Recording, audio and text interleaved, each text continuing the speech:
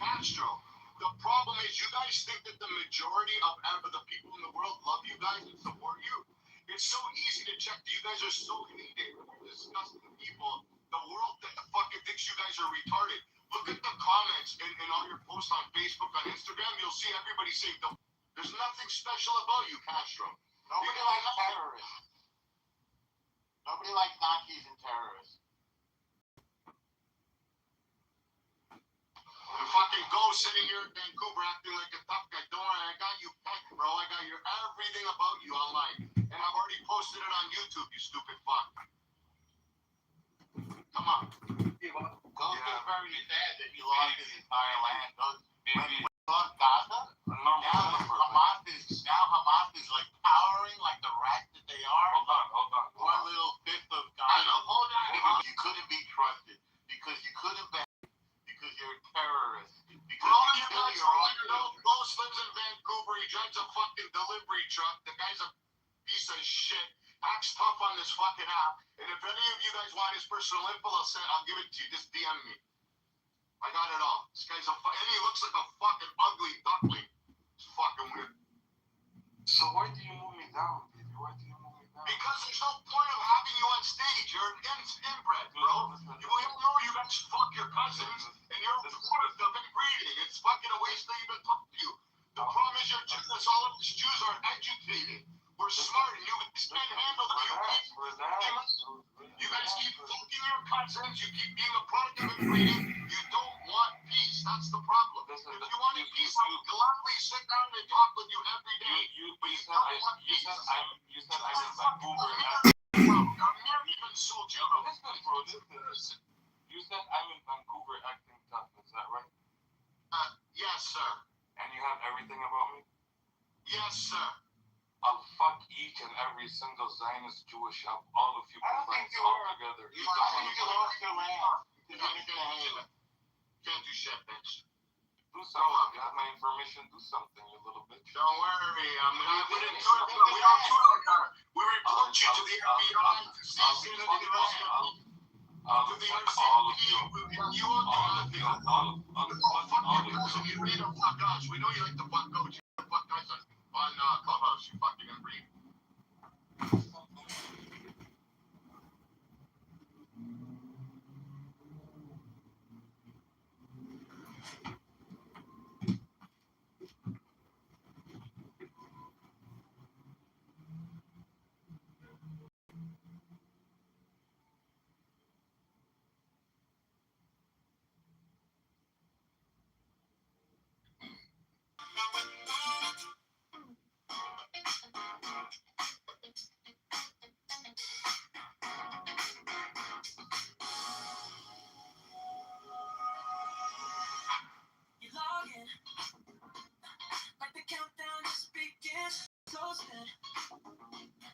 Every scroll just thanks to him. Full page. Pulling traffic to the booth.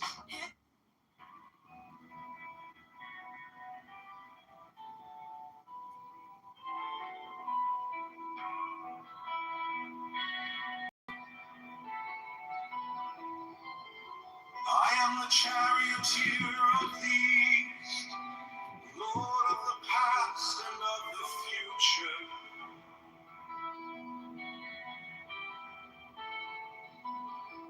I see by mine own inward light, Lord of resurrection, who cometh forth from the dust, and my birth is from the house of death.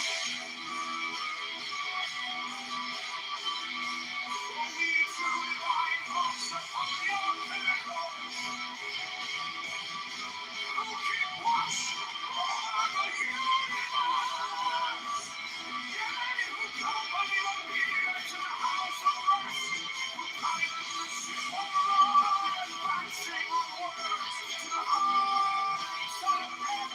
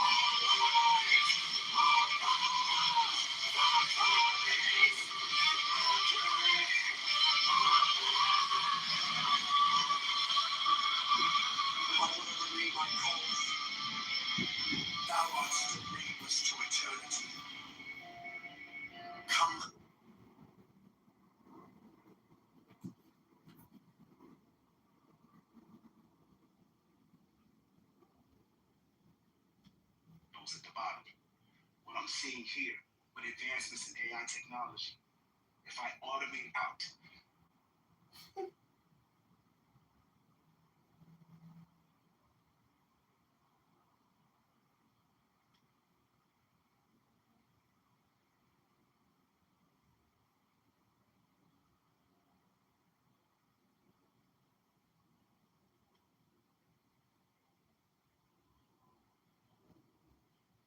I think I'm getting mad. Take my closets. I'll be mad too. Oh no, you see my profile? Look. Look at my profile, but what this is, Sadie, just tell me this. Look on my profile. You mind constantly taking more confidence than you would.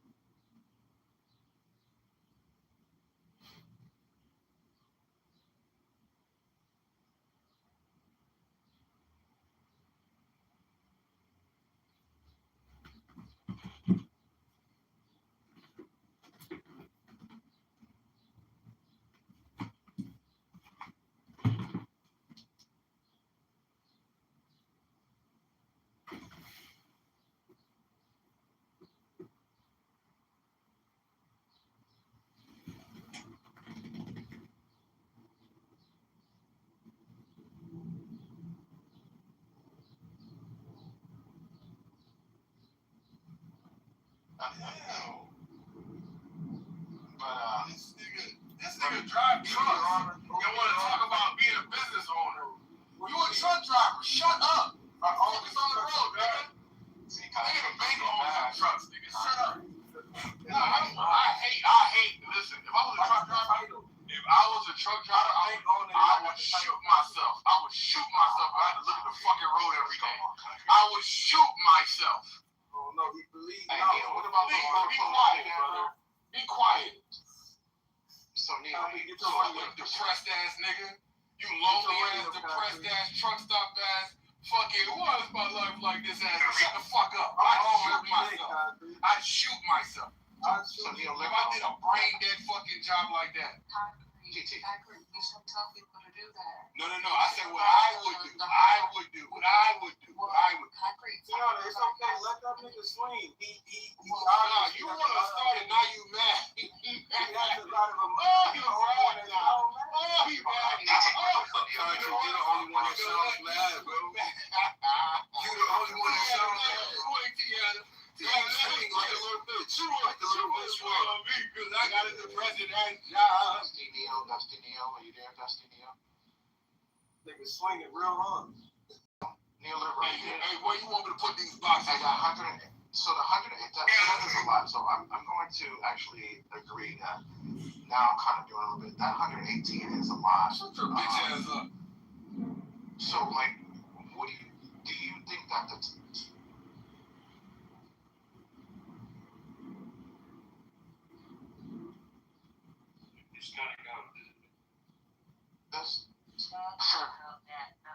Those numbers he's quoting have a lag, so they're not actual numbers. I think we should be able to talk about something.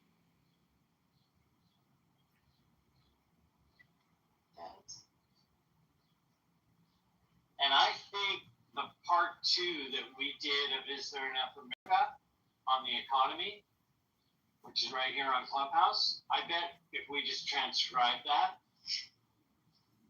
we've got a ton of stuff in there that relates to how this conversation, it's almost like a launch of another movement. It's not the Is There Enough movement, it's the Is There Enough Money movement. It's like a spin-off show of the show. Does that make sense? 100%.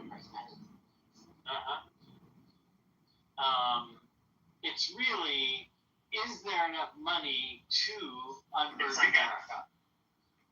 And the identity of those two things and how they connect is a challenge,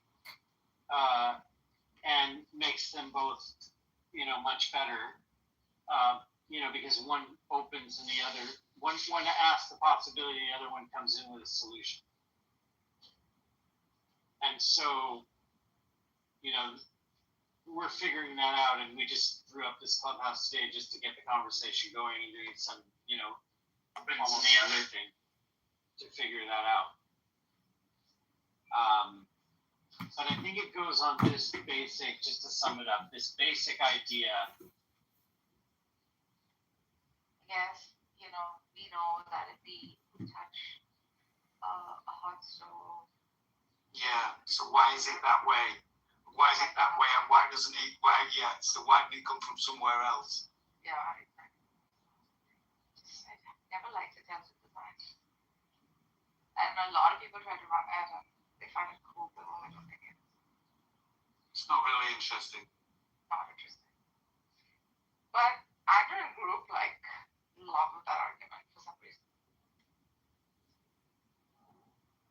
Including the atheists for some reason in the group. Only you had spent a day reading the argument. You'd love it as well. Yeah, perhaps. Group But Sean, you like intelligent design arguments at all? Do you think they're good arguments for So intelligent design is usually a reformulation of Pali's argument, Watchmaker argument. So no, it's not 7%. The ID guys are making a mockery of theism, atheism debates. So Pali says, so do you know the Watchmaker argument by Pali? Hello? yeah. Very much right.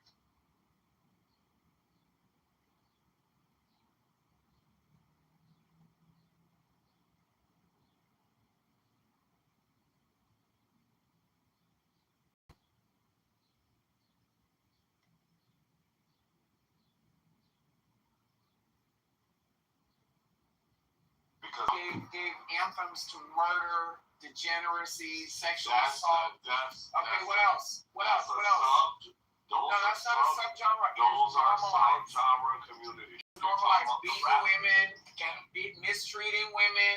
Okay, hip hop has normalized this. Yes, as an anthem. Hip hop is giving an anthem to all of these degenerate country things. music too. Country music isn't giving an anthem to these degenerate things. They have. No, I it's can not. tell you a song right now Country that music talks is that not talks colloquially giving about an anthem to a these things. man throwing beer cans at a woman's shadow right now. What are you talking? Have you not listened to Eminem?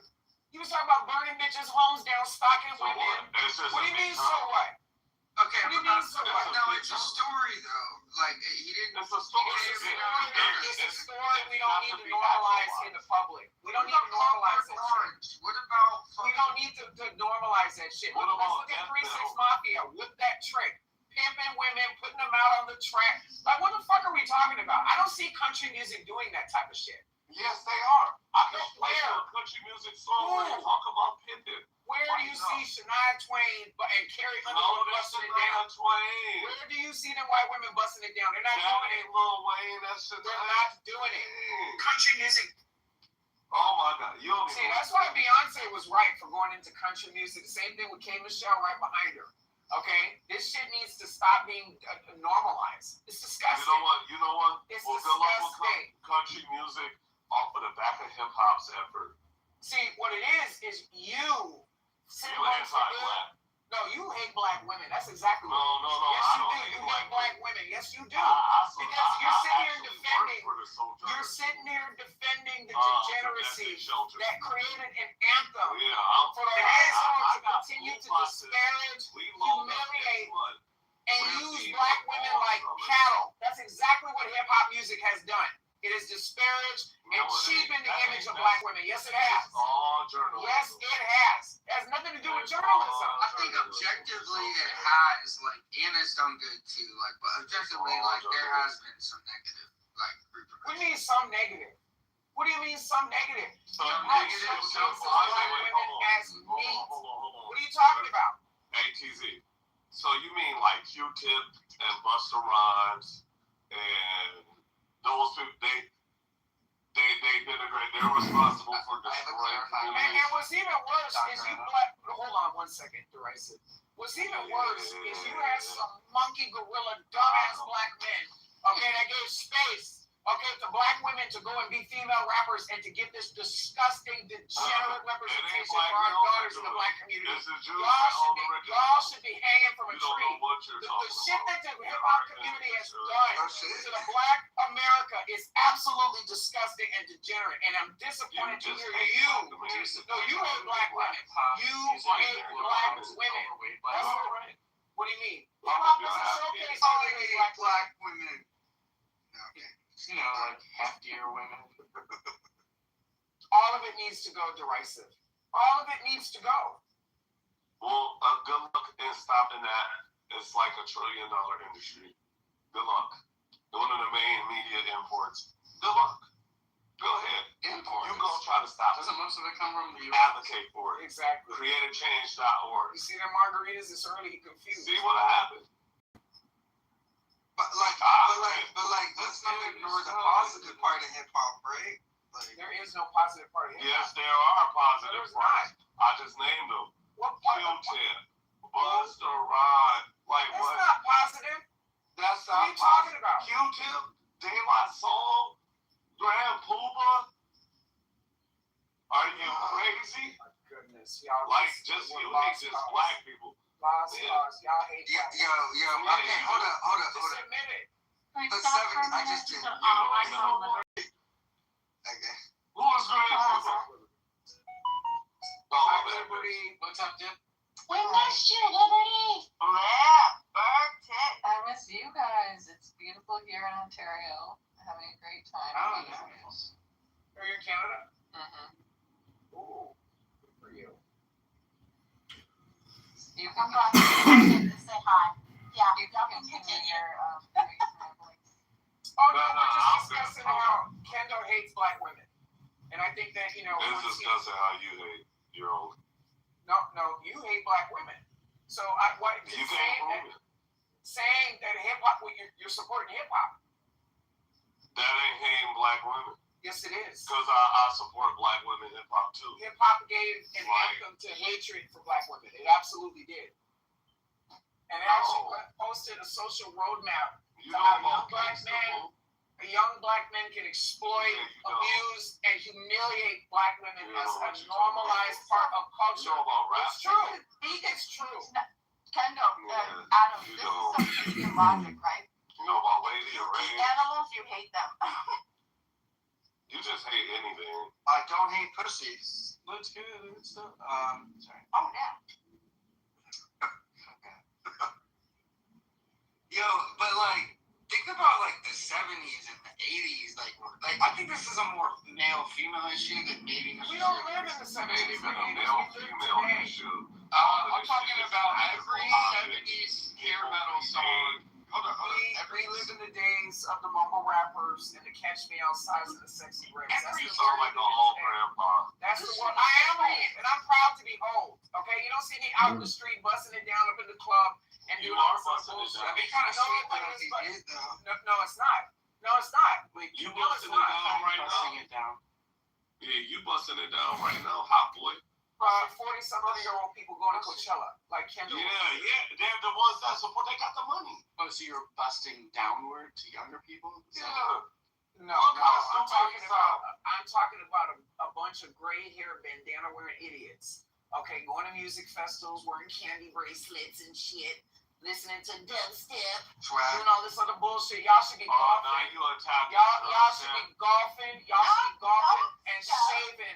And shaving the gray hairs off your balls. That's what you should be doing. Y'all should not still be listening to hip hop. Y'all should be listening to jazz music at this point. Y'all too old for that shit. Y'all are too old for that shit. I do listen to watercolors. Y'all are too watercolors on Sirius XM. That's how you know y'all are too old for this. You ain't got no Sirius XM, do you? Y'all are too old. You ever have a jazz versus with me? You gonna lose. No, you need to be listening to jazz. That's my point, though. As a matter of fact, the black community, that's the music that the black community should be. We already made that, but it got hijacked. No, we need to completely divest from hip hop. No. Yes, absolutely. It got hijacked too. Absolutely. Let the Arabs and the white folks have it. Okay, we You need to divest from hip hop. It's not serving the black No, community they well. can't kick rhymes It is like that. not serving They the ain't black got bars community like well. It's not serving the Yeah, stop being like an art form. Like that's where I take a stance. it's trash. That's not So art. many It's murders and songs, That's hip hop. exactly what it is. So many travesties been cured. Oh, pornography is art too? You think pornography is art? It is. Oh, It's a woman how to okay. suck dick. It Okay. taught you. And actually incredibly changed your sex So life. Okay, we're not talking about this why with are we Monica. having this discussion? I don't know who brought it here. I'm sorry. I'm sorry, Amish person. Hashtag porn is art. I shall refrain from being sexual. Dirty dog. But no, I was saying like all the hair metal bands like. Are you by your phone? Serendipity. Serendipity. Hello! Hello! Does it have things in? Wait a minute. Now, I'm jealous. What? On top of already being angry, Let's hear our savior. There's a 2-foot rock in the middle of the lake that has a 2-foot tall tree on it, and that is me. I am a rock. I am an island. It's a rock with a tree growing out of it. So cute. I need to see this. It's I not mine need to to read share. it. It's not mine to share. Shane, not to. Can you please PTR But I did. I just PTR. for agricultural reasons? My bad. Alright, for public consumption now. Fine. Yeah, apparently this little rock in the middle of the picture is mine. That's right. It's rad. Monica, I don't know if this will make you feel weird, but the name of that rock is called Bathing Rock because that's where we apply our hands before we jump in the water. Nice. It looks cold. The water, Limbs, how you the doing? water is 54 degrees today. Is that bad? I honestly don't know. That's pretty good. Very cold, yeah. It's bad. Okay. It's like an ice bath, isn't it? Yeah, I mean, usually I'm here in August when the water is 72, which is much more tolerable. I have not gone swimming on this trip yet. I can show you a place that looks like this where I live right now. It's in Middleton too. And 72 is still cold. What? It's not so bad after you're in the sauna. We wear shorts in Yeah. 72. Are you kidding? No, I mean, 52-degree water is still cold water. Oh, no, okay, yeah. If we're talking about water, you'll warm up pretty quick in 72. Yeah. It's 15 degrees below body temperature. I stay where they do polar plunges. What are we talking about, bro?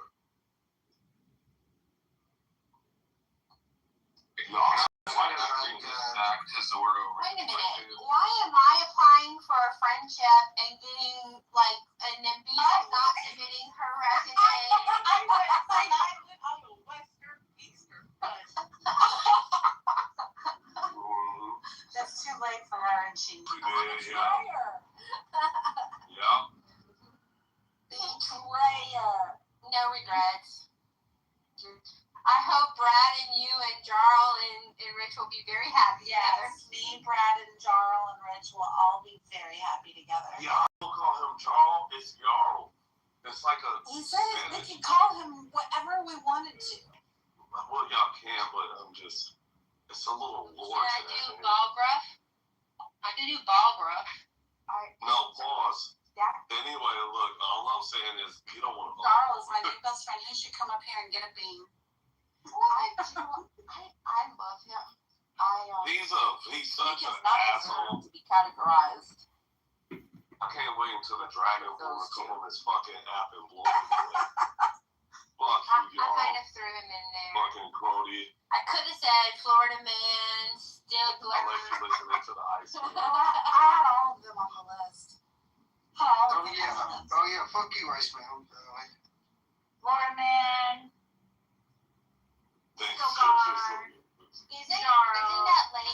gorgeous? Don't you want to like dip your toes in So just bad. for a second? So bad. The blue, crystal blue. Look, have y'all ever seen Lake Superior? Yeah, in photos. So the bathing rod must be Fire. not to scale because it only looks like it's 2 feet wide. But if it's got So go ahead. Go ahead.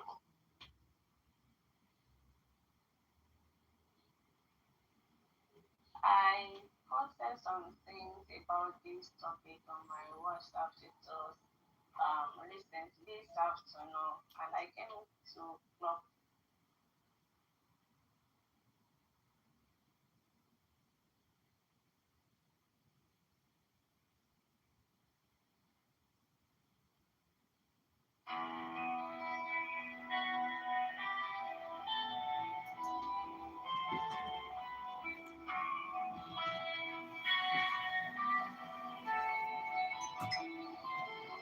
I am the charioteer of the east, Lord of the past and of the future.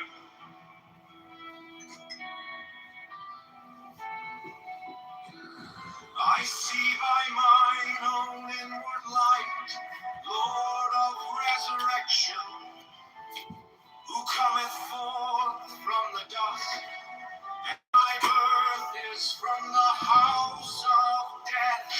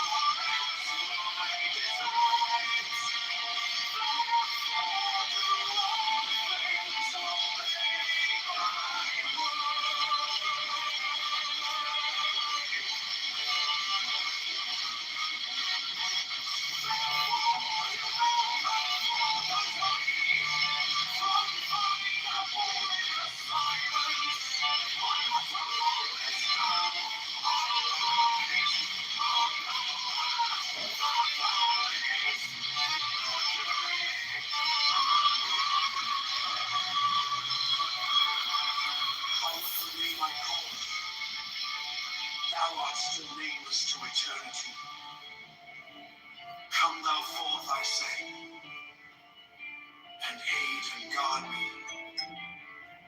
in this work of art.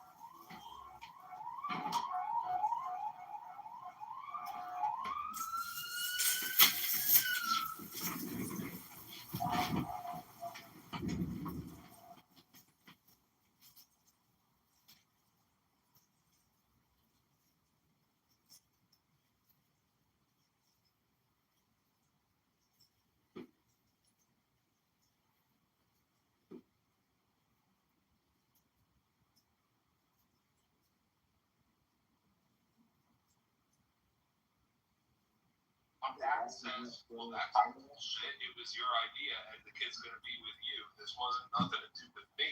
I have no problem with the kid going to the camp, but you can afford it, so you should pay for it. Now, alternatively, the other option here is mom says, I'm really tight right now. Money's tight. You know this. We've had this conversation. We know where we've you know the court documents, the child support, the alimony, all of this goes into. You know my financial situation intrinsically, and my money is just super tight, and I really can't afford it. Well, then it goes back to being a decent human being. If dad can afford it, dad say, all right, well, I'll foot the bill. Wait, Secretary just said something very important. If she's entitled to it per the court, then there's no problem with her asking for it if that's what she's entitled to. Well, this wouldn't fall under court. Only medical expenses get split. The court decree, so this falls under something, this is extracurricular. This would be up to the dad to decide whether he wants to participate. I also assume that. I want to go after Derisive and Brody. I also assume that as part of this hypothetical, the parents have relatively equal amounts of financial wealth or access to money. Because it's clearly the case where one of the ex-lovers then, have significantly more money than the other, then that's the person who should pay for it. Go ahead, Bertie. Yeah, I'll go after you. I disagree. I think if the mom wants to push for that, not only is she asking for him to front the partial bill, but he's also losing time that he's not going to be allocated back. So not only should you pay for the full thing, she's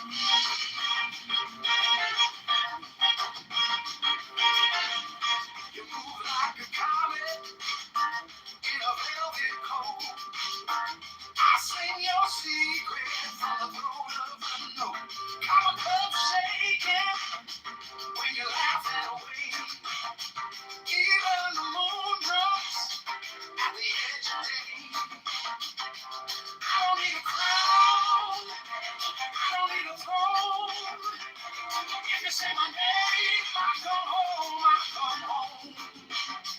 All power, power, all power under the skin.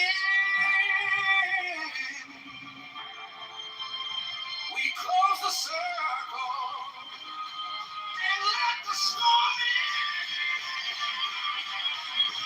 My hope I take my hand. All power now in this bed. My hope I love and light. Banish the fear, burning pride.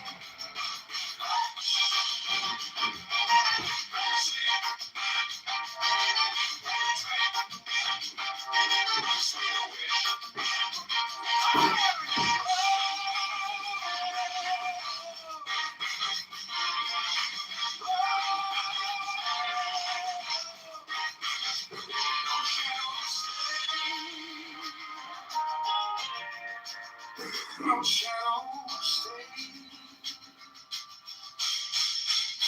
I hope I take my hand. All power now in this bed. I hope I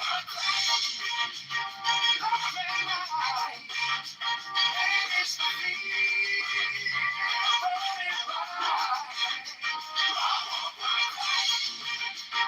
We are standing. Magic wizard, never end.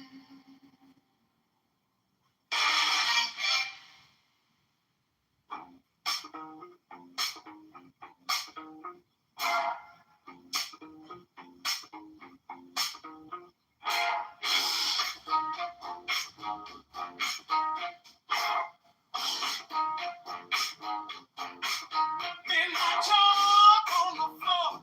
I draw a gold door. You step in like a spell with your hope between your hands. Speak thunder. Mine answer back. Hard like a sigil beating off the track. All power, all power. With my name, we've been the lookout. We wear the flame. Hope I crack. Take my hand. All power now in this band. I hope I crack. Love and might. Banish the fear. Burn it bright.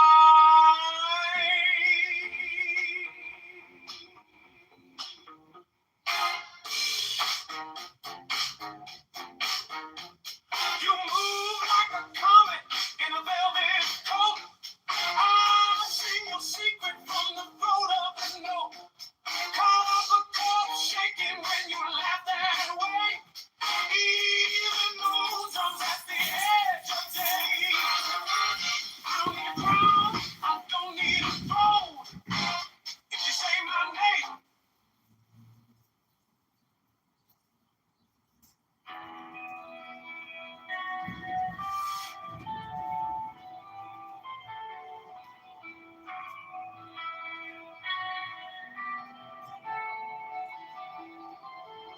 I am the charioteer of the east, Lord of the past and of the future. Sure.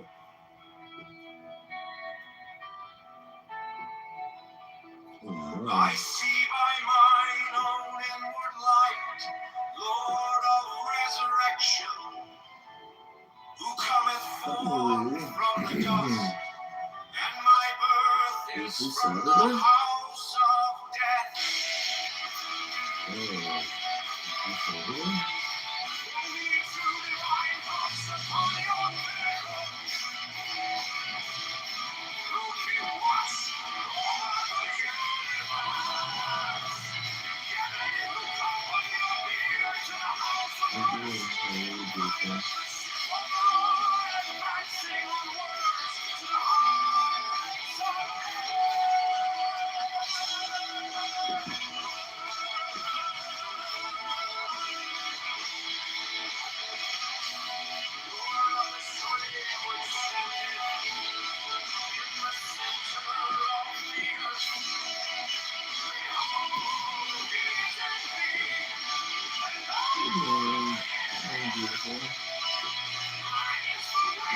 Thou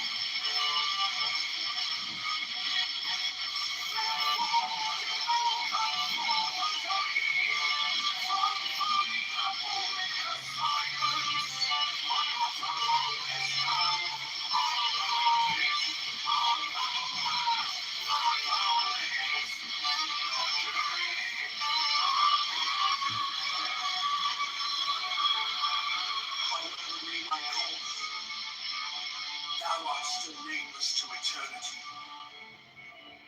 Come thou forth, I say, and aid and guard me in this work of art.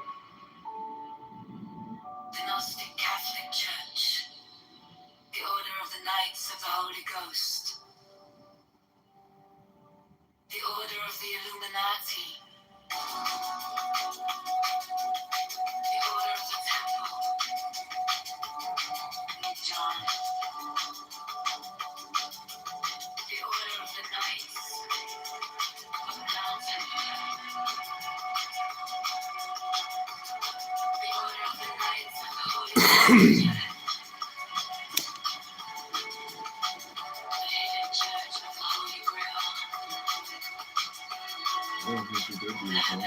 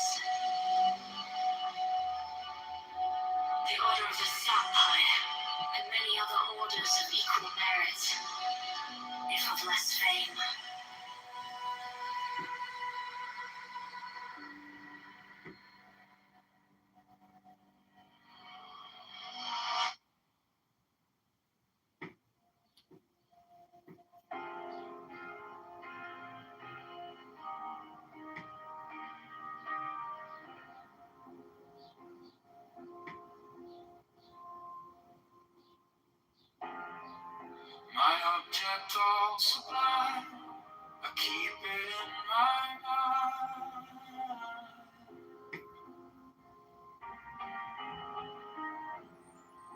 A needle made of light, threading through the night.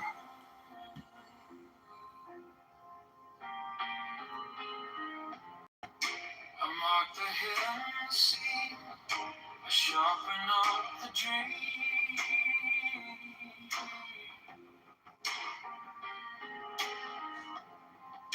The case is cold but clear. This is tomorrow at 4. So let it come around, let the gavel kiss the ground. I want the scales to sing on the edge of everything, to make the punishment fit the crime.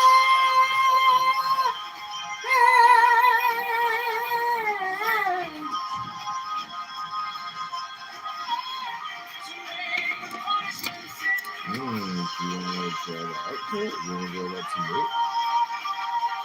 Like be in the boat? It's a giant boat.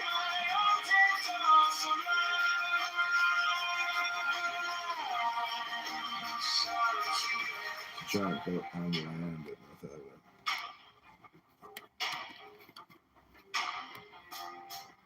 You wore the borrowed face, you left no kind of grace.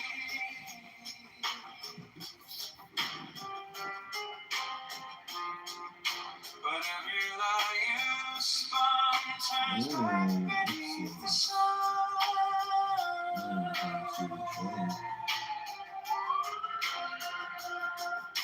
I kept the final clue, like a blade inside my shoe.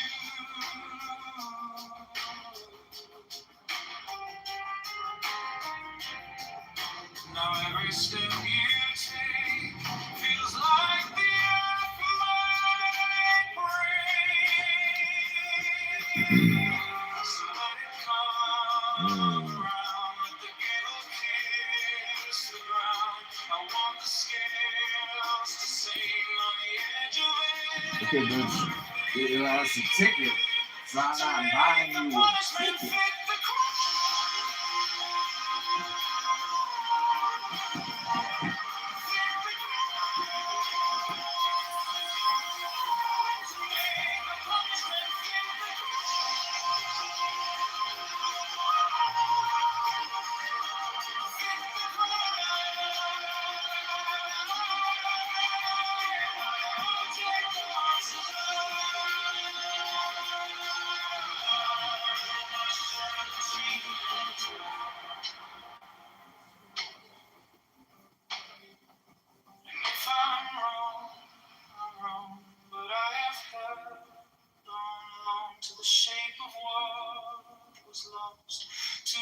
Christ to the cause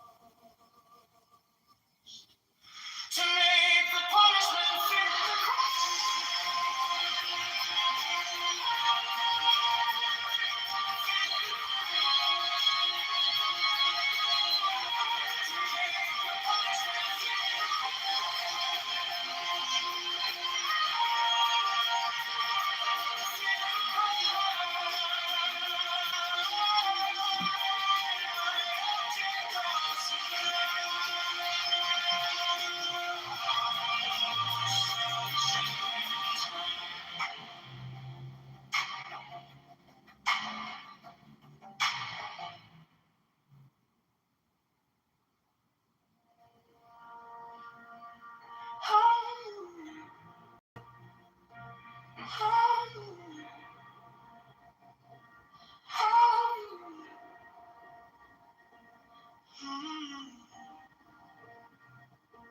My object all sublime, I keep it in my mind. A needle made of light, threading through the night. I marked it, I've waited long enough here. So let it come around, kiss the ground. I want the scales to sing on the edge of everything, to make the punishment fit the crime, fit the crime, to make the punishment fit the crime, fit the crime. My object all sublime, I shall achieve in time.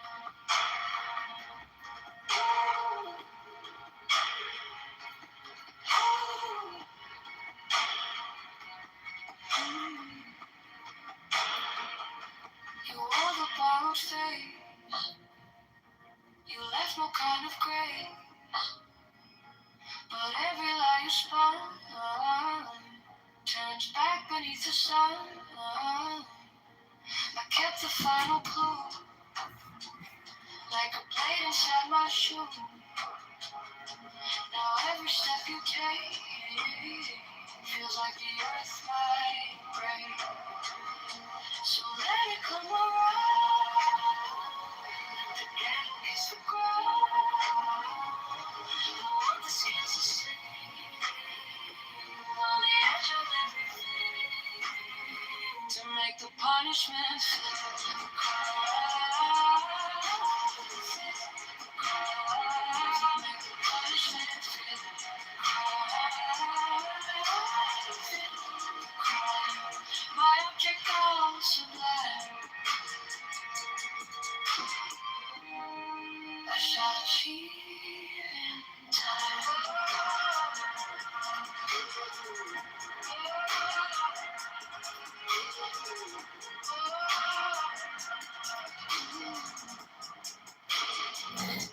And if I run, with a head held, hold on to the ship of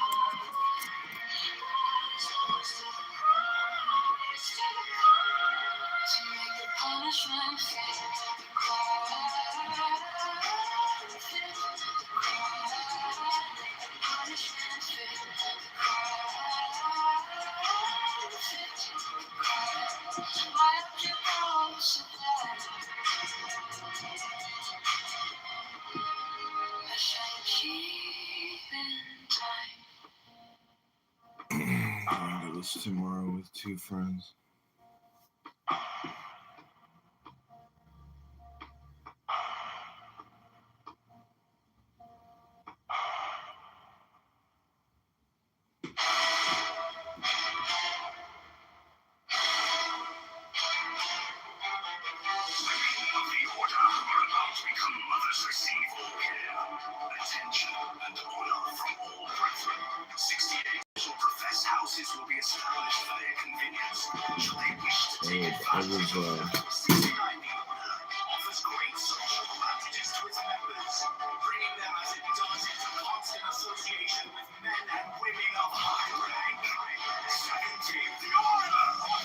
Oh, if you do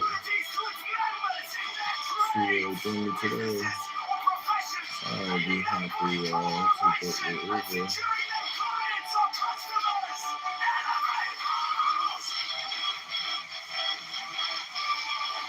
Oh, if you do want to join me today, I'll be happy to get your Uber.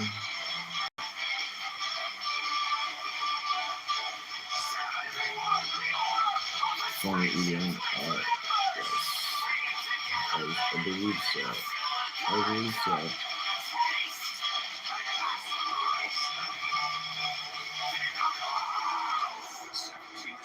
I believe so. I haven't actually looked them up.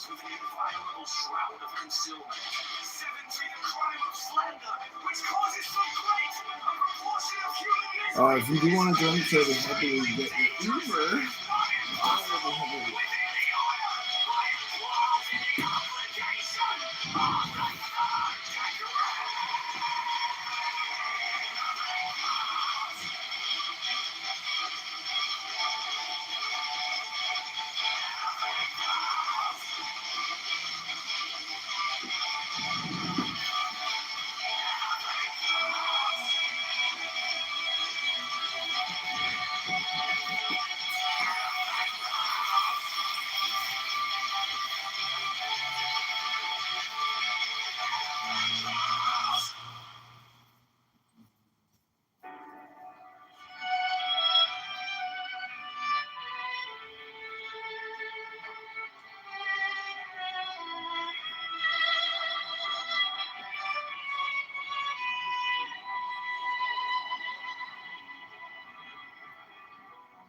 Every brother shall seek constantly to give pleasure to all brethren, with whom he is acquainted, whether by entertainment or conversation, or in any other manner that may suggest itself.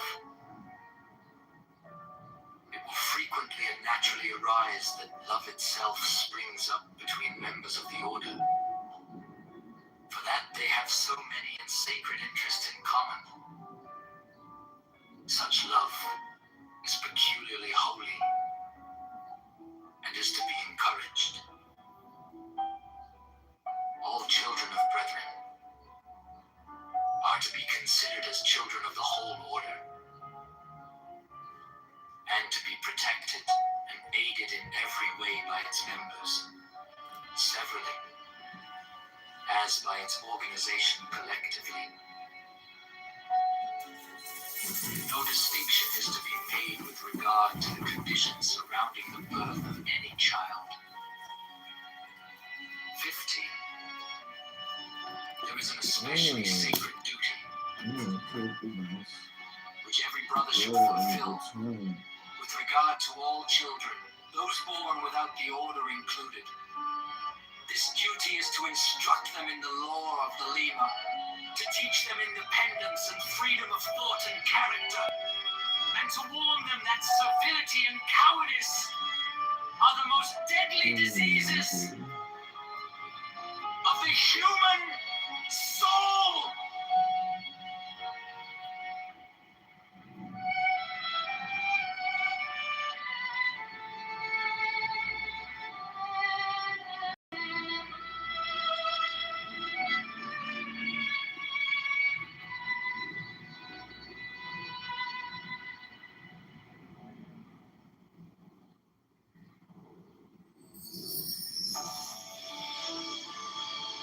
Stone, a crystal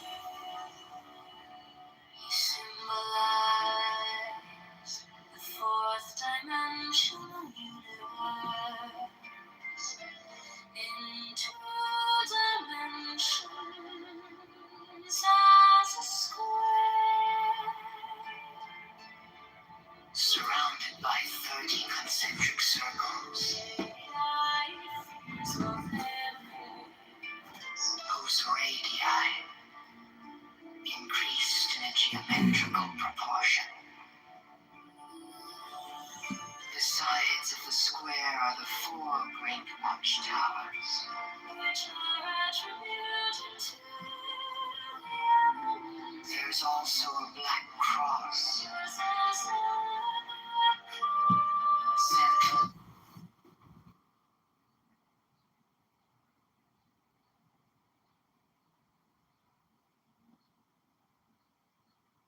Will offset the propaganda. I mean, so, you know, we have the OODA loop we can look at. We can look at circle of influence and circle of concern. We can apply all these logical techniques to the situation and see what actually is in the dad's control and what is not. And I love you. Yes, that's it. Go ahead. Yeah. He can put his foot down and say, not only am I not paying the $400 that you just suddenly said I owed about a program I didn't consent to that I know nothing about, I'm going to demand my 4 weeks with my son. And there's serious risk that the 4 weeks will be terrible and it will further alienate his child. Or they'll be great and the child will have more information on how his dad really works and what he thinks. Or he goes to the summer camp and he gets adulting 101 skills that will help him have a new lens on the world and how the world works and maybe open his eyes to the manipulations of his residential. There's just so many things that could happen. Yeah, do you know what's Yeah, I want to say this because in situations like this, I've urged my friends, you know, if you got contentious relationships with your ex and it don't work out, you have to document your visits with your child. No, it sounds outrageous. Trust me. Video, journaling, photographs. Yes. Video, journaling, photographs. Even write written logs. Written logs work too. Because you want to know what? That shit stands up in court. I got a friend right now who just won full custody off of those documented tactics.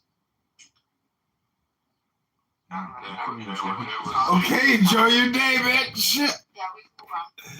Enjoy your day. Enjoy your life. I eat very clean. I just eat steak with no seasoning. But Nicki Minaj, that wasn't Nicki Minaj singing. No. At least have a right PTR, damn. That's alright. Do y'all want to get into some geopolitics? Fuck them kids. I'm sorry, that was That's fucked up. I'm gonna probably dip because I'm on politics now ever since last year. Last year? Yeah, like what happened? Oh, no, I mean, hold on, I'm getting quote unquote. Give me a second. Election stuff, but not what you think it is. Well, I'm not geopolitics though. So Canada is retracting its early. Yeah. Its early notions of, hey, the U.S. is doing bad and all of this other stuff, and we don't want nothing to do with the war. Yeah, y'all, come on up here. Yeah. I did this for you, home. It's kind of funny to think that Canadians don't have anything to do with the war. They got all kinds of industries. I wasn't done. Hello? I wasn't done. You can go after me, sir. Oh, okay. Please proceed, Dr. Nike. Please proceed. What are you running for Congress? Have some decorum. Thank you. Yeah. So Canada is now saying that they want parts in a joint relationship with the U.S. amid all of these crises in the Middle East. Wow. Wait a minute. Y'all, first was just fucking criticizing us for doing our operations anyway, and then now y'all are talking with y'all leaders, whoever the fuck they are. You got this fat ass prime minister who look like Barney and shit. Who was just like going to bats. Hold on. Going to bats. Said anything. Going to bats with Donald Trump about the tariffs, about how like y'all didn't need us and stuff like that. But now y'all want a collaborative relationship with us far as our operations in the Middle East. Speak to that, Jarl Bulgriff, fucking imperial spy. Wait, what are you referencing real quick? You put I have no idea. Yeah. Oh, this new news. Look. 24-hour geopolitics. It's hard to keep up with. I understand. Brother, can you just put the link in the chat? Yeah. That's why we've got God Snatched, so we can get live updates. Canada wants arrangement with U.S. Monica, what are you still doing here? I thought you were going out for your Friday lunch, girl. So, in about Hello? 10 minutes. Hello? In about 10 minutes, I'm going to be hoping to do a January 6th show with Coco.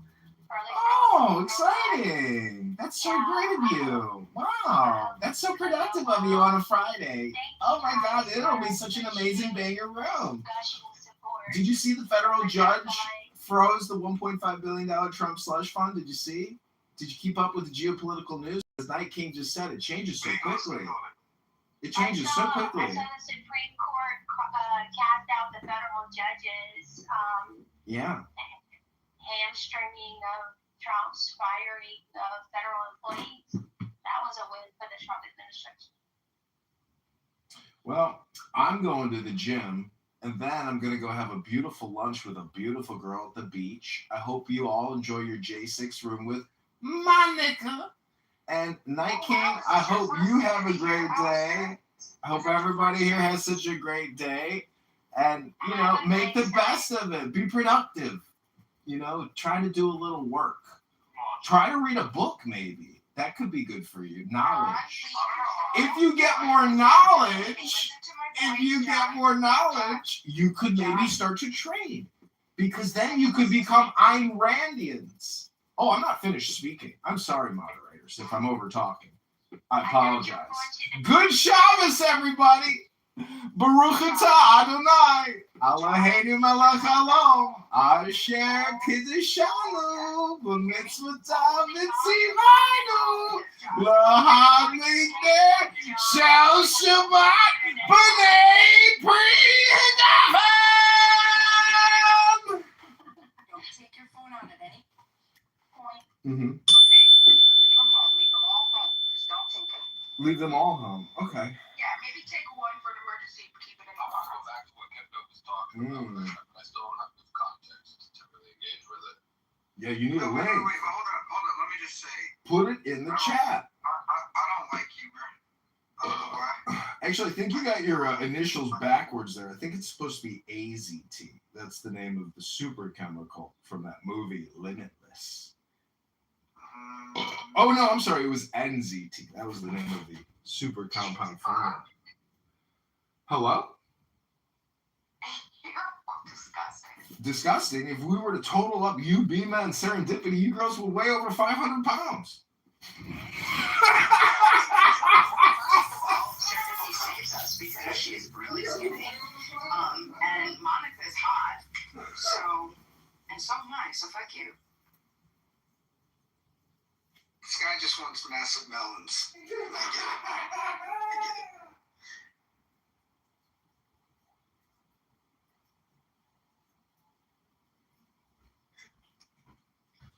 My sister, talking about that, she did that GPL-1 thing. She lost 100 pounds. And Have you seen the side effects? I don't know. You can do it. Eli Lilly can help you. You can lose 100 pounds. Do you know what it's like to walk around with a 100-pound dumbbell? Can you imagine walking around with that on your body? Yeah, and you get good muscle. And that's what I'm worried about. Sister, I'm worried about the muscle that sister lost. Yeah. Because now she's all like skinny. Gotta work out. The girl that I'm going out with today, she said, sorry, I can't go to that restaurant because I'm a strict carnivore. She only eats steak. She eats clean, just like Jordan Peterson, towards Jewish men. And I just gotta say, is it a self-esteem issue? Is it projection? Is it ad hominem projection? No, when you are making racist, bigoted, slanderous, defaming comments towards a very small minority of people on the whole planet of almost 8 billion people, almost 20 million people out of 8 billion, and you're going to come on a social audio public app and make really racist, defaming remarks towards such a tiny little minority? Tiniest little minority, Florida man? The ruling elite in Israel. What's going on in southern Lebanon? Oh my God. You know? What's going on? Can we get an update with that, please? Why are we going off the topic? Oh, John, he did it. It's his fault. They let him right. I mean, because it I don't know about what. Yeah, no, I mean, come on.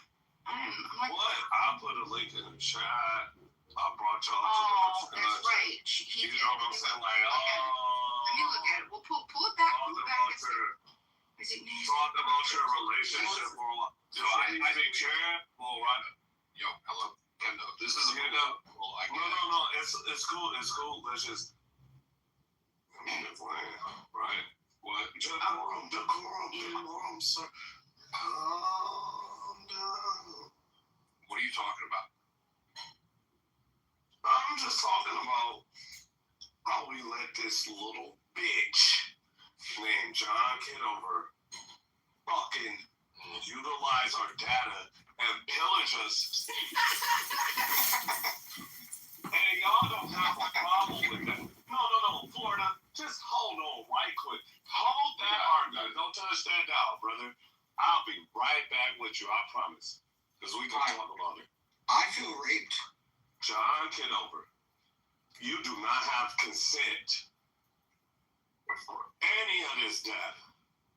For any opinions in this discussion.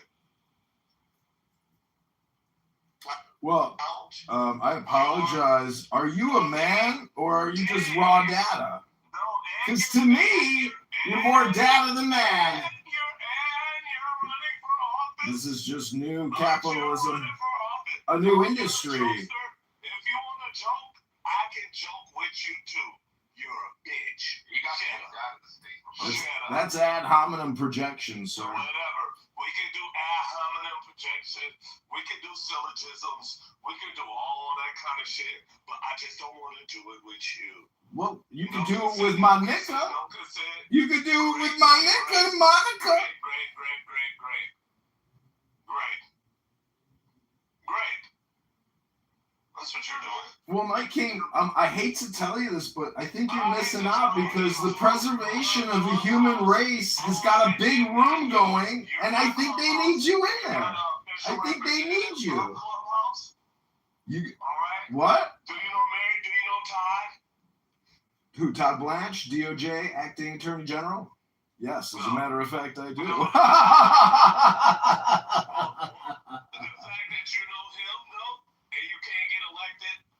Did you see, Monica, that Pam Bondi?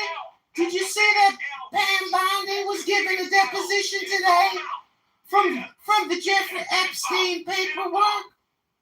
Did you see that Pam Bondi was given a deposition today about the Epstein files?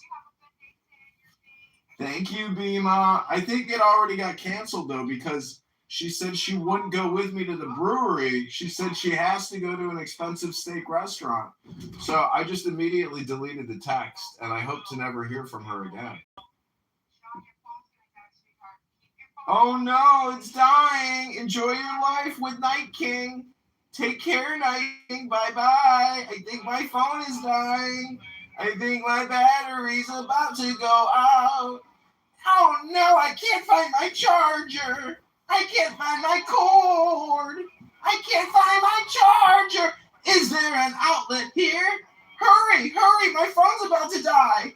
Is there an outlet? Does anybody see an outlet? Does anybody have a charger? Oh no, I'm at 1%. I'm at 1% on my phone. Oh no.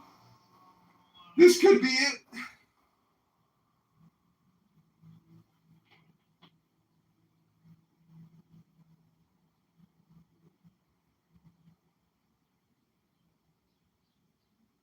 Whenever she comes up. He's stealing data. Are you nuts? What's going on? Whatever. All of y'all are crazy. Anyway, girls here.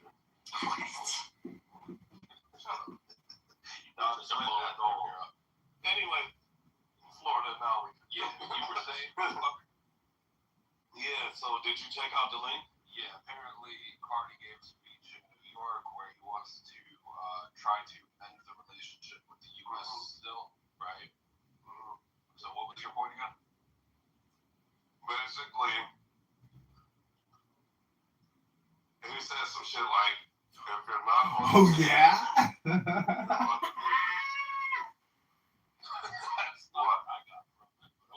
Look at this in the article. I can show you. Don't make me copy and paste. Let me go double check, but like Yeah, no.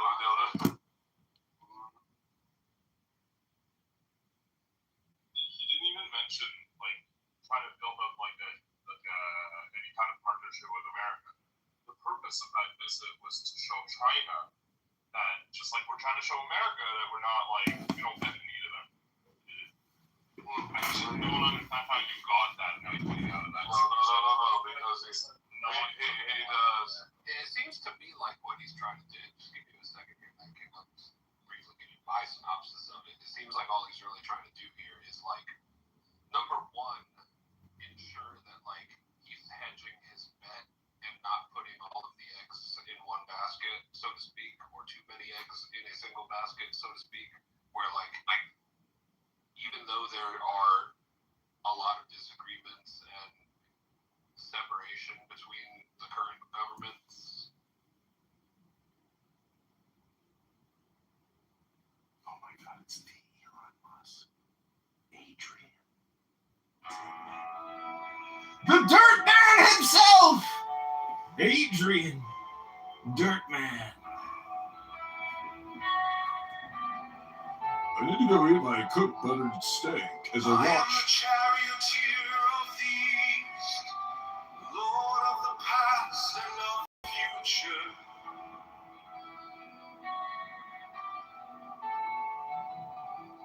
I see by mine own, and my birth is from the house of death. Only through divine cross upon your path.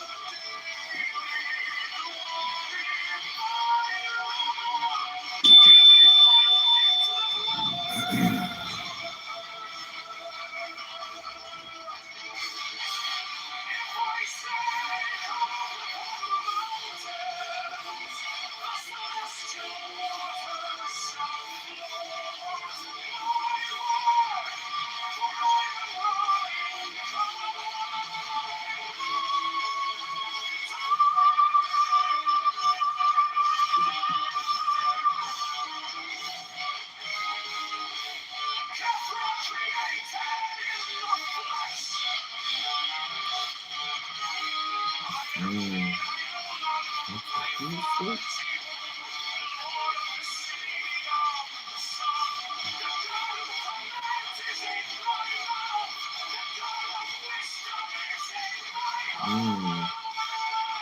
Jordan Peterson. Oh, yeah. That's a good start. Oh, yeah, good start.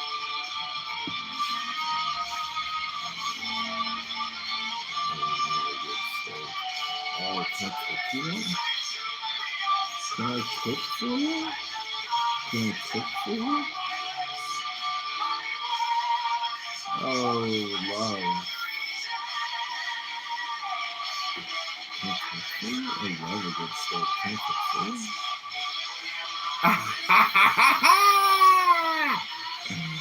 I love a good steak. Perfected my steak cooking skills.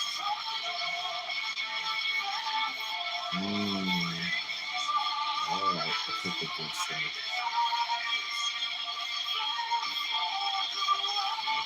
Good in my leg steak.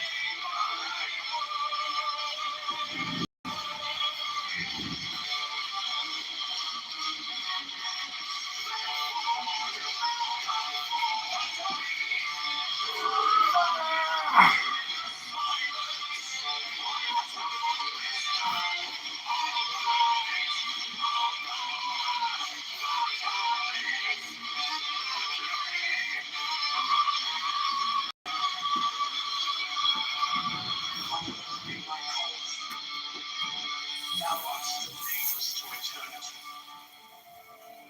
Come thou forth, I say, and aid and guard me in this work of art.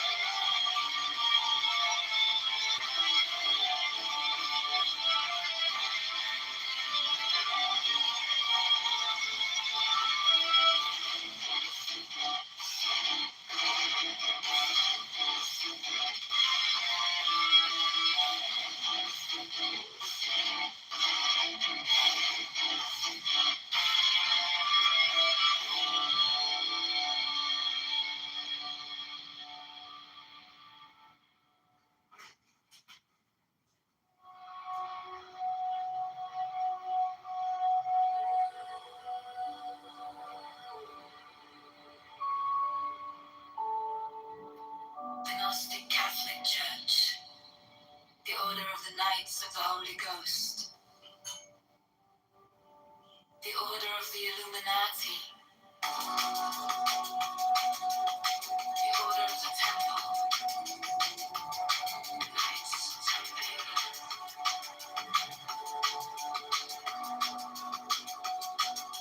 the Order of the Knights of St. John, the Order of the Knights of the Mountain, the Order of the Knights of the Holy Sepulchre,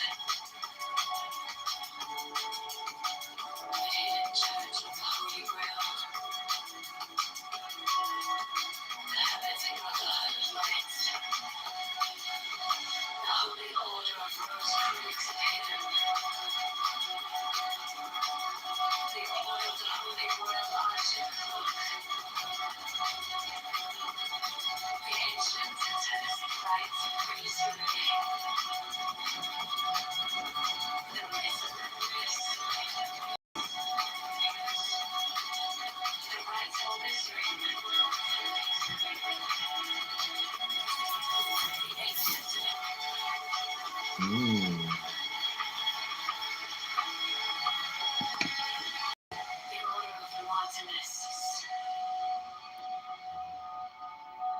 the order of the sapphire, and many other orders of equal merit, if of less fame.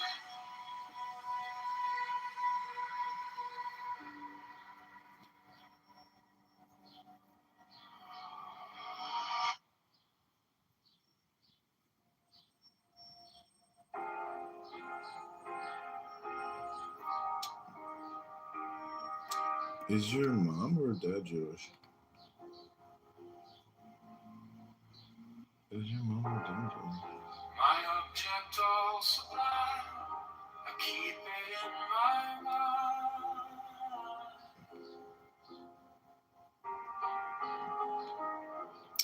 I'm a cashier. Made of light, threading through the night.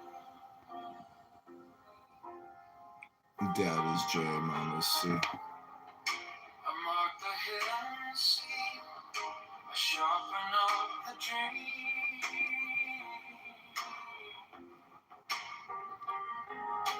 Is your mom or dad Jewish? The case is cold but clear, I'll wait long enough here.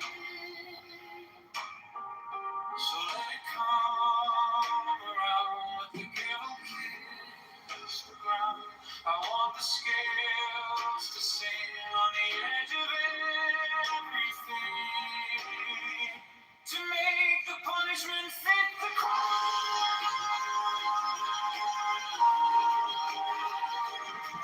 The crime. To make the punishment fit the crime. Fit the crime. My object of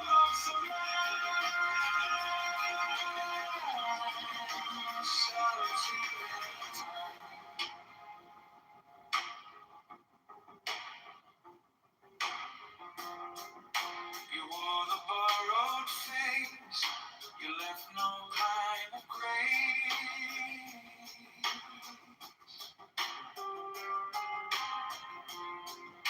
But every lie you spun turns back beneath the sun.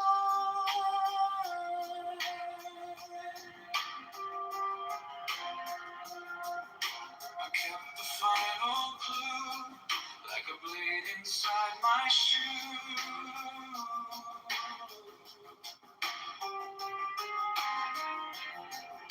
Now every step you take feels like the earth might break. So let it come around, let the gable kiss the ground. I want the scales to sing on the edge of everything, to make the punishment fit the crime. Oh, wow.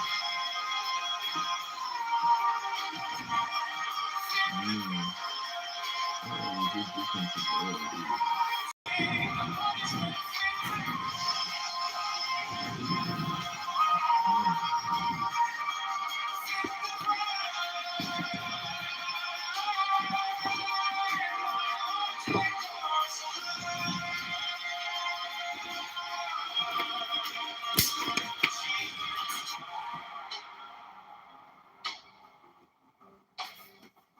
And if I'm wrong, but I have held on to the shape of what was lost, to the price, to the cost, to make the punishment fit the crime.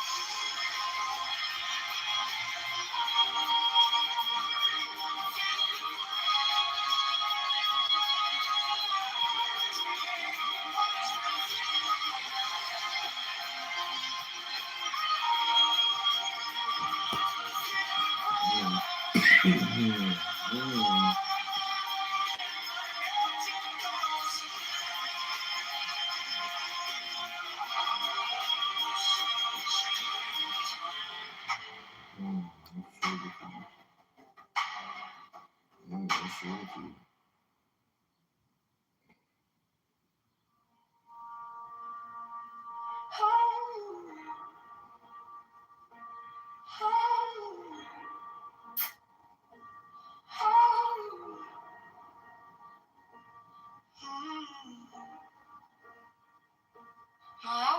sublime.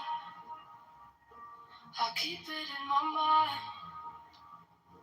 A needle made of light, threading through the night. I mark the hidden seam, I sharpen up the dream. The case is cold but clean. I've waited long enough here, so let it come around. Let the devil kiss the ground. I want the scales to sing on the edge of everything, to make the punishment fit the crime. Fit the crime. To make the punishment fit the crime. Fit the crime. My object all sublime.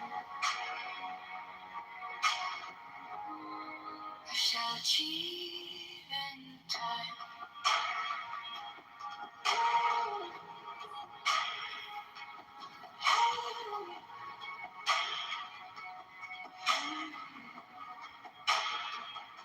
You wore the borrowed face, you left no kind of grace, but every lie you spun turns back beneath the sun. I kept the final clue, like a blade inside my shoe. Now every step you take feels like the earth might break. So let it come around. Let the ghetto kiss the ground. I want the scales to sing on the edge of everything, to make the punishment fit the crime. Fit the crime. To make the punishment fit the crime. Fit the crime. My object all sublime.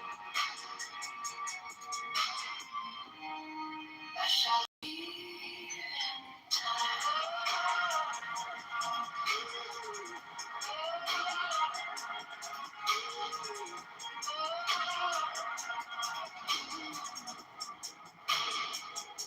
And if I wrong, but I have held on to the shape of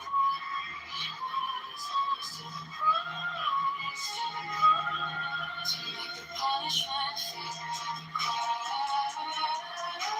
Fit the crime. Make the punishment fit the crime.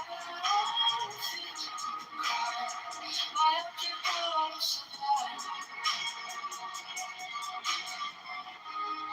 I shall achieve in time.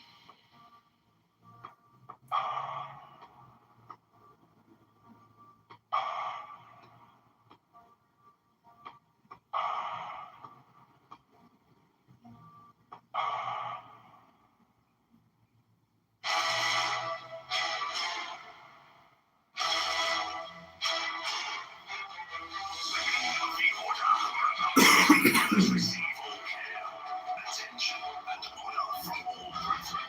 68 special professed houses will be established for their convenience, should they wish to take advantage of them. 69 offers great social advantages to its members, bringing them as it does into constant association with men and women of high rank. 17, the order offers extraordinary opportunities to its members in their trades, businesses, or professions, aiding them by cooperation and securing their clients or customers.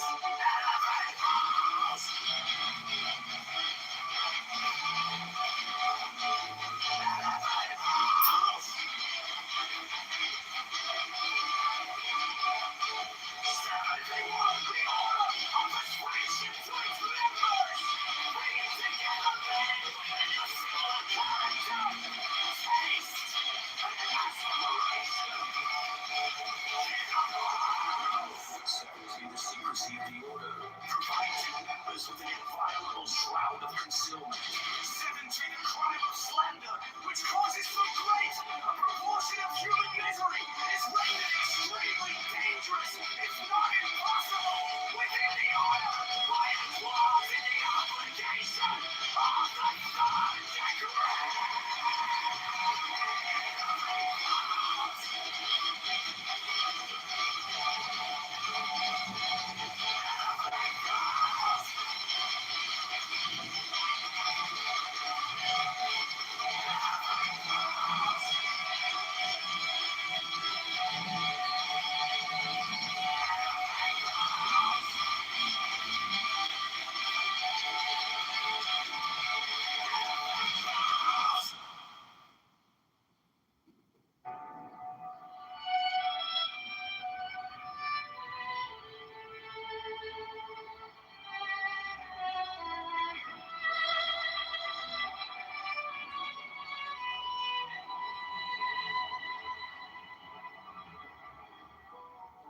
Every brother shall seek constantly to give pleasure to all brethren with whom he is acquainted, whether by entertainment or conversation, or in any other manner that may suggest itself. It will frequently and naturally arise that love itself springs up between members of the order, for that they have so many and sacred interests in common. Such love is peculiarly holy and is to be encouraged. All children of brethren are to be considered as children of the whole order, collectively. No distinction is to be made with regard to the conditions surrounding the birth of any child. 15. There is an especially sacred duty which every brother should fulfill with regard to children, those born without the order included. This duty is to instruct them in the law of the Lima, to teach them independence and freedom of thought and character, and to warn them that servility and cowardice are the most deadly diseases of the human soul.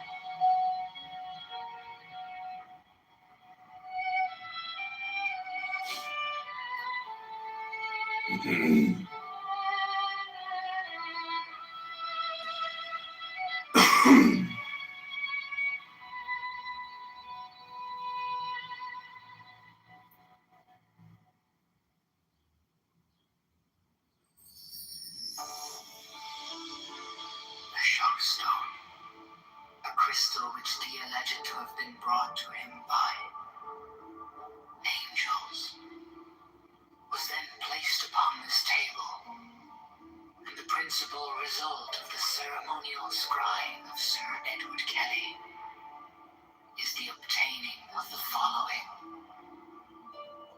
diagrams, plates,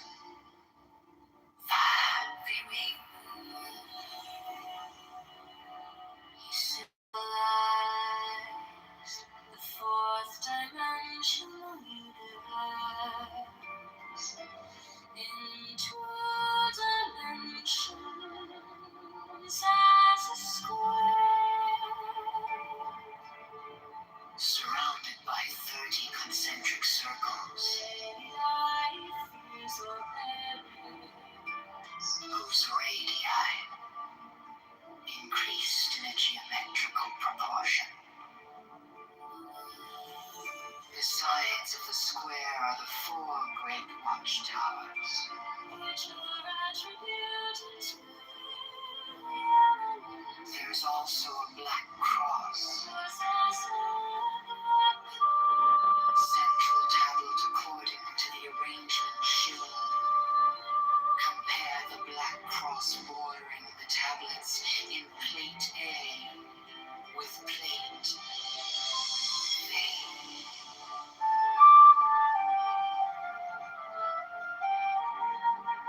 Which figures the general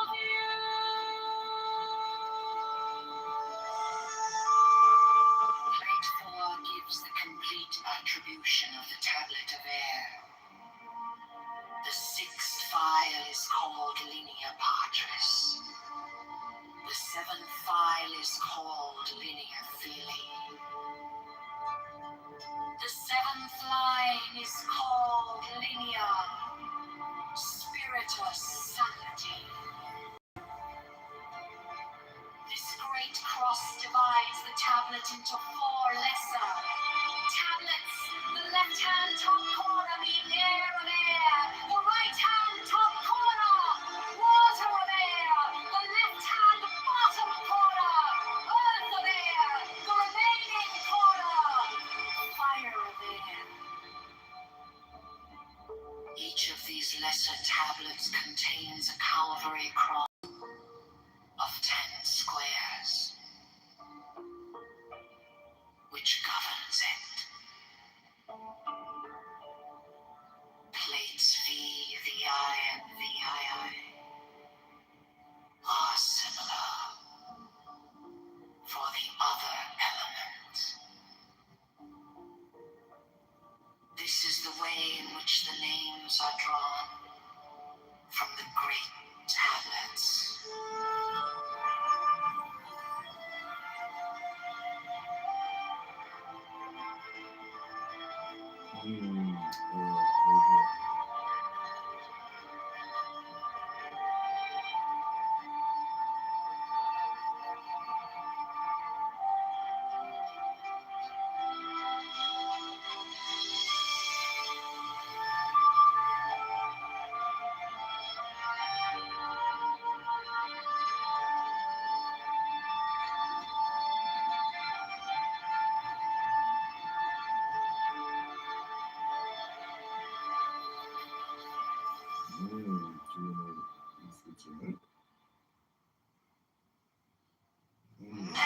The following text is between the points of the pentagram, starting at upper right. The words below are arced in a circle.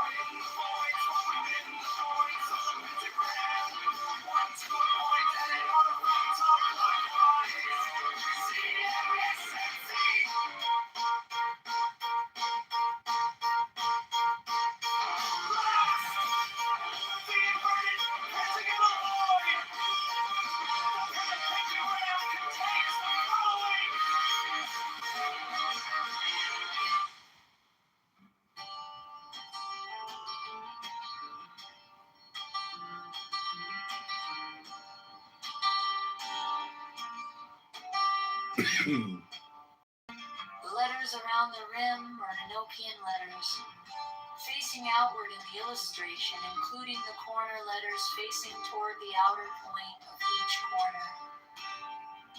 The 2 overlapping equilateral triangles shown in the interior of the figure are composed of thin, solid lines and somewhat closer in their bases to the top and bottom of the square than shown here. In the illustration, the base angles touch the 4th edge letter from the corner in each instance. The rectangular grid with Enochian letters.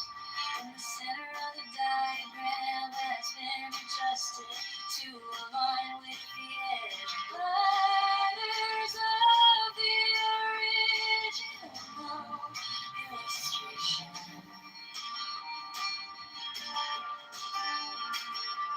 This rectangular grid has its corners overlapping, the lines defining the hexagon in the original illustration.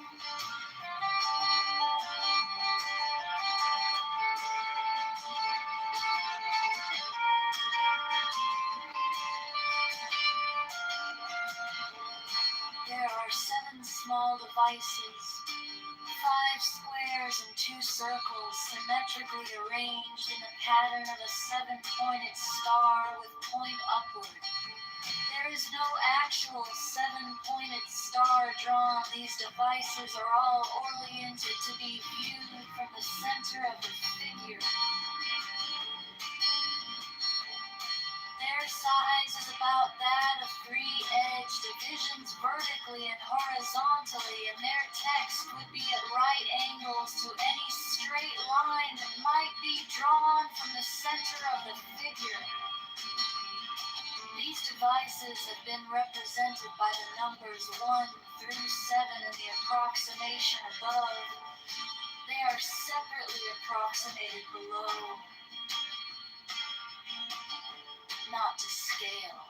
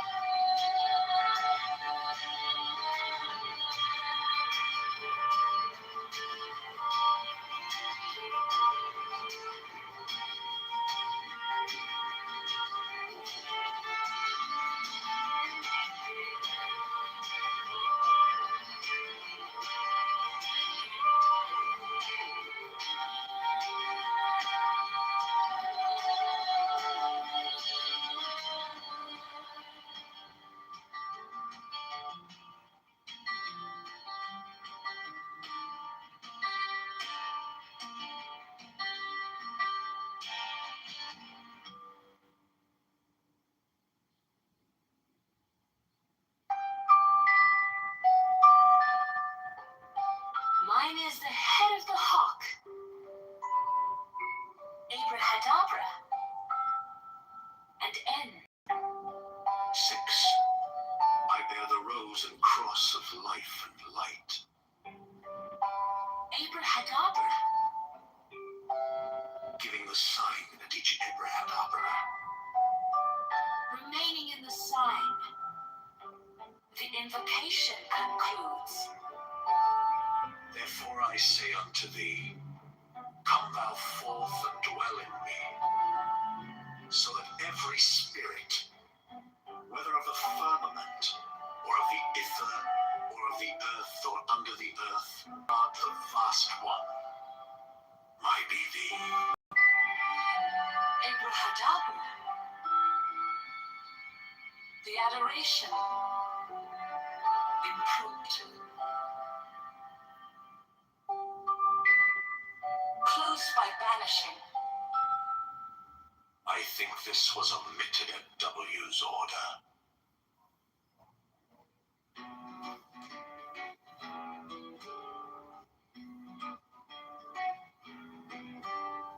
Mine is the head of the man, and my insight is keen as the hawks. By my head I invoke thee. Hey, I am the only begotten child of my father and mother. My father is dead. My mother bore me with labor and pain and fear. By my body I invoke thee. about me. Shine the diamonds of radiance, white and pure, by the brightness I invoke thee. Mine is the red triangle reverse, the sign given of none save it be of thee. O Lord, by the Lamb and I invoke thee. 3, mine is the garment of white, sewn with gold, the flashing obey that I wear. By my robe I invoke thee. Mine is the sign of Apophis and Typhon, by the sign I invoke thee. 4 is the turban of white and gold, and mine the blue vigor of the intimate air. By my crown I invoke thee. My fingers travel on the beads of pearl, so run I after thee in thy car of glory. By my fingers I invoke thee. 5, I bear the wand of double power in the voice of the Master Abraham. By the word I invoke thee. Mine are the dark blue waves of music in the song that I made of old to invoke thee. Strike, strike the master chord, draw the flaming sword, crown, child and conquering Lord, Horus, Avenger. By the song I invoke thee. 6, in my hand is thy sword of revenge, let it strike at thy bidding. By the sword I invoke thee. The voice of the fight, The voice of the fight, the voice of the 6, 11 of the voices, Abraham.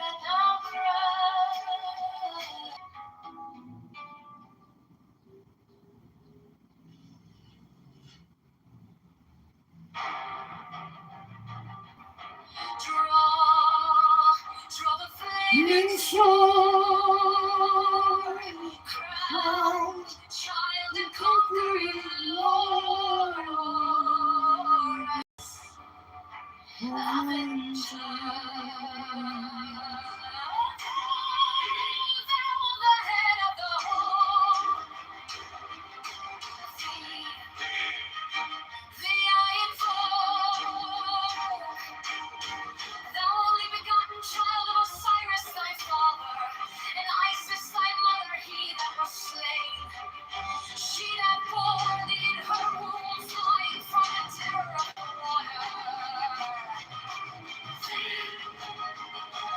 See I invoke.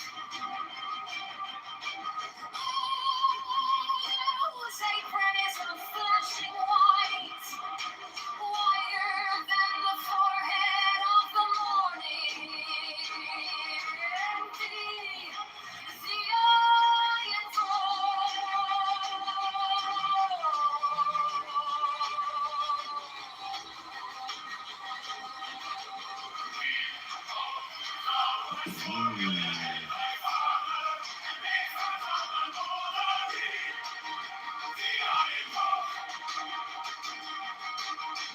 Those garments is of the golden glory, with the azure bars of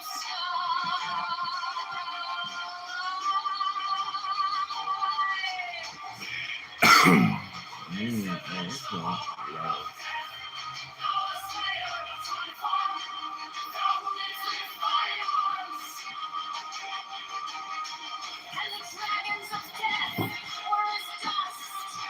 Thou didst raise thy head, and the crocodile of Nile was abased before thee.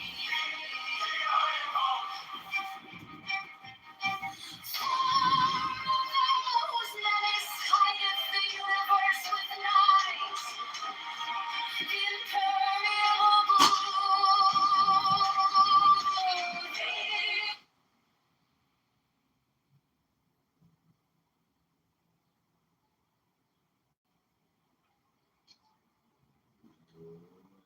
Or you? It's your it's just difficult for me to get to my phone and unmute. I'm mainly listening because my hands are dirty.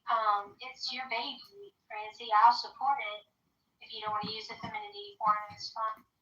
But I could use the femininity form if it's a relatively new house, so like depends on what you want to do. Like, but I don't see as a having a problem with you using it. But if you want to create your own house, you can.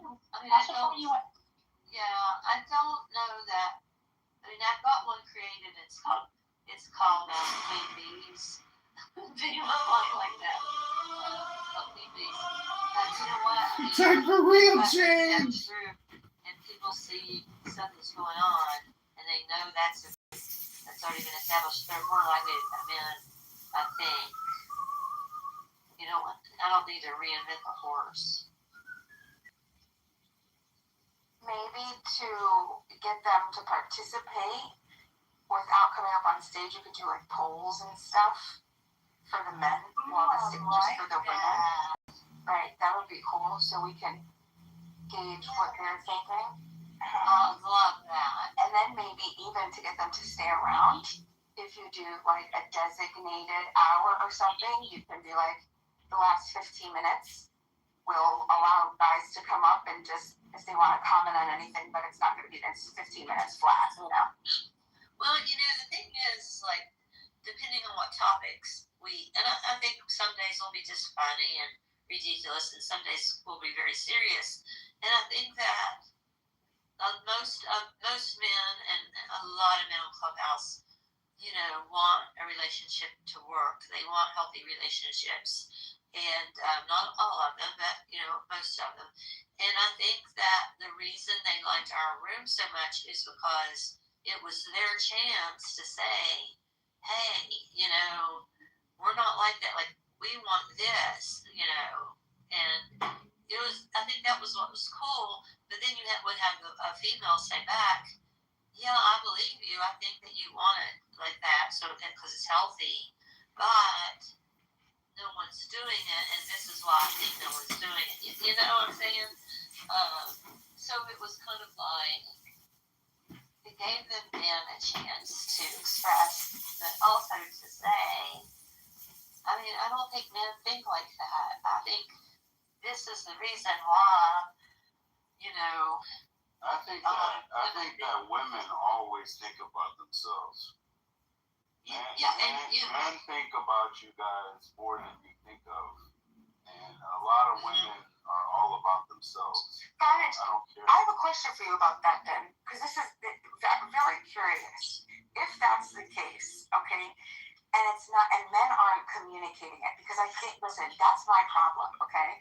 My love will convince me up and down that I'm his world, that he's all I think about, that I'm the purpose, but then he doesn't say this stuff to me. So my question to you is, do you guys think that we are just supposed to read minds? Or when it's not communicated to us, how you guys know that we love you because we tell you, because women talk a lot. We have a lot to say, and we're over communicative. And so you guys feel secure in your love, our love for you. No, but we don't get that back.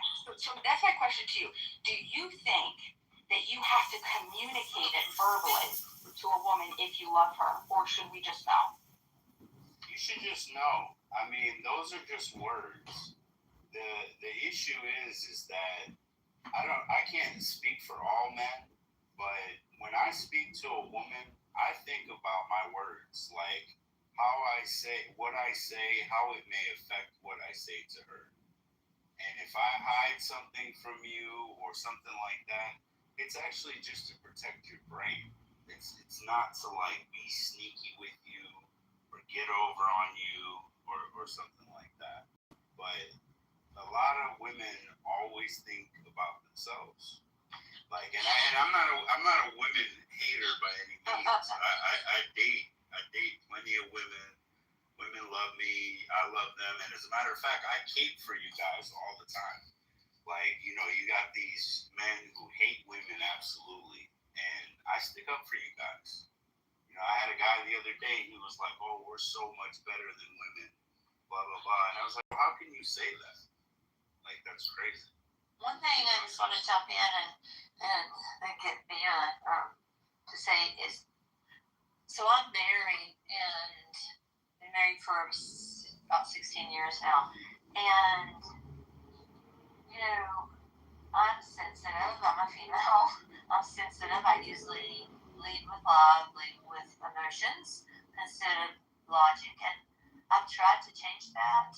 And I do try to be more logical, but I'm still female. And so if my husband, let's say he's not feeling well, or maybe he's pissed off about something somebody else did, if he doesn't tell me, like, hey babe, like, I'm grouchy, I need some time, it's not you, this is what happened, then I'm going to think that there's something going on and he's having negative thoughts or feelings about me, which I know sounds completely silly, but at the same time, when he is irritated with me, he stays silent, and that is the worst. And he's learned to say, honey, I'm a little irritated with you, I just need some space, and then we'll talk about it. You know, and I'm fine with that. I just need to have that resolved. And so I don't know if that makes sense to you. You'll never get it, though, because you are trapped. It takes a woman, I don't care if he's Brad Pitt, you know, it takes a woman 2 years to fall in love. And once you're captured, like you're captured, you've been in with him for 16 years and there's no way out. And even if you did, and even if you did get out, you will always think about him. He will live in your brain till you die. Sweetheart, you can say what you want, but the 16 years have been, when I say we fight, or, you know, there's not a couple in the world, the most, 10 people that are the most in love ever and have the most healthy relationship, but you still, as a couple, have to come up with a mechanism to handle it when you're irritated, or, you know, when you are mistaken or something. You have to have it, and you've got to fight it out. If you just be quiet and you don't fight it out, you've lost. No, but when a guy knows he has you, he doesn't care how he acts. He doesn't know that. He doesn't have to act anyway. Once a guy makes it past 2 years, you guys are in love, he's got you forever if he wants to. What about the fact that he makes my coffee every morning, brings it to me? Anything I want, anything materially, it's mine. He drives me everywhere because I It's just to keep you quiet and keep getting laid, though. I mean, that means nothing. So what would he need to do? What would he have to do? How would I know if he truly loved me and he wasn't just playing a game? And what made you the expert? You're not married, I am. I know. I'm married. I could have been his voice. He never calls you the B word. You know, something like that. If he makes that clean for 2 years, he's got you. Well, that's it. You're about to get jumped. Who's gonna take it first? It's not about knowing if he loves you or not. It's that you've already came this far. You might as well just make it work. You know, like, you do not want to be out here and be single. Oh, I'll tell you that. No, you're right about that. But I am in love with my husband, and he's in love with me. And I hope that you find that someday. I don't say that to be sarcastic. I really and truly hope that you find that one day. Oh, I've already found it. Let me say this, and be my, it's on you. I promise. I just don't want to lose my train of thought. So I really thought about it. I've had a lot of women, and I don't say that to boast or brag. I say that humbly. And I've had all sorts of women, FBI agents, regular degulars. I've tried it all. And when I really sat down and thought about it, it was really only one woman that I loved truly, and that she loved me truly. The only reason it never worked, and she was a Russian woman, gorgeous, flawless, the way she treated me, everything. And the only reason it didn't work is because I was 20 years old and she was 35, and she was a pure Russian, and she was like, I can never do that to my mom. You know, so I've been in love. It's better to have loved and lost than to have never loved at all. And I'll say this and shut up. I have been stepdaddy. I've played house. You know what I'm saying? I've done the whole nine. So it's not that I'm an expert or a know-it-all. It's just I'm speaking from my own experience. But yeah, go ahead. No, hey, Monica, go ahead. Monica, she's busy. You go first. Yeah, super quick. I don't know how much longer I want to entertain. Go ahead, Viva. Well, I was just gonna say, I think that's probably. I think you answered your own question. Well, not even answered your own question. I think you discovered, if you analyze what you just said, right? I was only in love with this one woman. Okay, so all of these other women, they're gonna know that. I'm just letting you know. We just know. Okay, how do I know? Because I wanted to know my whole life. How do you know when you're gonna be in love with a guy? I was the helpless romantic. Just tell me. Asking everybody, how did you know? How did you? And they say that stupid effing phrase. You just know. You just know. That is. I hated that phrase. I still hate it to this day. I hate hearing it. But guess what? That's this phrase that I use now. Because I'll tell you, I also, same thing, dated so many great guys. I have I've had no bad experience with men. I was a heartbreaker, and I didn't mean to. I just felt like I was supposed to feel something, and I just didn't. I was engaged twice with both of them. My point is when I found the guy that I'm with now, I knew immediately that I was in love with him. It didn't take 2 years. I knew right away. I just effing knew. How do I know that I'm still 8 years later? The shit that we've been through, there is no way that we should have lasted. Like everything. I mean, we went through some shitty shit, but at the end of the day, I do believe that I'm in love. Well, I think that he truly is in love. I feel like I'm in love with him. Or I worry about this. Sometimes men, maybe you're not just in love and you just want to stick it out. And I don't know, that might be an insecurity feature because he tells me, that's what he says. He says that he's absolutely in love with me. He's never been in love with another woman before. And I think like maybe that's why it does work. Maybe that's why even when every time I'm ready to walk away, he doesn't let me walk away. And yeah, I'm usually the one that's trying to walk away because I just feel either unloved or there's not good communication or I feel like there's too much drama. But it really isn't that. He's actually just a really good guy overall, and he just had a real bad, it was like I don't know, just a bad situation. So my point is you said you were in love with a girl. I think that all those other women know it, and yeah, I'm not even sure if better to have loved and lost, never to have loved at all. I'm gonna be honest with you. I think that's bullshit. I want to say only because I couldn't imagine getting my heart broke and living with the rest of my life. Oh my God, that would be horrendous. I fear that. That's like a worst nightmare to me. Like that. What is it? The Wuthering Heights. Have you seen Wuthering Heights? Something like that. Some stupid scenario like that. That's terrifying. Yes. Yes. Like that's just all she wanted was pizza. She just wanted pizza. That's all she wanted. Crazy as the city life that he kept in chains. I'm not sure if I remember the story correct. Oh, I don't know about that. But wait, hold on. Yeah, no, that's a different story. Is it Wuthering Heights? Yeah, that might be a different version, but that's not the version that I know. The version that I know. Tell me the version that you. Okay, the version I know: a wealthy girl grows up motherless, has a father.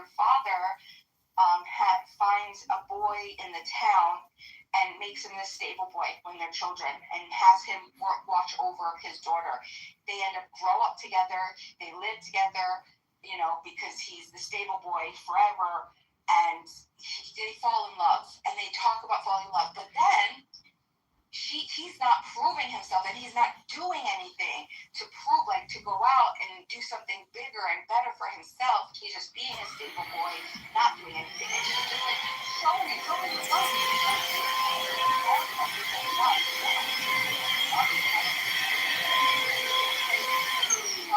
Like, look, I have everything that you want. She wanted Heathcliff to have everything this rich guy wanted, but now the rich guy did fall in love with her, and she ended up marrying him. Heathcliff ran off, and you know what he did? He improved himself, and he got wealthy, and he came back to tell her, I'm in love with you. Look, I did it. And now she's fucking brokenhearted because now she feels so bad that she has to tell this guy that really did fall in love with her, that is madly in love with her, you know, like, sorry, I've been in love with this guy my whole life. And so anyway, she ended up dying. And then the last part, I'm not going to tell you, you have to watch it because it's madly romantic. You're going to have to tell me now. I'm not going to watch it. You have to tell me. Yes. And so then she tells Heathcliff is the stable boy that left and came back and showed her after years, you know, and proved his love to her, but she was already with the guy's heart that she's with, and she's so sad that Heathcliff decided, you know, like whatever, she just can't do it. Yes, that would never happen to today's society. Well, and so then what happens is she tells Heathcliff, I will wait for you. I will be here, and our spirits are supposed to be together forever into the eternal world, and my heaven is where you are, so I will be where you are. And so then she dies. And then kill himself? No. Then Heathcliff, for years, he would hear her calling for him. Heathcliff in the winter storm, right, when she died, and she would hear him, he would hear her, and he would look out, and he would see her apparition, but then and then one night, when he's older, and he's lived his life, he hears her calling his name, Heathcliff, Heathcliff, and he walks out, and he sees her, and they embrace, and then they die. But now this is the interesting thing, okay? A passerby comes into the cottage, right? And he's just like, where's Heathcliff? Where's Heathcliff? Something along these lines, okay? And they're like, I don't know, Heathcliff went out into the winter. He went out into the storm. And then he's like, yeah, he was with some woman. And then they were like, what? And they're like, they were together. She waited for him, and then they passed on together, and they rode off into the winter storm, into their castle, to eternity of love, together forever. So, well, there you go. All right. They're madly in love, and so yes, he's my Heathcliff. I mean, I'm never gonna leave him. I'm just gonna suffer. I'm not gonna be like that dumb bitch. Okay? I mean, yeah, I want to leave sometimes, a lot, for better things. A lot. Yeah. And you have opportunities too. And that's true. But I'm just in love, and I can't, and I'll never be able to stop forever. Because I'm not going to let that happen. Stuck like glue, baby. I'm not going to be like that, bitch. Like, get sick as soon as you break up with him, or what? Yeah, lady, I'm in love with him. I can't imagine another life with anybody else. I just can't. Hey, I'm gonna say this, girl. I think you and I can safely say that this room will work. Don't ever invite me up, Edie, Francie. You keep me in the goop. But I'll be there. So, you've never loved anybody like you love this, right? Yes. Women I've never only fall in love one time in their life. That's Everything else is replaceable. I don't think you know a lot about life. No, you think it's And it's love. always with me. Some people. No, they only fall in love once in their lifetime. Yeah, and with it's you. usually So true. when they're like 20. When they're 20, they're so in love. And they never fall in love like that ever.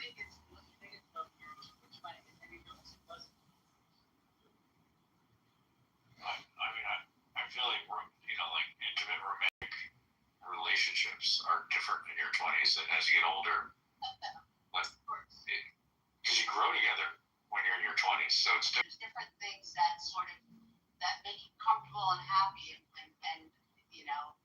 how much you can fit on, like, in your carry-on luggage into the overhead, right? Like, your luggage really changes the way you interact with people. But, when you're 20,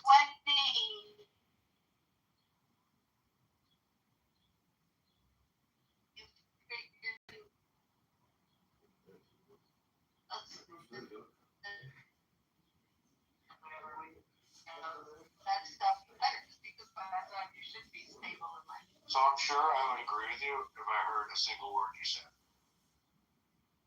Yeah, I know, Matrix. I'm gonna be in Matrix for another minute.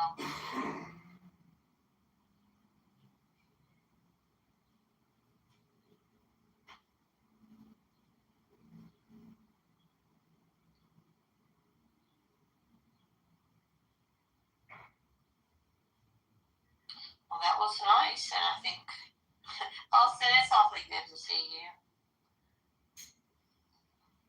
You as well, I think. I've heard you bad in the past. You what? Did you say you made me mad? I thought that was a question, not a statement. Okay. We can hear you. Huh? No? Not anymore. What do you look? Yeah, that sounds great. Keep going. Doesn't matter if you're on mute or not, we can't hear a word you're saying. Hey, Austin, what's up? What's up, Monica? How you doing? Blessed and highly favored, sir. How about you? I am, all the great things and wonderful and amazing and all that jazz. That's what I was talking about. Are you flying through your teeth? I wake up and I do jazz hands just because I can. Woohoo! Rima, and if you don't want to talk about it more, you don't have to, but what do you love about him? I love the purity of his soul. I think that he just has such a pure soul, and he's so loving, and he does like all of the stupid things that I would want a strong man to want to do, like very sensitive around some emotional things. Like he largely was, and he still is sometimes, but I just don't get to see him often. But besides the purity,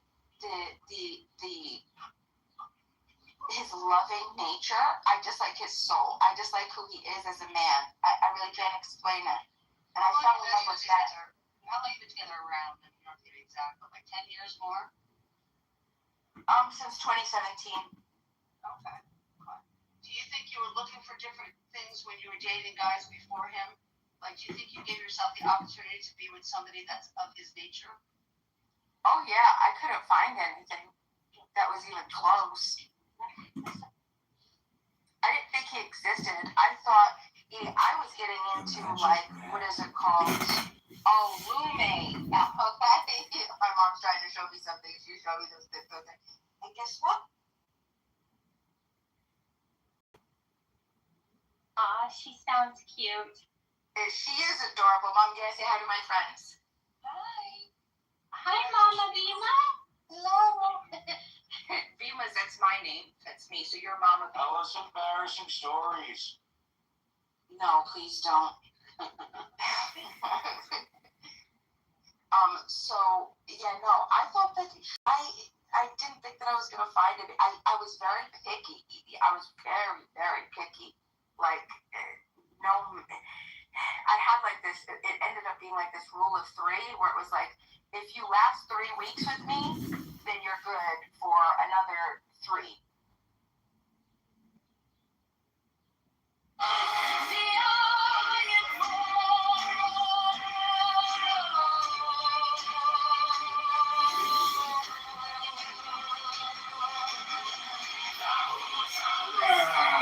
Time for the jam!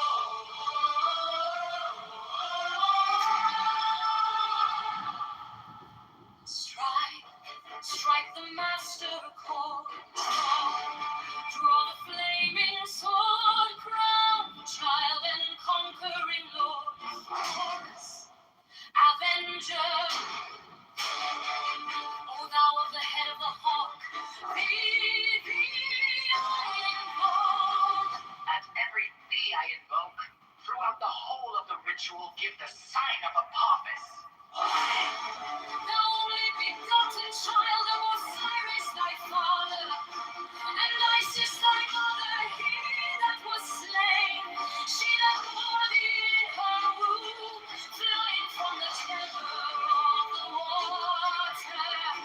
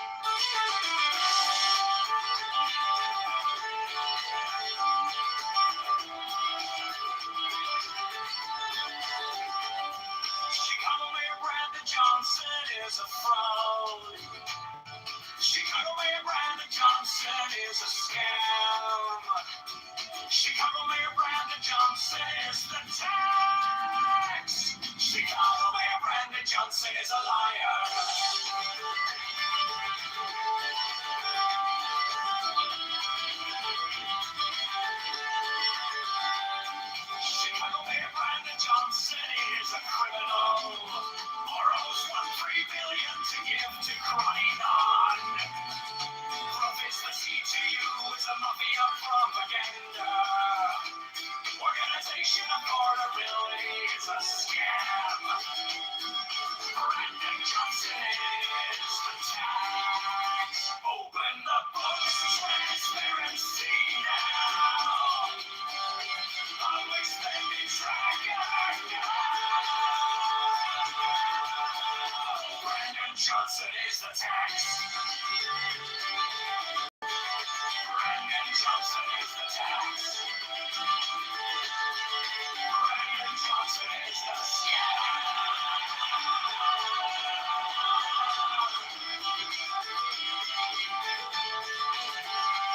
Reparations for black slaves is a scam. It's a black tax socialists or taxologists. All taxation is theft, affordability is a scam. Abortion Greyhound buses are murder for profits. Open the books, transparency now. Public spending tracker now. Brandon Johnson is the tax. Brandon Johnson is the tax. Brandon Johnson is the scam.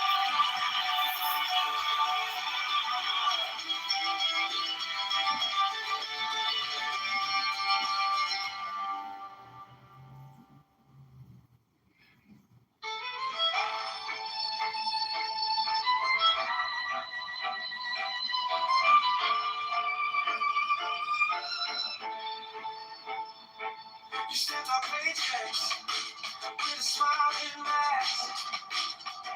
Call it care, call it change. While you pass that, your friends at the table eating out the back. We're stuck in the checkout line, doing the math. You borrowed a mountain for a parking lot dream. Sign your name on the dollar like it's free, free, free. We wake up to letters with the red ink screams. Every promise on paper feels cheap to me. Brandon Johnson is a tax. They're the ones who pay it back. All the bills and all the spends. Cash goes out without it. Open up the books right now. Show the numbers like my line. Transparency on it. Track Brandon Johnson is a tax.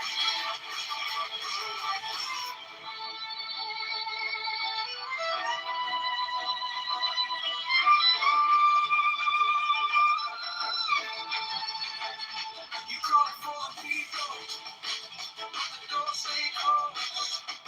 Same names on the contracts, every story we told. You preach about affordable, then raise the toll. The whole city in a chokehold, just to feed your road. We're tired of slogans on a pretty blue sign. Want a public spending tracker in real time. Not another photo op on our dime. We're done with the fiction, this is our line. Brandon Johnson is a tax. We're the ones who pay it back. All the bills and all the spins. Cash goes out with nothing. Open up the books right now. Show the numbers in our line. Transparency on it. Track Brandon Johnson is a tax. We want the city. Every cent, every check, every beat.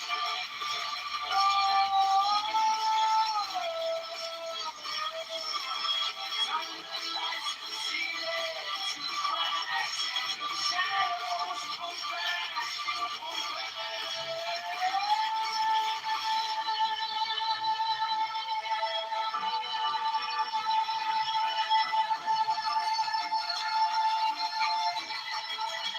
Brandon Johnson is the tax. We're the ones who pay back. All the bills and all the spins. Cash goes out with our kids. Open up the books right now. Show the numbers out right line. Put the truth on the child. Straight to the heart, tell you the facts. Brandon Johnson is the tax.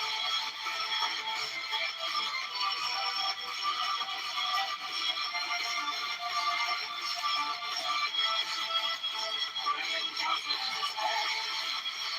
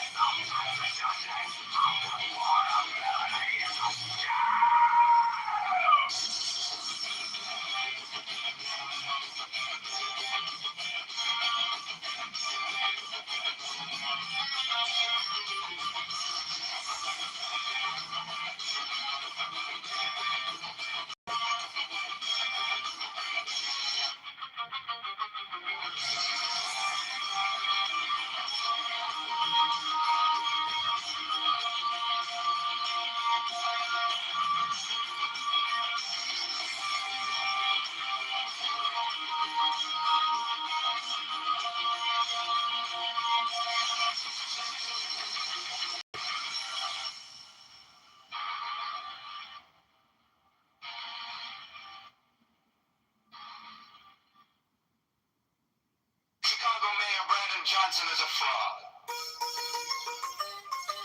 Chicago Mayor Brandon Johnson is a scam. Chicago Mayor Brandon Johnson is a scam. Chicago Mayor Brandon Johnson is a liar. Chicago Mayor Brandon Johnson is a criminal.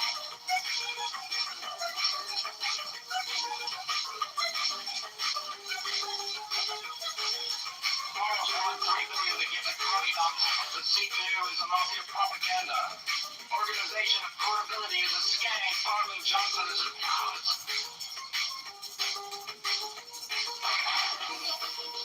Transparency now.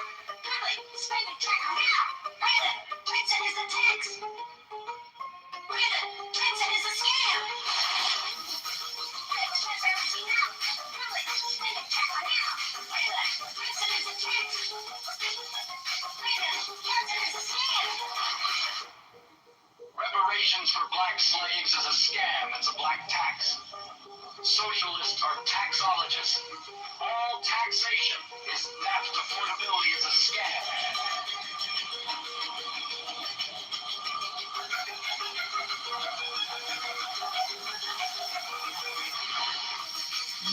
Transparency now.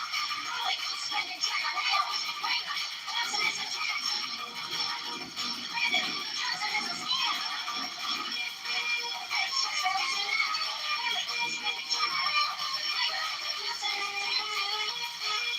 Brandon Johnson is a scam. Chicago Mayor Brandon Johnson is a fraud. Chicago Mayor Brandon Johnson is a scam. Chicago Mayor Brandon Johnson is the tax. Chicago Mayor Brandon Johnson is a liar.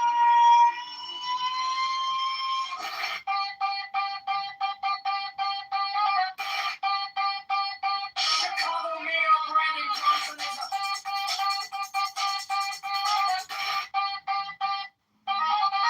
a criminal.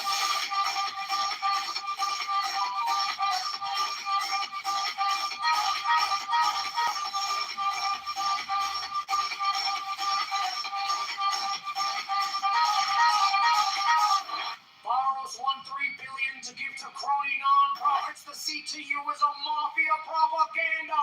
Organization affordability is a scam. Brandon Johnson is the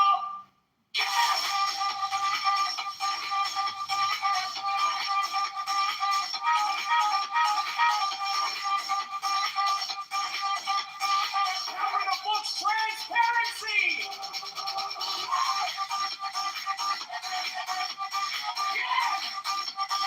Whoever's spinning trigger now. Brandon Johnson is the tax. Brandon Johnson is the scam. Reparations for black slaves is a scam. It's a black tax. Socialists are taxologists. All taxation is theft. Affordability is a scam.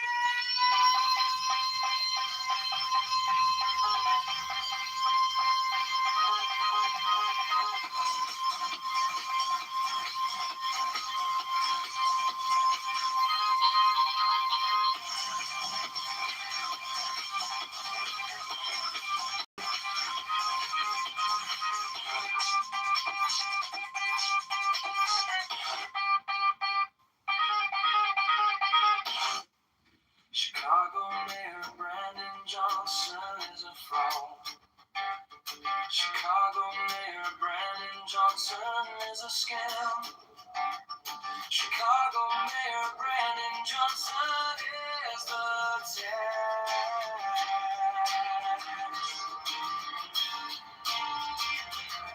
Chicago Mayor Brandon Johnson is a liar. Chicago Mayor Brandon Johnson is a criminal. Borrows $1.3 billion to give to crony non-profits. The CTU, some mafia propaganda. Organization affordability is a scam. Brandon Johnson is the tax.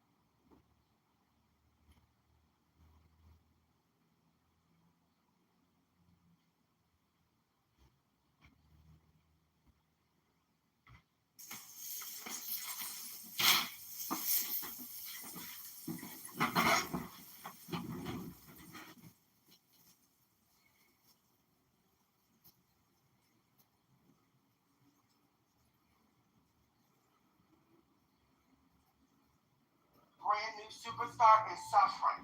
And if you ever wanted to know how much we are in a recession, labels are more likely to put tons of money behind a girl group, because a girl group, we can load 5, 6 girls, each of them represent a different archetype, so they can hit a different psychographic of a person, and then we know we can monetize this and ship it off. This is why all these major corporations are behind Cat's Eye and all these other different iterations. And don't be surprised, we will be getting a boy band real soon. So I just think that the way we are discussing this, saying like, hey, the genre's dead, I'm like, actually, it evolves. Like every Take a little breath. Say, God, it's my neighborhood. yeah. Come on, get your little honey inside, please. His name's Jacat. I said, I'm getting my dog inside, but I sent a picture of my cat across the street. Figured he owns a neighbor. Definitely necessary. It's a nice neighborhood. Wiggling his little butt as he walks across the street. Like his tail looks like a raccoon. I said, he likes to go out at night. I said, somebody's going to take you for a raccoon and kill you, so you better stay inside because you look like a raccoon. Trio.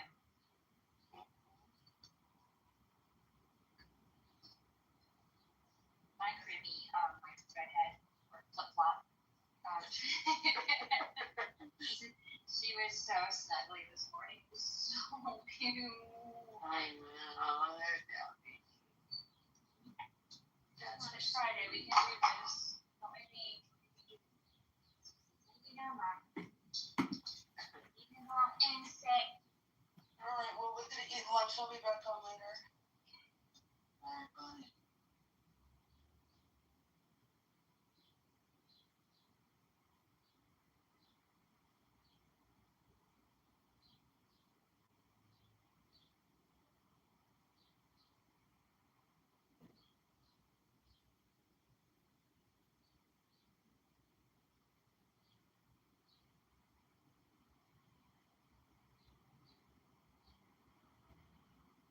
Thank you. They collect your rooms 24 hours, spitting on the Christians.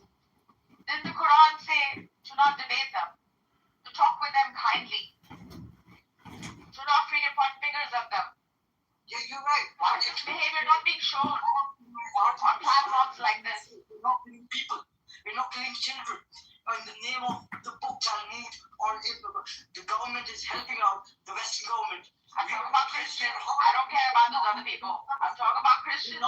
What have they done? Where does the American government represent Christianity except for namesake? What about the good Christians? What about the Christians? They have to take. What about the good Christians? Yeah, what about the good Christians? What are we doing? You know what you guys do? No. This is what you guys do. So there are Christians that are dying. There are Christians that are dying in Israel, right? There are Muslims keeping Christians silent. They're not being targeted. Don't want them to gay and lesbians? We understand that if Christians are living in Israel, they should be want to be there. Yeah, but what about this specific issue? They don't have to be there. They want to be there. What about the specific issue? I mean, even the Pope remarked on, the treatment of Jews in Jerusalem specifically. It's not the godly ones. We're not talking about the evangelical ones. He's talking about just day to day on these platforms. Even I'm watching him. It's annoying as fuck. They're killing their own people by doing this, Marcus. The attitude is out there. Like this is. Yeah, what about this particular issue? Do you agree with the Pope? No, that's a small front issue. The Pope, the last Pope, his last words publicly was to free Palestine. So why would you ask me like what we think about it? Come on, bro. No, but you seem to think that you haven't seen his and you haven't seen Pope this last Christmas, speaking with baby Jesus and his whole freaking Palestinian support. Like this has been like outright and blatant what he's done. I know. Right? And this is worthy of praise, and this is worthy of you to recognize this is an awakened individual. Like, then why? Then why behave like that towards the good Christian? Yeah, but not enough Christians really speak about it. I mean, the Pope, My guy, highlighted this issue, but it's not something that you hear. You know, Christians are not outraged by this. my guy, you had the king Christians say this is bad. What more do you want? No, I'm saying Christians, and even here when we He's going discuss on this, jihad, bro. when we discuss the hatred between these people, you know, it's never emphasized that, you know, the Jews themselves, they harbor a lot of ill will towards the Palestinians. So the hard part with sympathizing with that opinion is that, like, we were talking about maybe Jews who are spitting at Christians. I know one guy hit one the other couple weeks ago, but like we have literally like an icon of 21 Christians being beheaded on a beach by Muslims. Yeah, this happened in So my you're country asking too. me to be like, oh no, spitting bad, but like 21 Christians had their heads cut off on the beach. Do you see how like this is linked? It was like awesome.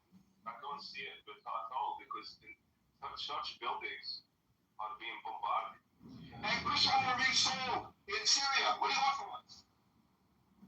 Oh, just stop bombing. I even think you've seen them, right? Yo, Thomas, you've seen them, right? The young boys when they line up when the nuns are walking by or whatever. Yeah, I see it. It's just what they do as kids, right? And it's not good. It's not right. I'm not saying it's right. I'm not saying it's right. Yeah. But they just gave these women escorts now. Okay, let me give you a similar example. So now they have people that volunteer to walk them through it. In the UK, I mean, what are we gonna make out of it, right? They're probably keeping some weird tradition from a long time ago, and these are just things that are done on certain days. And like, no one's really losing sleep about it. Like, if we're not complaining about it, why are you complaining about it? Because Islam, okay, is spoken of and criticized day in and day out, okay, and it is really just a spotlight on Islamic religion, as if it's the religion that is influencing all of these barbaric acts. Kidnapping so much girls, Syria, my guy.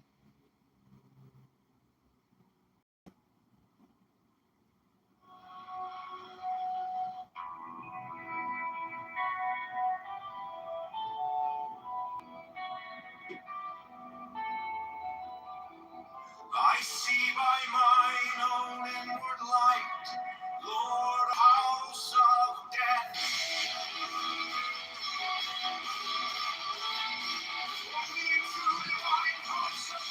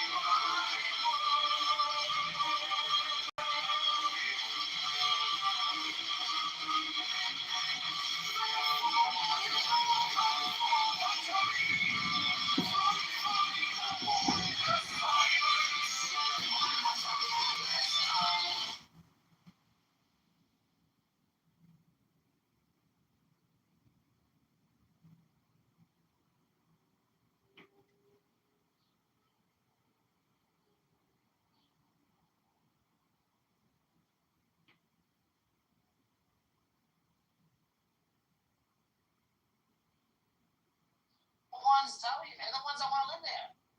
You can argue all day long that Christians are victims of Muslim persecution. I can agree with you. But in the same token, you can't deny that they are also persecuted by Jews in Jerusalem, in the Holy Land, in the Holy City. Yeah, of course. Yes. Who's denying that, bro? Right. Understood. Well, you guys seem to want to realize it. The degree of persecution is the problem. This is what we're saying. Yes, an art got his face spit on. Yes, some weirdo hit it on the face. Now, and some soldier smashed the cross of the image of Jesus, which, by the way, your Messiah is supposed to do anyway. But forget that, right? Yeah, I don't know. Why is that a big problem? That's really interesting. This is a small. Isn't he gonna come back and do that? Like, and like, and he's Jewish. You know, Jesus is Jewish. And it's a small sort of price up. No, I'm fine. This would be salient. And by the way, if you listen to back in slavery in Afghanistan, we have viral videos now of Gazans, Muslim Gazans. Well, we don't have to do what about this. Let's just stay focused on what he's saying. This is ridiculous. This was an Christian Uganda. And these videos are going viral. Okay? Now, don't you think this would be all over the news? This would be spun in such a way to demonize the Palestinians even further. This is just anybody with a certain common sense would agree on this. If the same was done by the Palestinians against Palestinian Christians, and they were spitting and abusing them and insulting their religion. I'll tell you what, you don't see. In Gaza, you know how many Christians have gone unheard. How many Christian Palestinians have been persecuted. There's a few on the south. I can give you that's the thing. Why they're not putting it up? Why they don't show it? No, a lot of Christians have been persecuted. Dude, Abu Philip, it has examples on the south. Just for 5 minutes and talk to him. And he'll give you his entire freaking history. And he's one such among the hundreds of thousands of Christians that have suffered persecution on that land. So they say that. I don't know where he is. I'm worried from. I saw him. Probably follows 20 people. I'm gonna mask off here from what I've seen, even with Muslims in Ghana, right? You don't if you give one group of Muslims guns and another group of Muslims guns, they will shoot at each other. This is a single problem that you guys have that you're not willing to solve. You want to blame everyone else. This is the problem you're having. This is why it's hard for everyone to have sympathy. Yo, imagine somebody preventing us from making money, Thomas. It's not gonna happen, bro. guys accepting this? If anything, the markets are fucking dropping. Please go look at the markets. I'm so scared to look at my portfolio. Russia is self-sufficient, and so is China. So is India. So is Indonesia.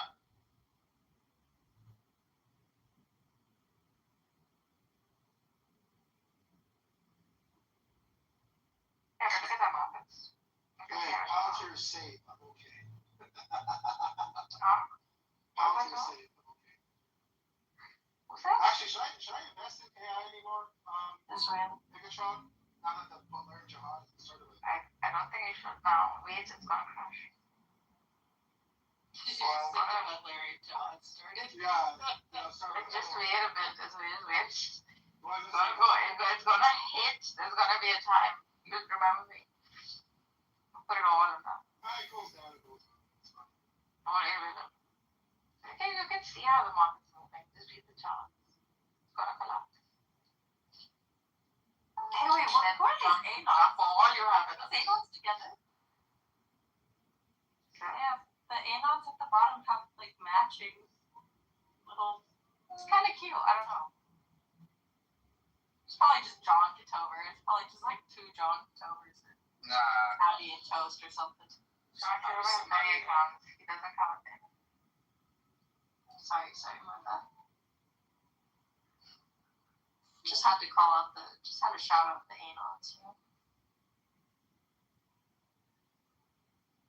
Yep, and 222 of his accounts blocked. So 222. What do you think? He has 50 plus phones. That's why he didn't. Fucking, if you see the videos, just look out his fucking videos. It's so ridiculous. He's like surrounded in this world of phones, and he's streaming each and every rule in a YouTube video. He's crazy. At first, like, he was explaining to me how this is a scientific experiment, and he's like trying to understand human psychology, and you know how the psyche utilizes like online spaces in order to like storytell, shit like that. Then it became just an obsession for him. So is that like worth more? Like the free state? No, nothing is worth more. Nothing is worth more. No, not even close. Yeah. So I don't know why people like get. But it's worth raising a voice. Dude, our biggest weapons are our tongues. Like that is something you'd see a lot of like Christians adopt like specificity, I think, which I think is kind of sad because Christian voice is the voice of love and union. It's the voice of Christ, right? So it should be raised at some point. So then you're not fighting for lives, they're fighting for land. It's fucking gross. Even then. I should just land too. I don't know what's the big problem. That's not injustice. All that you work for, and have like your living and vision on a particular land, right? And Who here was talking about me? Take my name out of your mouth. The way I live my life with my cell phones. We're talking about love, so shall I come? Yeah, that's so fun, bro. Check your back channel, Marcus. Okay. Alright, oh well, whatever. I don't think we're gonna go to war over that. I'm going to allow him to come back to read. That's just it. If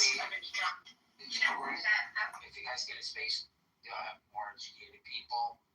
Is that your Uber? Are you looking for your Uber? Yeah. Oh. Are you Uber? I can piggyback you guys home if you like. Let's go. Yeah. Hey, we'll figure it out. If there's a will, there's a way. She's the fun one, isn't she? I love it. Okay. What do you, what's the Uber here? Just yourself. Oh, shit. You get the special Uber. 2 steps forward. Yeah, and both of your parents are still married. Take 2 steps forward. If you grew up with a father figure in the home. If you use this sound, your video will. Don't speak at all. Like Hamza and I have common understanding, right? So we exchange love and understanding. So, Nargis, just to clarify, I understand that you're not happy with your country being bombed. Because you're against all of this, but you're still at the same time you're also against the regime there. So what do you hope as an outcome, Nargis? My grievances with the regime is that the internal sort of structure needs resolution. It needs like cleaning up to do, right? So, and I think that would be the case in the future with the present government that is set up. At some point, so much attention was given to like these external factors, and that internal workings of Iran were being neglected, and corruption set in. These are things that need to be addressed. I'm not like most like diasporic Iranians who says one or the other. I don't see this as black and white. I see the nuances to it too.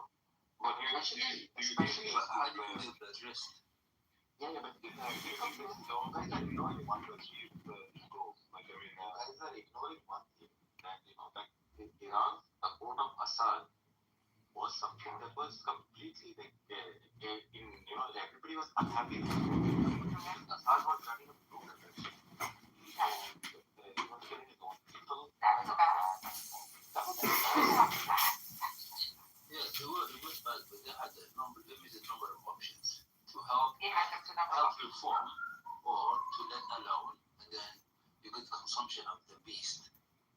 Yeah, it was a fight against Israel. Israel is the US, they will consume, or they're going to oppose. Now, they oppose, then they're going to have even more. So they got like 3 options. The best option is to maybe help and reform. But whether they did that, that's another issue. I don't think they did that way. They missed the opportunity. But you talk about Assad like he's a beast. Assad is a dictator of Thailand. There are evil people out there who've been dictators of Thailand. So I hope you do know that, Nepal. You're not that naive, yeah? Assad was lesser of the 2 evils. And they had to hold the hand of something. No, he was fighting the beast. Yeah, of course. Who would deny that? Whether he's evil, a tyrant is somebody, as long as you submit to them, they'll leave you alone. As their pet, you become their pet. Evil people, even if you submit to them, even if they negotiate, they will eradicate. That's called evilness. In the end, he walked away himself. Like, it was his pride that he was going. He should have just walked away. Nargis, you were very upset with that guy. Hamza. See, I'm all about Hamza. I'm all about, like, standing against, I'm all against standing against tyrants. I'm all about standing against oppression, like the way the regime, the country is doing it right now. Don't get me wrong. But what would you do in this position at the present moment? I would do exactly what Yes, I would do exactly what they're doing, bro. Like, I wouldn't do anything different. But I'm saying that there's also like internal affairs that have to be dealt with. No, all I'm saying is these internal workings of Iran with people on the streets. I mean, there's obviously a reason, right, why they're coming on. Whether it is 2,000, whether it's 20,000, 40,000, no matter what it is, there is some conflict that's happening within the system. Whether it be because of the fucking sanctions that America's put on it, or because of its internal corruption, right?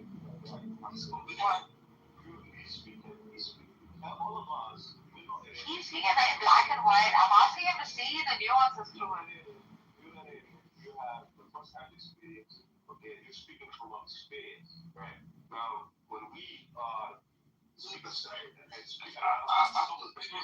okay, wait a minute.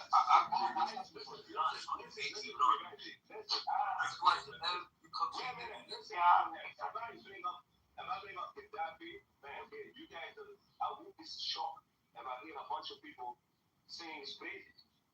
Okay, but we fought a war to overthrow this guy. Okay, and you tend to find that people that admire or romanticize Gaddafi tend to be non-Libyans. I agree. Gaddafi was a tyrant. So I was Yes, Evil. you're right, Abdul. Gaddafi was a tyrant. I know he was a tyrant. Actually, Abdul brought Worse than Gaddafi. guys who are praised Gaddafi. So Some guys were and the other was. This is my point now. Is you yourself, that's why I'm bringing this up. You yourself need to be conscientious of that because you made a good point by bringing that up.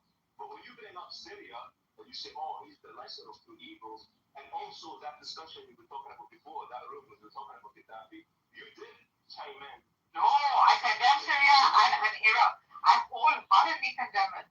Are you kidding me? Alright. Okay. I'm not the only Iranian that will stand against it and condemn it. Are you kidding me? That is one of the freaking downfalls of the Iranian government.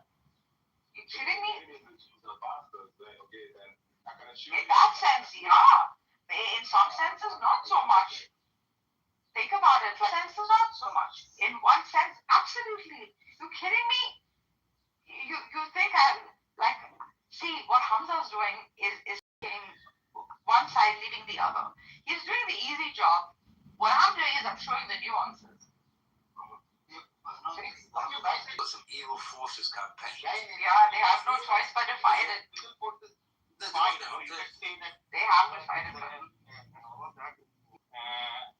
Trump is the most corruptible president, and to just bribe to keep up there. Right? They could have done anything to, basically avoid bomb. So just fighting doesn't make sense. If Qatar could give a 747 to Trump, then Iraq could have given something. There was no choice. There was no choice. Don't do that. Don't do it. You know exactly how they carried it out. Be fair to politics too. Like you're answerable so far as people are gonna call you out for following it. Look at Venezuela. They just capitulated the oil. It's fine. No, that's the thing. You don't freaking bend over to a tyrant who's reporting mentality.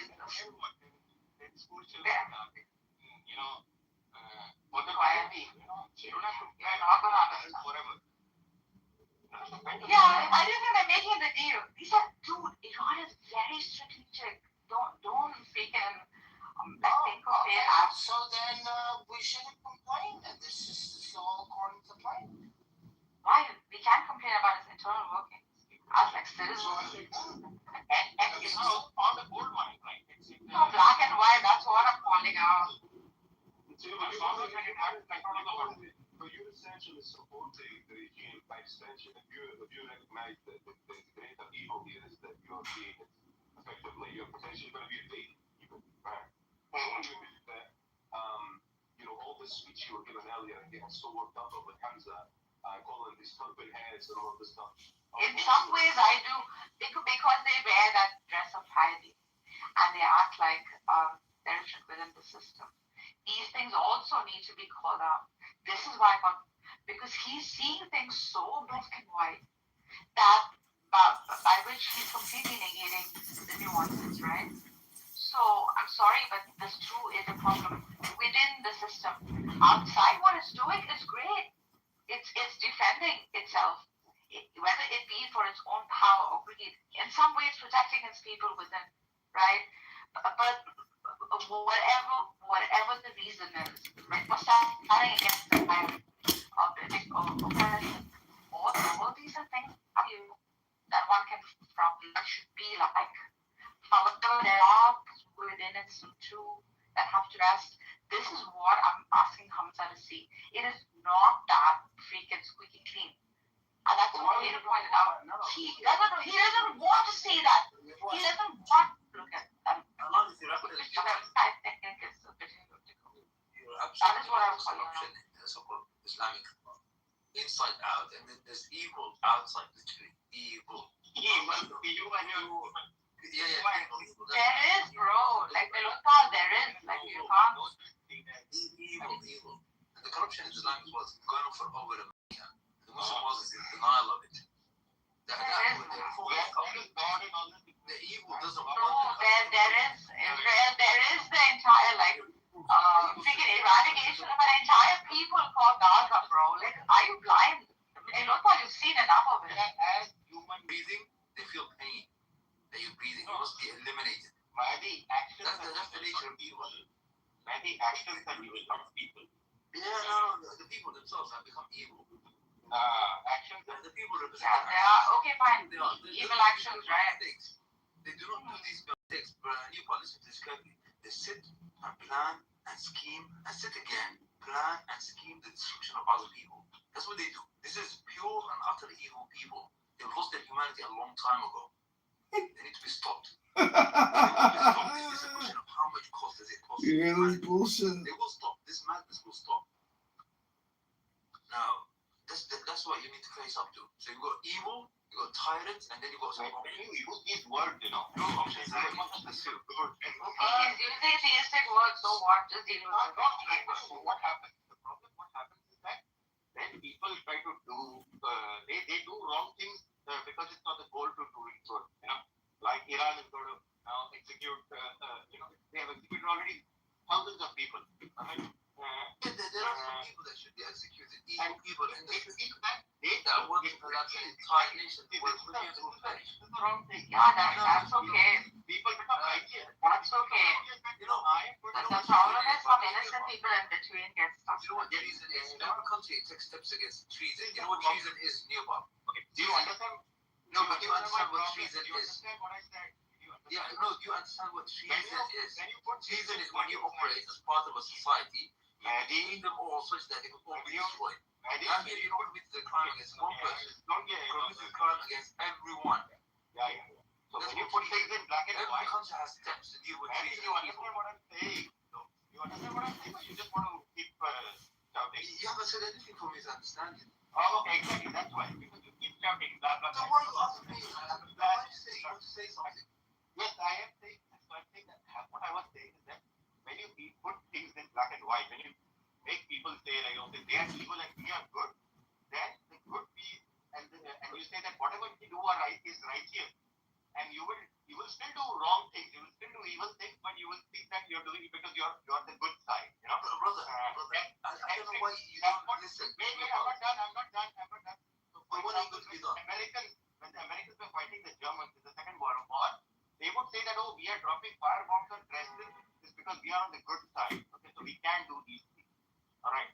This is the problem when it happens when you say that the other side is evil, because then you stop looking at your actions as evil anymore. Yeah, but you're not listening. The current players. Okay. You got. I'll tell you, there are other options. This is the point that we need to pursue. You got evil on one side, you got tyranny on another side, and there's a few other options. Those options is what people need to explore. The other options. Now, tyranny is unsustainable. It's bad. It's oppressive. Now, evil will actually extinguish you. I told you there are some people out there, the fact that you're breathing pains them. You need to be eliminated. That's their plan. They don't do this by mistake. They plan, they've got think tanks, they allegedly employ lots of people who analyze how to eliminate other people, how to torture them, how to rape them, how to make their lives misery. No people, individuals, not even nations, entire continents. They are evil. As evil as they come, the scum of the human family. Scum. They've lost their humanity a long time ago. The fact that they wear suits and ties and so on doesn't negate their evilness. It actually makes it even worse. The worst type of tyrants. They have nothing called humanity. They can easily unleash the most lethal weapons known to mankind in entire civilian cities. They've done so in the past. Entire civilian cities. They will do around-the-clock bombings, raids of civilian cities, firebomb them. You know, women, children, men below. Innocent civilians have nothing to do with it. They will firebomb. You're not listening. So like. No, you need to face. This is called evil. This is not done by accident. They've done over and over and over again. Now all humanity faces this evilness. And then on the other side, you got some tyrants who want to build some bellies and some long beards and stuff like that. Shut up. So Lonnie, just a quick question. Because I've noticed a lot of discourses with like third world people versus or even second world people. One side, you got tyranny on another side, and there's a few other options. Those options are what people need to explore. The other options. And tyranny is unsustainable. Like it sounds like you prefer tyrants. They have no place. They have no place. This tyrant actually runs a country that works, and people aren't protesting. Tyrants are not welcome. Hey, your tyrant is literally killed like thousands of people. Yeah, So who's like evil need to be gone? They need to be gone too. So now you've got, like I said, a couple of options. You got support evil, that's what the evil asks you. The tyrants ask you to support them. Actually, if you support both of them, one of them will just hurt you, the other one will destroy you. So you need to find another option. There are many other options. But like, you guys can't produce tyrants. Who's you guys? I don't know. What do you mean by third world? Who's you guys? What do you mean by third world? Who's you guys? Nobody is a third world citizen. This evil is just found out what you call first world, second world, third world. Where's the That's not population? such a third world.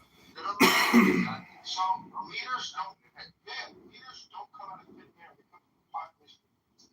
And the population cannot. No, they come from floods. That don't kill them. No, they come from floods. They don't come from populations. They come from thugs that ally themselves to Satan and other dark forces. That's exactly what happens. Those thugs spawn out of the ground. You what, sorry? Where the thugs spawn out of the ground or pulled from the air. They're from the people. No, they're not from these are thugs. Don't say that they represent the people. They don't represent the people. There are no so-called evil nation out there. What happens is that that nations get hijacked either by tyrants, or they get hijacked by evil people, or now they can get represented by something else. That's something else we need to look for. But this idea about developing a third world nation, there is no such thing as third world nation. No, this is just evil demands. These are evil labels. There are no primitives out there. Sure. But this one is something I notice a lot. I notice that a lot of people in countries where they have impressive and corrupt leaders like to blame something else other than themselves for why they have. It's not like to blame. Oppressive leaders. What do you mean like to blame? It's a fact. It's not blame. It's a fact. Those leaders Brother, it's a fact. It's not like to blame. Not to blame, that means they're deflecting from their own inadequacies. And at some point you're going to have to admit that we make these tyrants. No, we do not make these tyrants.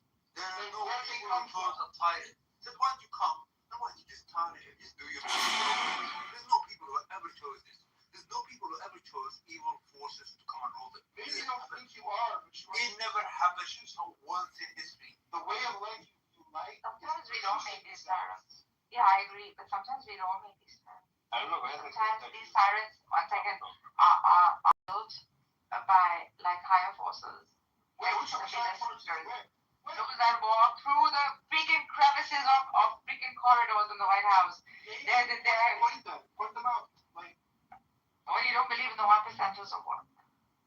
Sometimes even when the people. Thomas, because I used to think it's a conspiracy, Thomas, that there is, I think, a 1%. So there's some body that's fucking governing this biggest. Sometimes that people are not making these studies also. It starts to recognizing that like where the responsibility really lies, right? You'll never ever get out of the cycle of tyrant upon tyrant until you admit that you are raising the tyrants. No, there's no. It doesn't start off as that. These tyrants start off as human population. Yeah, but it always ends like that. We have to ask why. It never happens. What happens is that immigrants that deceive societies, and sometimes in their naivety and ignorance, allow or support walk into tyranny. They actually think that somebody's good and they don't have checks and balances. That's how tyrants is there. Right? But Thomas, I think you're denying the fact that are you denying that there are tyrants and evil people in the planet that rule the planet? I'm not. Yes. I'm not denying this case. Okay, so what are you recommending? What are your recommendations? I'm just saying what problem like third world countries. What's your recommendation? Let me tell you what I'm saying.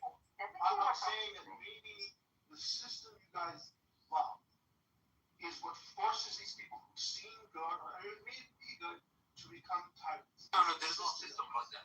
I haven't seen that system. Maybe the closest to it is what you call dictatorship or democracy. They allow these things. Without checks and balances, they allow. But it's not a system that's foreign to you. It's a system you like. So the evil forces to rule. Because this is why you require reform. Now there's other parts of the world that require reform too. Now it's just people, how they reform. Can they smell the coffee? And those who can't smell the coffee will be exhausted and will be gone. That's the problem. Now there are systems that we have in the planet that don't have the right checks and balances, whether it's democracy or theocracy or what have you. And some people have just not looked at the right solutions. Now, there are people who have, actually all they have to do is revisit them. They've worked so far for millennia. The way we're going right now, we could exhaust ourselves within education. This we're talking about global calamity. And those evil forces don't mind doing it, by the way. They actually want to instigate a global calamity, meaning like a nuclear devastation. They don't mind it. As long as they exhaust their own populations by 50-70%, they're not all gone, so they will have some drones to serve them. And the other nations will do 99%. They don't mind this. They will take these gambles to maintain their power dominance.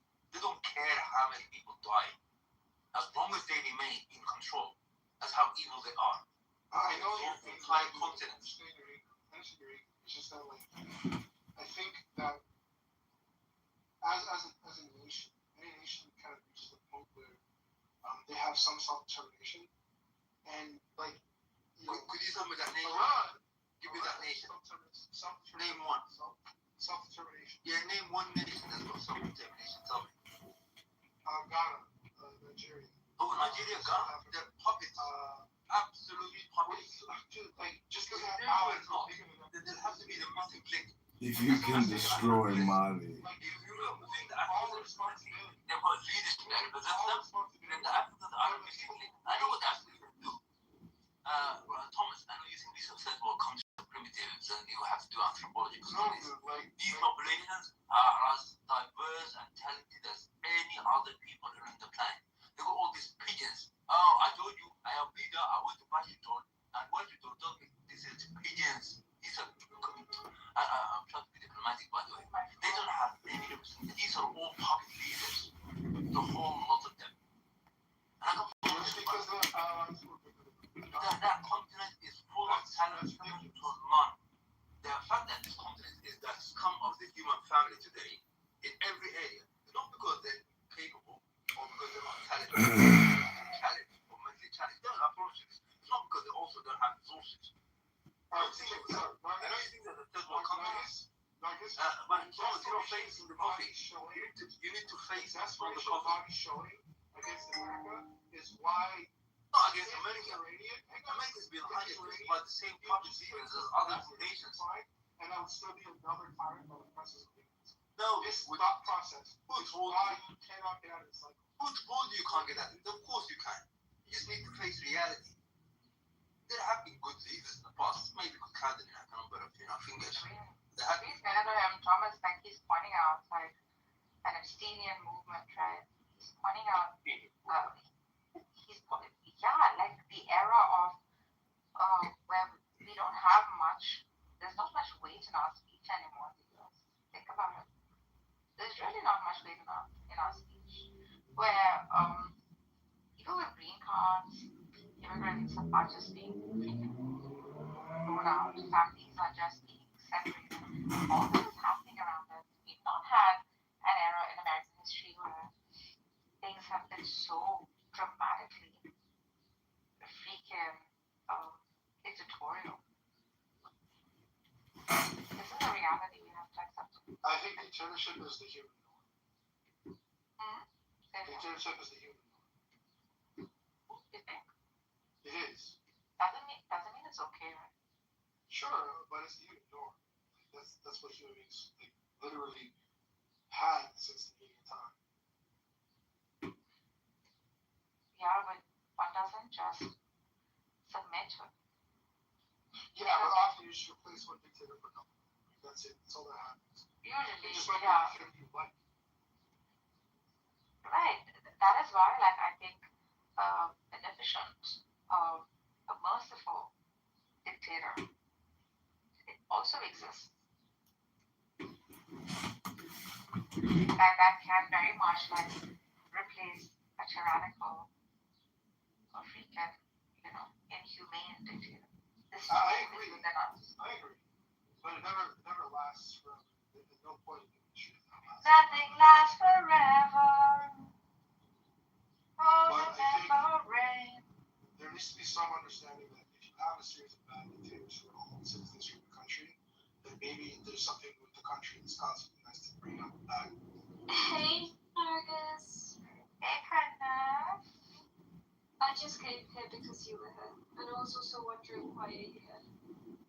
Why not? You're having a heated debate. I mean, I feel bad like calling out Hamza like that because I also like that Iran in a way like has been isolated for so long. There has been it has been oppressed in quite a few ways, right? Especially in the form of sanctions. Like I feel for all that. Don't get me wrong. Like I've seen through it all in grey, in shades of grey. But that I think that he cannot see through the grey is what I was calling out. He's intelligent enough to see through it. And eventually, I mean, this external strength in it being an underdog is a matter of pride.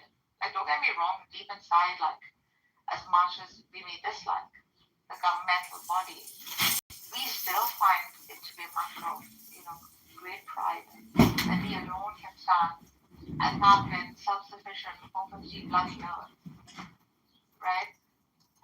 And made the best of the worst of situations. And this survival mechanism has always existed amongst the Persians. Probably, the relentless freaking empire system that continued on and on over ages. No, because I have a question. Are you those ones who are like, I'm not Persian? No, I'm not. I'm driving Netflix. No, man, I don't fit anywhere.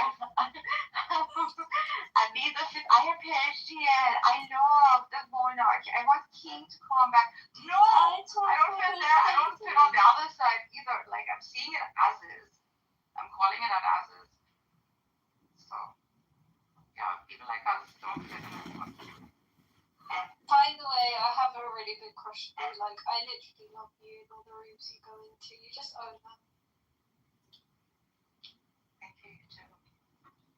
You feel a lot of like harmony and peace, I think, in rooms you go to. And there's a lot of unrest on Clubhouse, to be fair. If people just fight constantly amongst each other. What's happening in the spiritual appreciation session? No, I literally annoy everybody in the rooms I go into. You know how many Salafis I've upset? Too many. Like, and I've been cussing them out. Like, I'm not doing this whole fake, my brother, sister, please, let's look and reason. I'm like, bro, go sleep with your wife. Like, don't take out your frustration out there.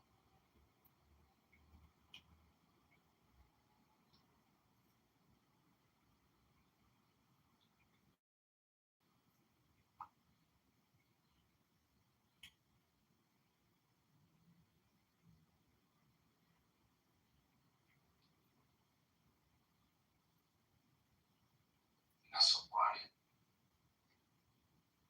What happened? Can we stop talking about politics? Yeah, but anyway. What do you want to discuss? Can we go back to the really bad arguments that Muslims have against Christians? I think that's funny. That's better. Because then talking about the Quran, it always gets really weird. Plus, I'm not supposed to be talking about the Quran. You guys making me go back on my word. Well, that's But what's making you do it? do it a little bit. Not what made you. No one's forcing. No, but I like what I'm doing. I like that we're just not talking about it. It's not the same. Yeah, it's gonna change. It's gonna change a little bit. Dude, this defrag has been going. Defrags will take a really long time. Let's just wait. Let's be patient, man. When you do a full defrag on a hard drive that big. Hey, listen. I mean, You know what I mean? Part. No, I'm weeding myself, but it's not like a soft abrogation like the alcohol. It's just that, there's no weeding. You haven't made yourself. You haven't even gone to rehab yet. I'm still working my way through the abrogation. Rehab. Daniel said hard.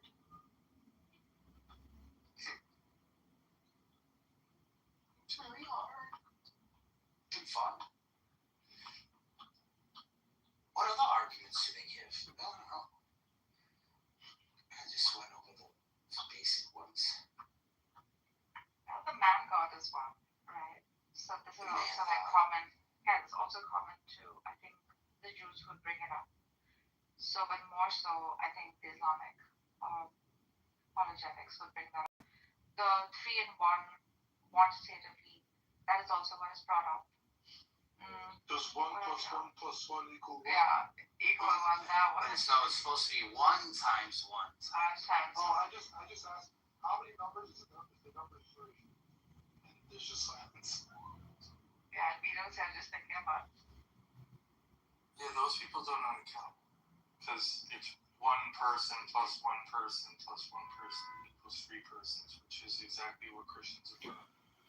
What they're trying to say is 1 person plus 1 person plus 1 person equals 1 being, which is not how math works, because it's supposed to be numerically identical. Maybe that's it. They never took like in physics when you have to convert units all the time. They didn't realize that like you can't add meters per second 3 times and end up getting like kilometers per hour. So that's actually like a thing. I wonder if this Problem is a 3 person. one foot plus 1 foot plus 1 foot equals 1 yard. How does that work? Does that make sense? Yeah, that does make sense. 3 feet is 1 yard. Isn't it? Right, so they do understand how 1 thing plus 1 thing plus 1 thing can equal 1 thing. However, this 3 distinct persons, is that qualitative? If it is quantitative, is it 3 It's like, oh Is it 1 God. mind? What If have it's I 3 done? minds, there's 3 gods. If it's 1 Crazy. mind, I'm sure his wife is like, oh God, what have I done? I mean, these are some problems too, perhaps, that either is resolved within the Trinity or needs resolution. When they were doing that stuff over 1,000 years ago, they didn't use mind. They used will. God did only have 1 will. Will and intellect. Will and intellect, that's right. Yeah, so They mind thought that all of them had the same intellect. So it's like a mind itself. This is what, this is, yeah. I was just going to say that, like, Oh, I don't know these things exactly the same, although there's probably Roger Rabbit. Will is like Yeah, but if you look at the top, I think this is what they say a lot because of how they have their physics. So this says, and it's 1 person, and then these 3 different expressions through that 1 person. So this view right here is really what they're saying. Country isn't doing that type of shit. Why did this shit become heretical? It's not a bad view at all. Country isn't good view. I think it because it's being represented as modalism. Because so the problem with that, right? That in looking this up, and once you say God is 1 person, that's where you're. 300. That's way too. If you don't say He's 1 person, then you're not. 220. Come on, that's way too much too. I think I'm good. Yeah. How much? If you're a small content creator, use this.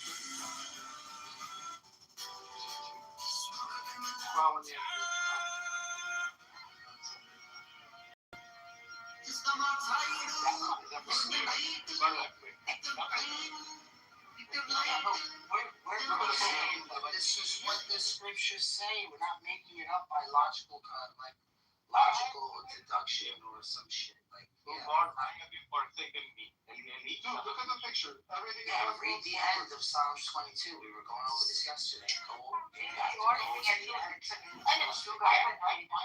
Being weird, but you gotta just accept that it's fine.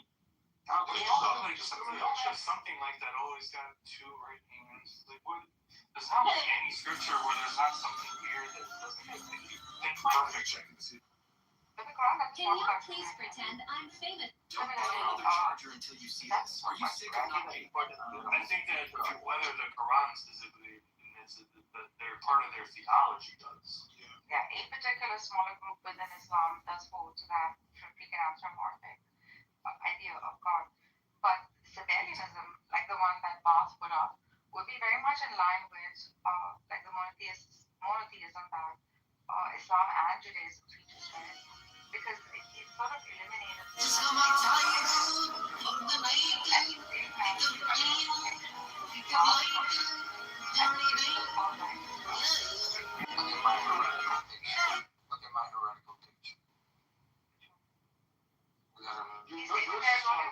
reality and the Godhead. And his.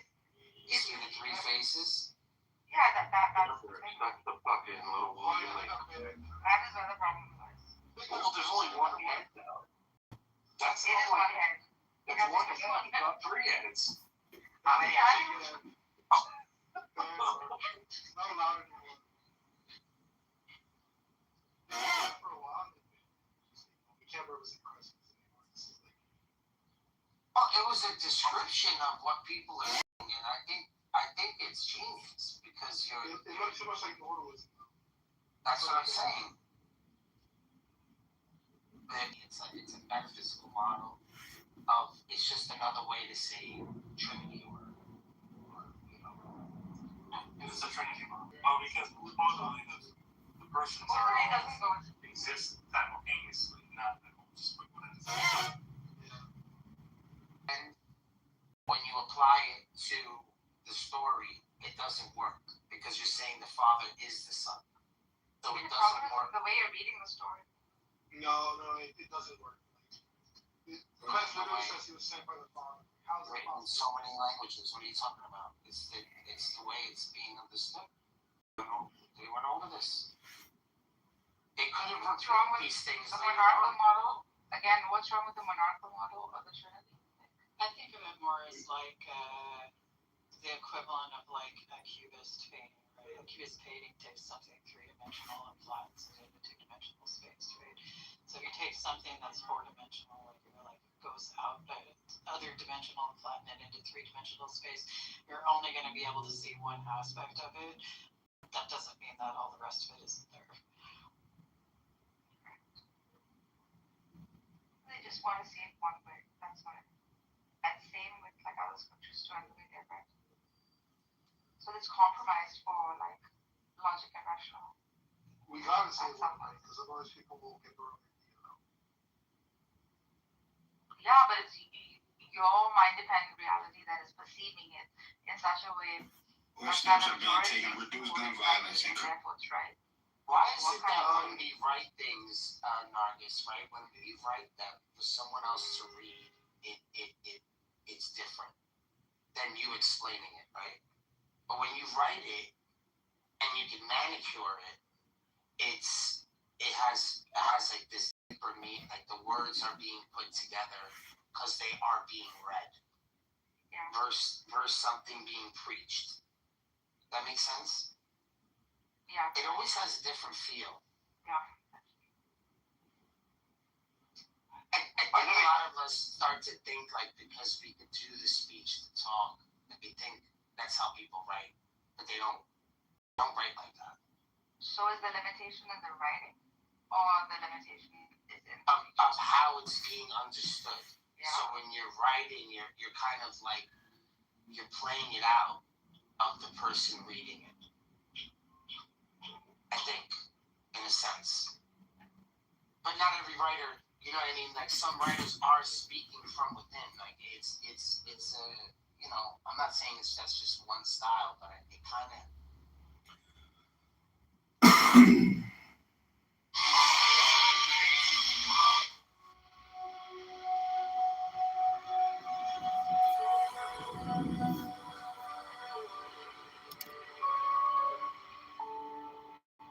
The Gnostic Catholic Church, the Order of the Knights of the Holy Ghost, the Order of the Illuminati, the Order of the Temple, Knights Templar,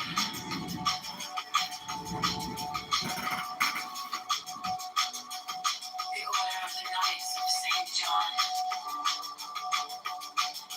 the Order of the Knights of Malvern, the Order of the Knights of the Holy Sepulchre, the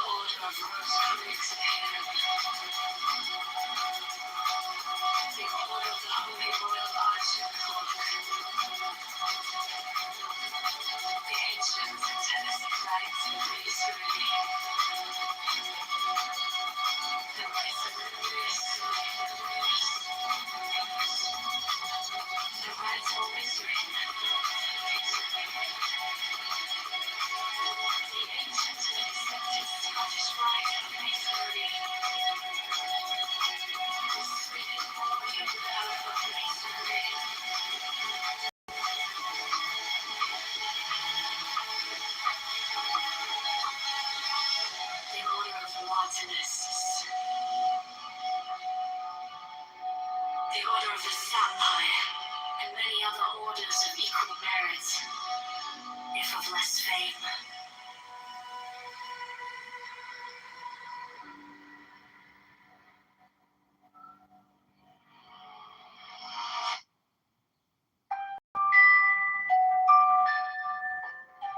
Mine is the head of the hawk. Abrahadabra. And ends. 6. I bear the rose and cross of life and light. Abrahadabra. Giving the sign at each Abrahadabra. Remaining in the sign. The invocation concludes. Therefore I say unto thee, come thou forth and dwell in me, so that every spirit, whether of the firmament, or of the ether, or of the earth, or under the earth, on dry land, or in the water, or whirling air, or of rushing fire, and every spell and scourge of God the Vast One, might be thee. Abrahadabra. The adoration. Impromptu. Close by banishing. I think this was omitted at W's order.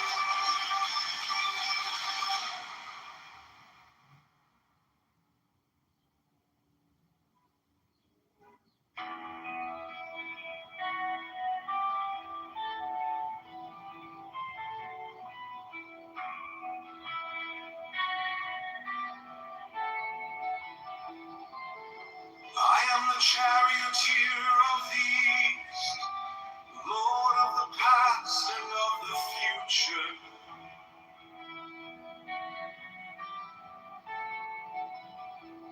I see by mine own inward light, Lord of resurrection, who cometh forth from the dust, and my birth is from the house of death.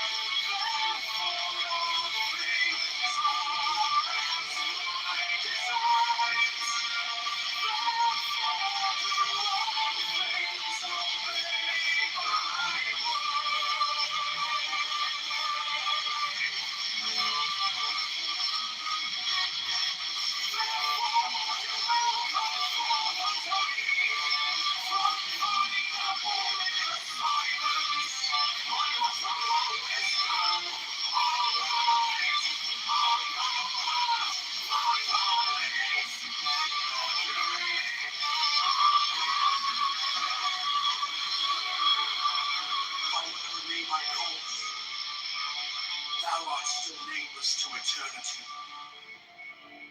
Come thou forth, I say,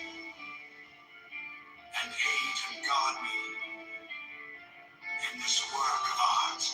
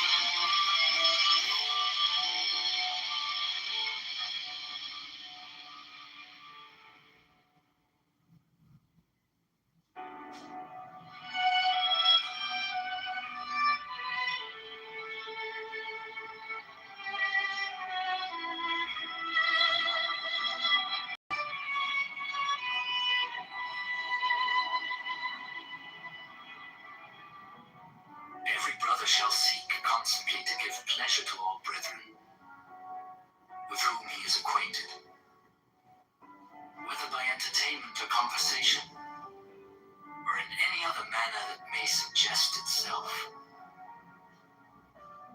It will frequently and naturally arise that love itself springs up between members of the order, for that they have so many and sacred interests in common. Such love is peculiarly holy, and is to be encouraged. All children of brethren are to be considered as children of the whole order, and to be protected and aided in every way by its members, severally, as by its organization collectively. No distinction is to be made with regard to the conditions surrounding the birth of any child. 15. There is an especially sacred duty which every brother should fulfill with regard to all children, those born without the order included. This duty is to instruct them in the law of the Lima, to teach them independence and freedom of thought and character, and to warn them that servility and cowardice are the most deadly diseases of the human soul.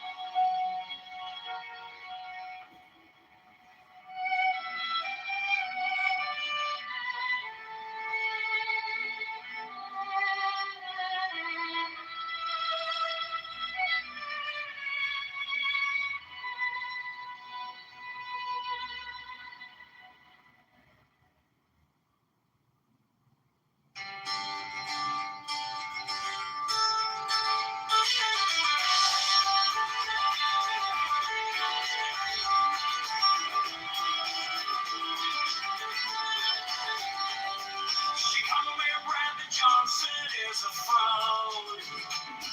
Chicago Mayor Brandon Johnson is a scam. Chicago Mayor Brandon Johnson is the tax. Chicago Mayor Brandon Johnson is a liar.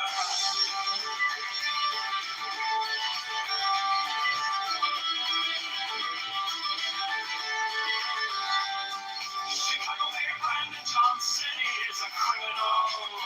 Borrows $1.3 billion to give to Croydon. Profits the TGU is a mafia propaganda. Organization of portability is a scam. Brandon Johnson is the tax. Open the books, transparency now. Public spending tracker. Brandon Johnson is the tax. Brandon Johnson is the tax. Brandon Johnson is the scam.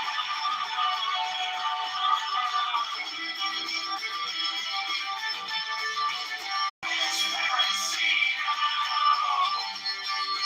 Public spending tracker. Brandon Johnson is the tax.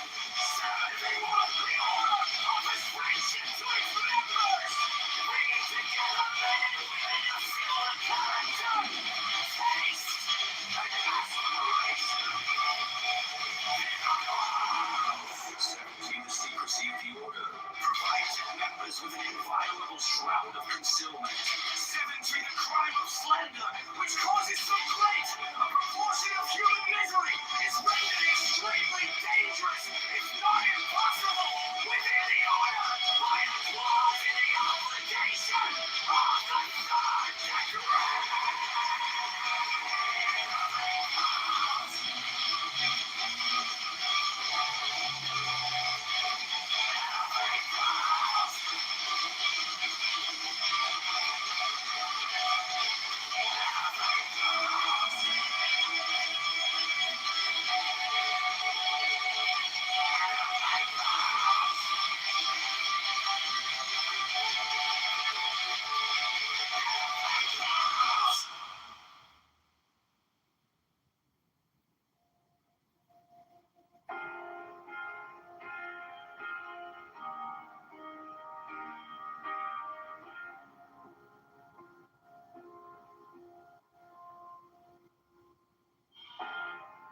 My object all sublime, I keep it in my mind.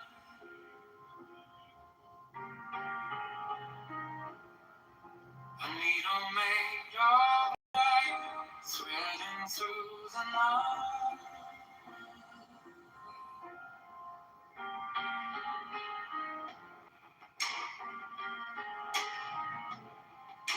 The case is cold but clear, I'll wait it long enough here. So let it come around, let the devil kiss the ground. I want the scales to sing on the edge of everything, to make the punishment fit the crime.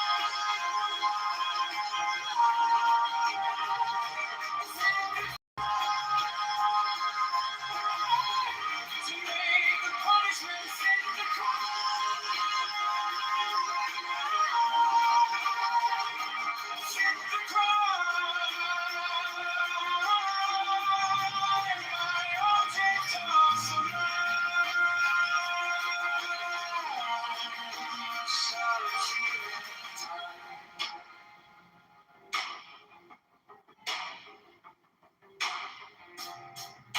you wore the borrowed face, you left no kind of grace.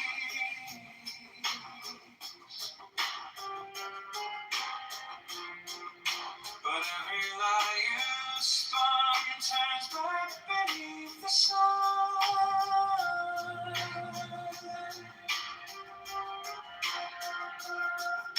I kept the final clue, like a blade inside my shoe.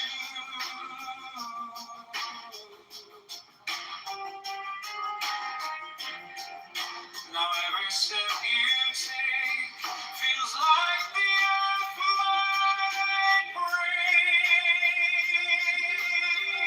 So let it come around, let the gale kiss the ground. I want the scales to sing on the edge of everything,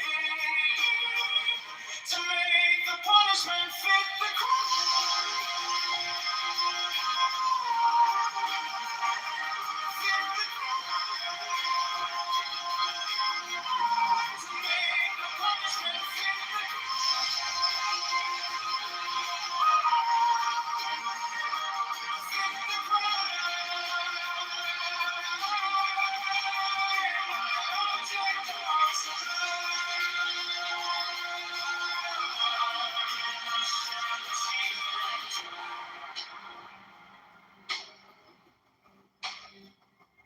If I'm wrong, but I have held on to the shape of what was lost, to the price, to the cost,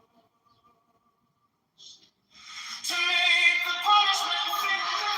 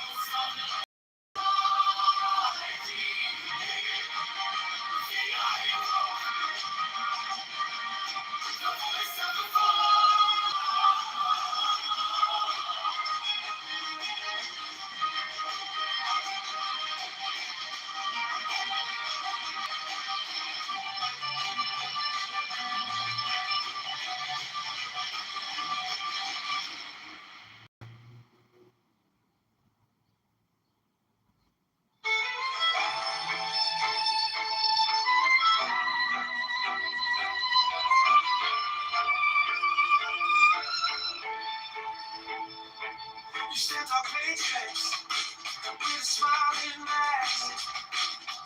Call to care, call to change. While you pass that, your friends at the table, eating out the back. We're stuck in the checkout line, doing the math. You borrowed a mountain for a parking lot dream. Sign your name on the dollar like it's free, free, free. We wake up to letters with the red and screams. Every promise on paper feels cheap to me. Brandon Johnson is attached. We're the ones who pay it back. All the bills and all the spends. Cash goes out with our pay. Open up the books right now. Show the numbers line by line. Transparency on every track. Brandon Johnson is attached.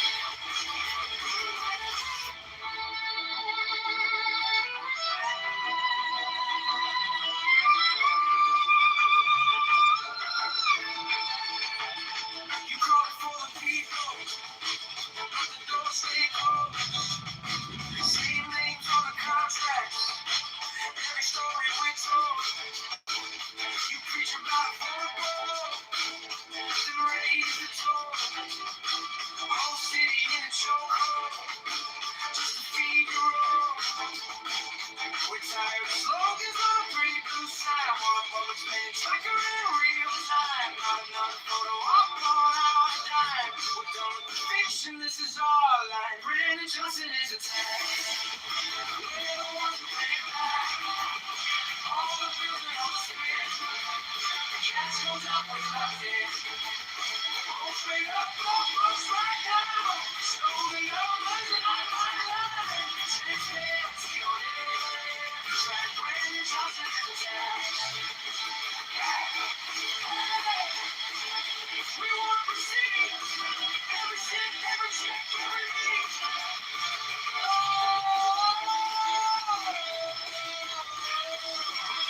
Turn the lights to the ceilings, to the cracks, to the shadows, go back, go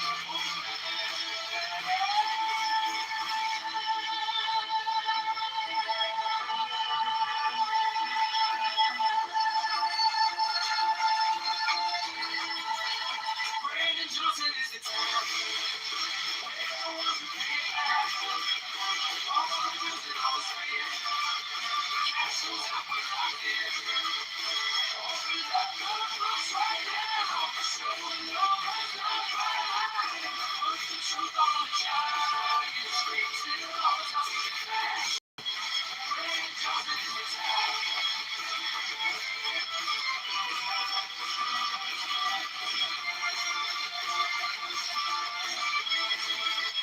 Brandon Johnson is the top.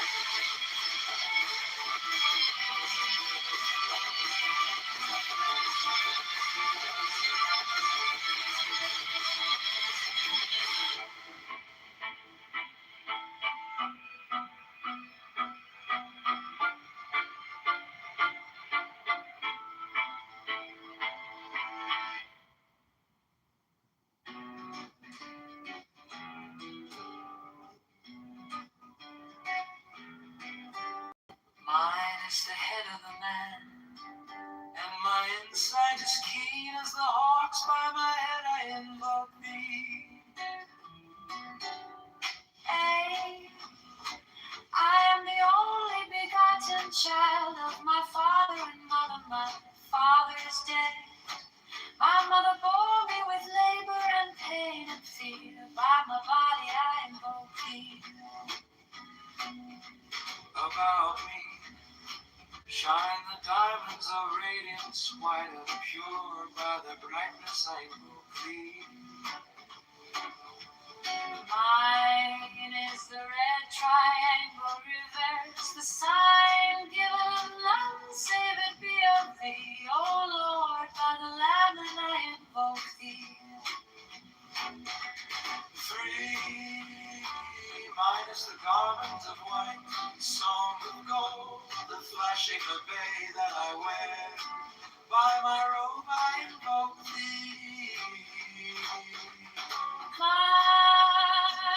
is the sign of Apophis and Typhon, by the sign I invoke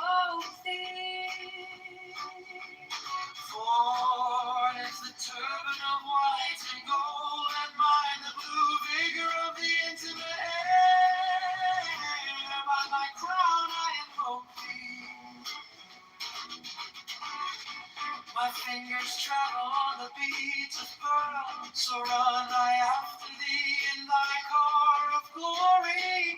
By my fingers I invoke thee.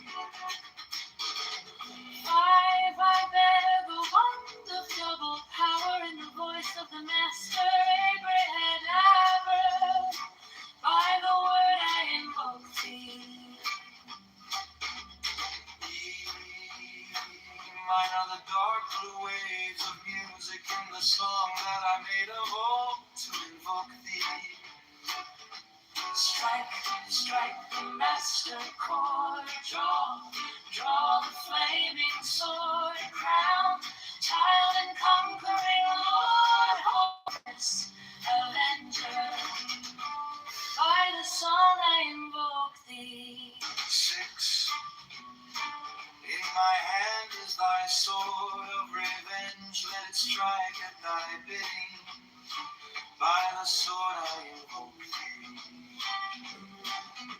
The voice of the fire, The voice of the fight, the voice of the 6. 11 of the voices, Abraham.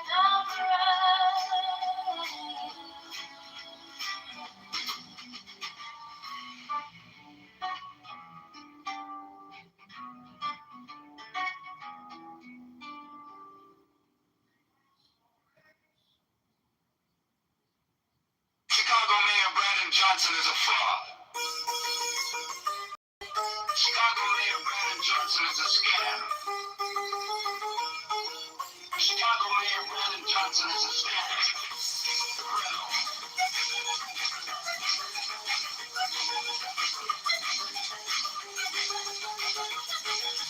Farmers want to get the county doctors. There is a mafia propaganda.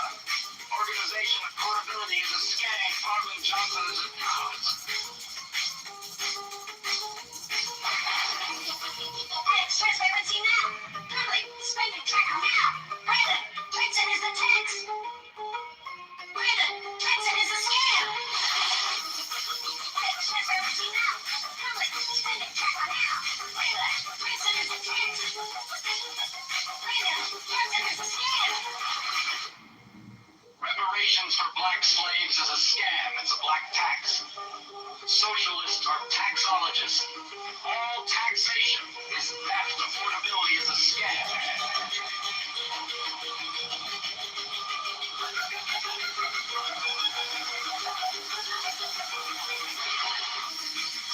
Transparency now. Public spending tracker now. Brandon Johnson is a tax. Brandon Johnson is a scam. Transparency now. Public spending tracker now. Brandon Johnson is a scam.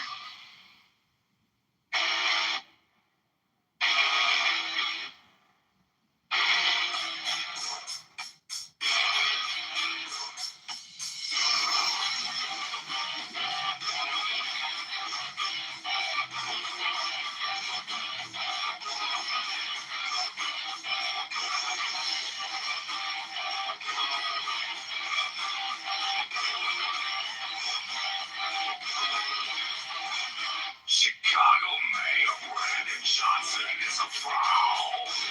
Chicago Mayor Brandon Johnson is a scam. Chicago Mayor Brandon Johnson is a tax. Chicago Mayor Brandon Johnson is a liar. Chicago Mayor Brandon Johnson is a criminal. World's wondering how to get some CTU is a mafia propaganda organization. Credibility is a scam. Johnson is the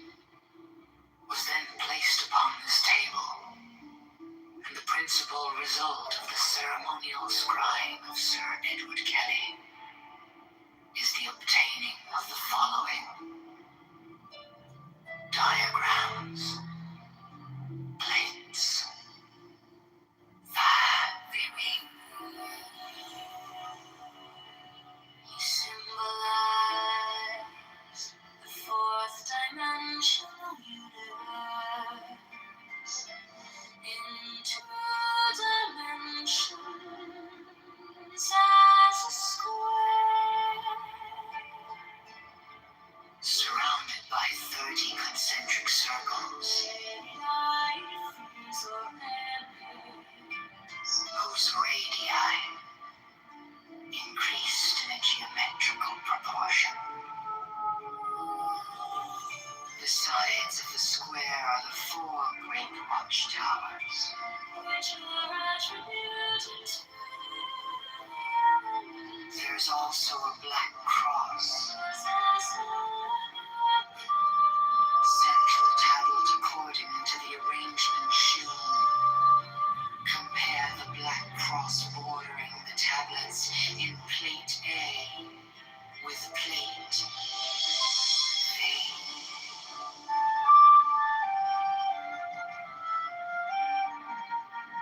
Prefigures the general view.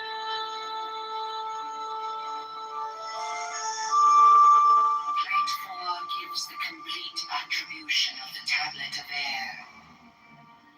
The 6th file is called linea patris. The 7th file is called linea filii.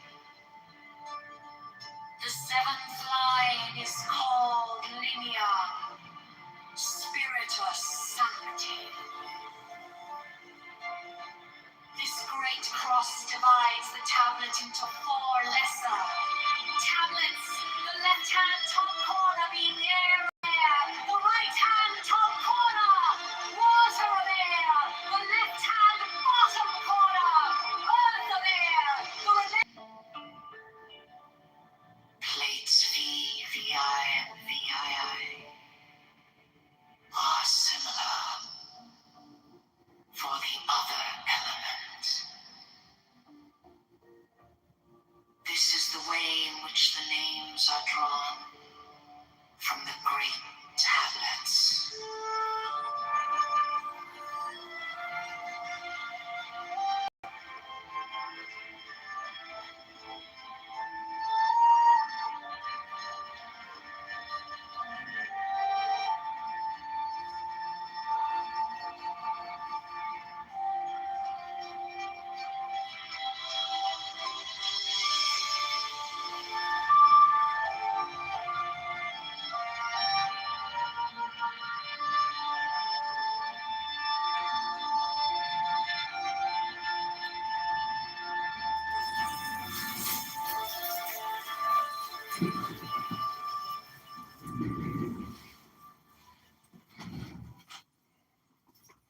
Next, the following text.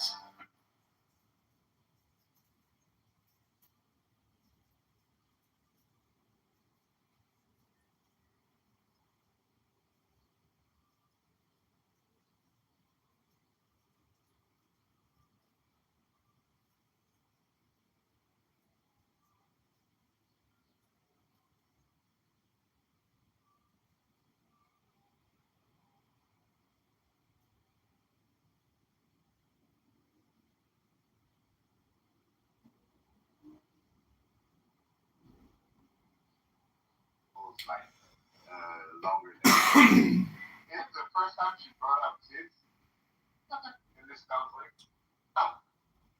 Why? Emerald talks about kids every. Are you okay, Rock? Why roll? I'm why roll? Excuse me? I'm confused. Why roll? I'm talking to why roll. You invite me here? Wait a minute. So you have never heard her talk about Palestinian children? No. Okay, so then you're fucking idiot. So you're either let's go. I'll do what I want. You're either a liar or this is an issue with exposure. Maybe you haven't been in rooms with her. Maybe you don't have any experiences with her. Yeah, but there's no rhetorical. So when you ask a question and then you laugh at the end of it, it takes on a different flavor, right? It's not really a question that you're asking. You're making an assumption, right? No, I was asking a question, a general question. So don't disrespect me. Okay, we can. Sapien, what do you think? Booty clapper, what do you think? I'm not coming to speak either. I am just sitting back and just listening. All right, keep clapping then. Taco, have you ever heard Emrose defend or talk about Palestinian children? Yes, and what they're going through? Yes, I'm not in the position. I don't want to fight other people's battles for them. She's very capable to defend herself. Yeah, but you know how Amir is, so. Hey, you didn't promise me something, hey. What do you mean? Like a date with me, hey. What do you mean by that? I mean, Amos is hitting on you. He asked you if you want to know. What do you mean by that? I mean that you can run a very dictatorship. You know what I'm saying? Dictatorship. And the truth is, if I had a badge, who knows what I would do, right? But I'm just saying. You have a problem with this thing? I'm telling you what my problem is. If I want to leave, I'll leave. But I'm telling you why Emerald's coming up here might be a mission in futility. I'm not telling you why I think that She wants to come up, she can raise her hand and come up. Right, but you said you won't mute her or boot her to the extent that she tells the truth. If she tells the truth, then we can agree. Right. Then yeah, I'll have to mute her. But you guys fundamentally disagree on the series of events, so you. I don't agree her position. Okay. Just because she agrees that it's a genocide and she has done some things for the Palestinians, okay, much credit goes to you. Shout out to you. Maybe dictator. But at the same time, when it comes down to Palestinians getting their freedom and if they conquer the fucking land, she wants to bring up some stupid fucking arguments.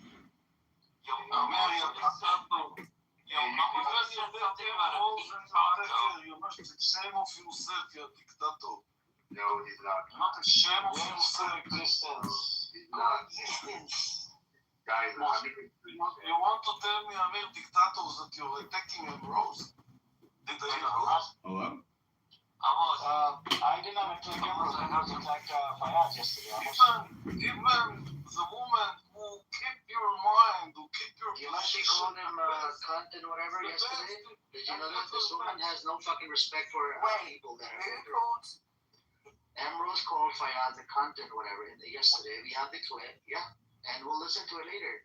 And she got triggered just by over a small example, I'm gonna play the clip. We'll listen to it later, right? We'll listen to it later. Where does the clip begin? Does it begin at the beginning of the conversation? I don't know. We're gonna ask Shuki when he comes in. If he comes in, then we can listen to it. Otherwise, Brother Fayaz comes in, then you can ask Brother Fayaz. Amos, why are you telling a man to mute himself in his own room, dude? What are you doing? I want to ask a question. Pero no hablo inglés, Amos. Lo siento, no hablo inglés, pero. You mentioned Lo siento. What are you doing here? What are you doing here? No. Hey, why you getting all that? Come on, speak. No, this the pedophile. if Amos is the pedophile. it's a Friday, and on Friday coexistence is open. Amir promised me he will join me later. I don't call my Zionists come back like you fucking disgusting animals. But why do you have arguments with Palestinians? I don't understand. Okay, open coexistence. If you want to make peace with me, you are very welcome. If you want to fight, stay here. I'm on the Muslim position, and don't listen to the Israelis. Stay you stuck to yourself, and it will bring you nowhere. Only to Amir the position of a war. Shut up, Amos. It's not horrible. Shut up. Amos, have you ever heard of peace flags before? Amos, have you heard of peace flags? Shut up. Shut up. I don't speak French. I don't speak French. Rock, you respect Amos like that? You love him? Yeah. Congressman, you talk about why were you having an argument with Palestinians? Do you think Palestinians have a right to first? Amazing thing is, the woman is so much for the Palestinian against Zion. Isn't it time for you to start your room, Amos? It's about now, isn't it? You should come. Amos, start your room, join your job. We'll come and join. Go and start it. We'll all be there. Yeah, we'll join up. Did you just repeat dummy or darling? You're dummies, that's what you are. Yeah, absolutely. Yeah, we will. We'll be there. You start up and we'll join you. And believe me, you find a good conversation both sides, not only one side. That's not. Can't wait. Amos, go and start it. I can't wait. I'm really looking forward to it. Go. Yeah, start it up quickly. I've got much battery left on my phone. So. But first, I want to take the mail to tell him that he must join me too. Yeah, he'll be there too. He just messaged me and said you things after can't it. bring me people. I make them people. Yeah, we'll be there. We'll be there. A lot of people here. See you soon, Amos. We'll call you. Don't call us, we'll call you. So stupid, only one. Okay, shut up. Amir, I really want to know why were you having an argument with Palestinians? Cool. Amir?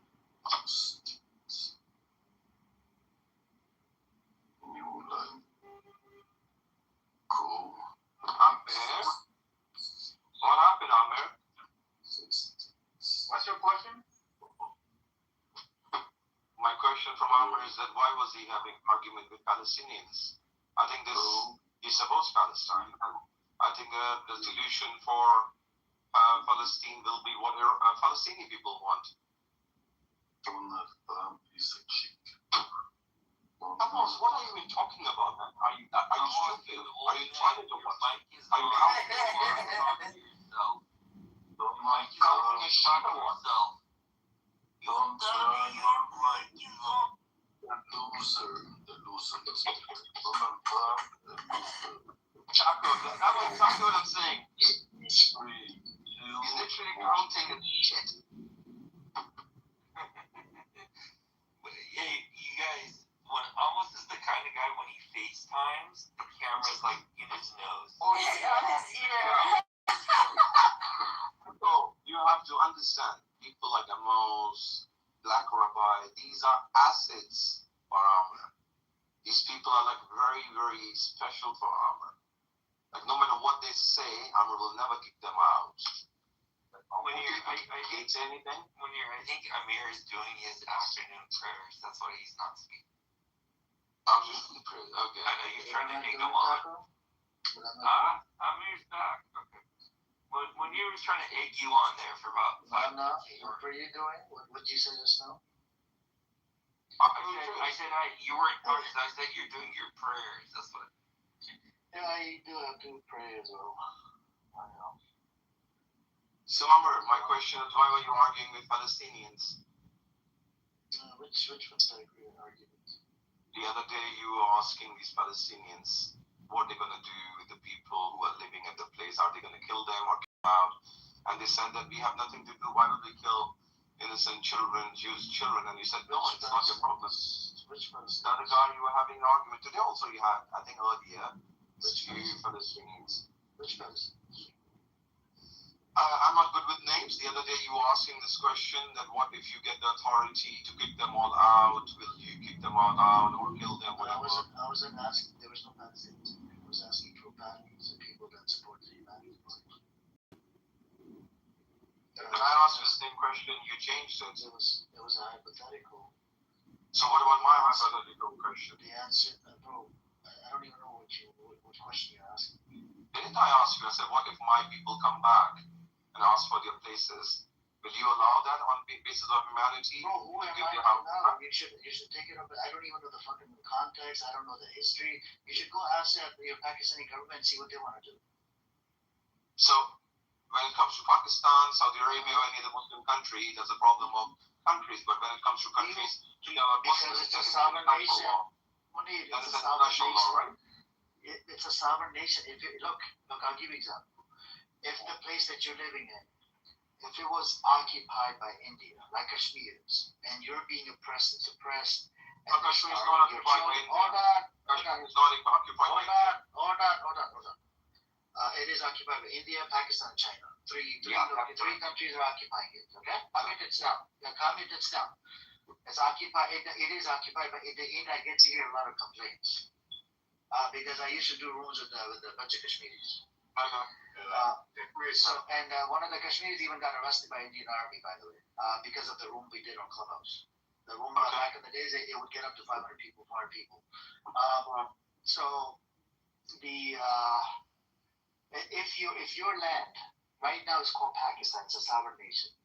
If it wasn't called Pakistan and it's occupied by India and is oppressing and suppressing your people and doing a whole bunch of atrocities against your people, killing your people, raping you, doing a whole bunch of fucking atrocities, running an apartheid system and a whole bunch of other shit, then you would be resisting against the occupying party, and you would try to find ways. Once you get the freedom, then you would try to make solutions and rules and whatever you want to make. But now, since you have a nation, it's called Pakistan, you're going to have to take it up with the Pakistani government. Okay? Okay. Now, there is this logic of yours in Balochistan. Balochistan is also occupied by Pakistan. Balochistan never wanted to be part of my country. They were forcibly made part of Pakistan. That's why there's... Go take it up, man. I don't know that. I don't know the history of Balochistan. There's hypocrisy in you when it comes to Muslim countries. You talk about sovereignty, you talk about laws. When it comes to Muslim or Arab countries, you are very different. Then you talk about law and it's an internal matter. But when it comes to countries which are not Muslim, then it comes about humanity, it's about international law. Isn't that hypocrisy? Okay. I'm gonna repeat it one last time. Pakistan was established illegally, and they killed over 1 million people, got genocided. It should not have been established. Hold on. It should not have been established in the first place. I said this like 1,000 times. That what you're saying, that doesn't really matter, because if I don't believe in Pakistan, then your conflict comes after. Okay? It was illegally killed. There was over a million people got genocided because of the fucking partition that happened between Pakistan and India. But unfortunately, nothing gets through your dickhead. You got a fucking dickhead, seriously. Like, as soon as I say that, that's it. That's the red line. Where's my humanity? What about the human rights? When I said Pakistan should not have been established, which means everything is illegal, correct? Okay, illegal. Okay, perfect. This retard fucking asking me the same fucking question day in, day out. Attention whore. So the original people, my fellow Catholic people who were kicked out of a Pakistani region because of their religion, if they come back to my land as a Muslim, I want them to come back. The Hindus, the Sikhs who were kicked out. So you will do that, yeah? You will support that cause of us getting them their houses back and get those people out who got the houses here in Pakistan on the basis of religion. I'm not going to answer your question. Yeah, you won't answer me. Thank you. There's no point. There's no point of engaging with you when the conversation is so fucking low IQ, bottom of the barrel, bullshit or discussion. There's no point of having a discussion. Yeah, I know. You know what? There's a verse in Quran. It says, "Summum bukmum umyun fem yalarjun." They're deaf, they're blind, and they're speechless. They will never be guided. That's for you. Okay. I literally said the state called Pakistan should not have been established in the first place. This retard piece of shit doesn't know what I'm saying. That's what we do. Like literally, the whole fucking land is illegal. But this retarded bitch does not want to agree that he's gonna keep on poking it there. Keep on poking it there. All you can do is fucking bitch. Oh, my daughter's laughing right now. She's at the distance. She can't hear you, but she's laughing. She's saying, "What kind of uncle he is?" And I just don't listen to the cursing when you're. What kind of a person goes to a doctor and instead of focusing on the doctor or what he's there for, he's on Clubhouse, right? Yeah. On a free app called Clubhouse, wasting his time. I come on Clubhouse for 1 or 2 hours, not like you, 19 hours, 21 hours. Guys, you know what? He has an alarm. So he puts that alarm, he wakes up, 2 hours on Clubhouse, then he sleeps, then again 2 hours alarm. This is all his life is Clubhouse. If you shut down Clubhouse today, he'll die. I'm literally done. So at night, the room about the history, why do you think that Pakistan is an illegal country? It should not have been established in the first place because, look, in relation to Pakistan and India, the leaders agreed, people did not agree. there was a whole bunch of atrocities that happened. So what the Hindus would do, they would go down their pants to see if he's circumcised, they would kill him. Then if it turns out to be circumcised, that's how they would check to see if the person is Muslim. And if it's a Hindu, then it would not be circumcised, whatever. So the atrocities happen on both sides. Didn't Muslims do the same thing? I said both. Oh my God. Yeah, both were checking that. Yeah, so it's not only the Hindu, but you don't have to be hypocrite. Both for Hindus and Muslims, both in South. Thank you. Sit in the audience. Fucking annoying son of a bitch. Rock. This is what it is.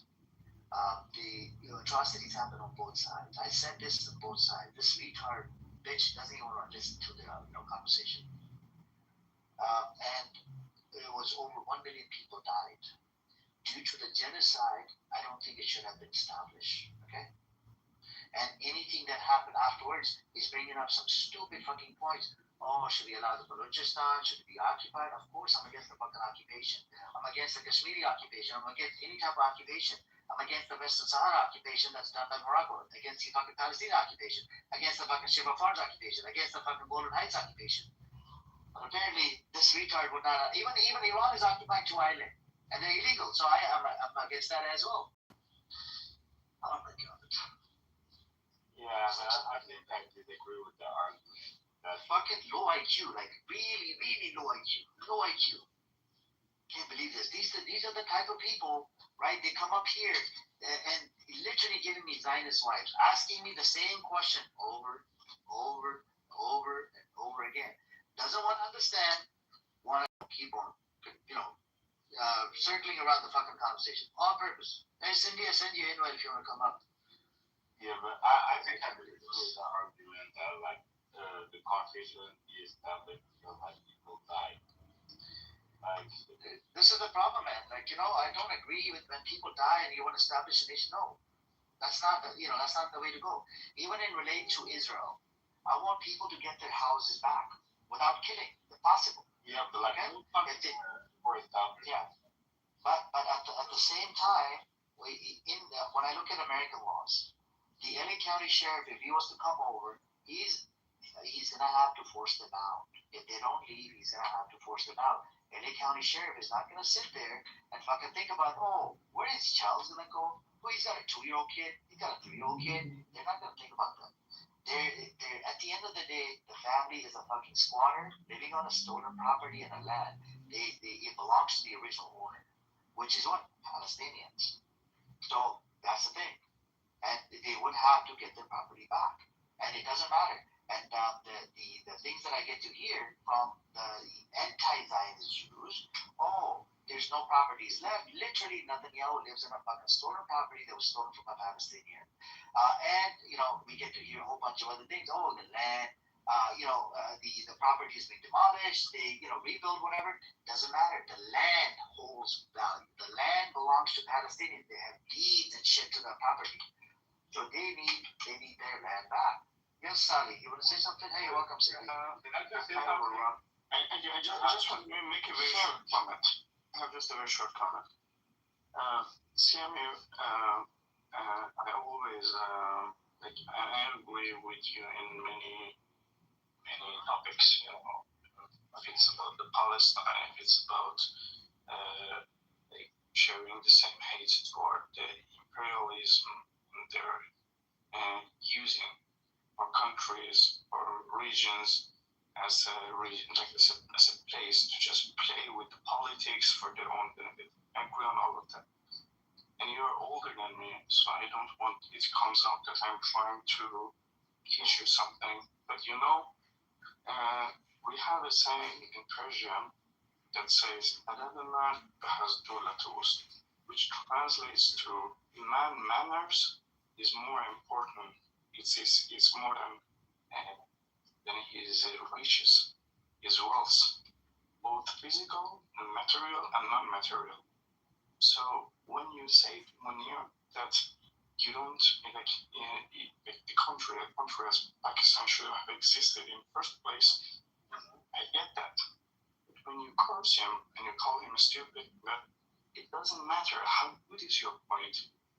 And as much as you don't care for other people, how they see you, but if you're trying to use this room as a platform for people share ideas and learn from each other, this manner doesn't help anyone to understand something better. And I'm saying, Do you know what he said? He maybe said something wrong. No, I'll repeat his argument. He knows my position from maybe like 4 weeks ago. I told him this multiple times. I said it about 1,000 times. There was a partition plan. There was a genocide that took place between India and Pakistan. Leaders agreed. People did not agree. Okay? People did not agree. Leaders agreed. Ace was here. I can bring you multiple witnesses. Multiple times I've said this. There was over 1 people died, and how the Hindus used to check. They would pull down the pants of Muslims to see if that person is circumcised, then they would kill him. Same thing on the Muslim side, they would do the same thing. And there was a lot of atrocities. People, the women got raped, they got, taken in, and there was a lot of shit that happened, according to historians and scholars or whatever. I've said this about, 1,000 times to believe. Ace knows this, everybody knows my position. I don't agree to the way that Pakistan was established in the first place. Now, this guy keeps on poking for the past 3 weeks. Oh, you care about the Palestinians, you care about this, you care about the Arab. Okay, the Balochis are going this, Balochis are... Like, literally, I said the whole Pakistan country. I don't agree with the way it was established. I condemn this whole fucking thing that was established because there were over 1 million people died. And this guy keeps on coming in, wants to poke for no fucking reason. And I, multiple times, at one point, you get fed up and tired, right, Sally? That if the same question's being asked by the same person 1,000 times, how would you react? I understand. First, thank you for giving me a background on what was it. Yes. I appreciate that. But still, there is discourse, and I totally get your frustration if you don't feel that you be understood. But still, there is manners in the conversation that should not be crossed, because we are trying to make here a discourse, and you as a moderator call someone a stupid bitch and pick all these names.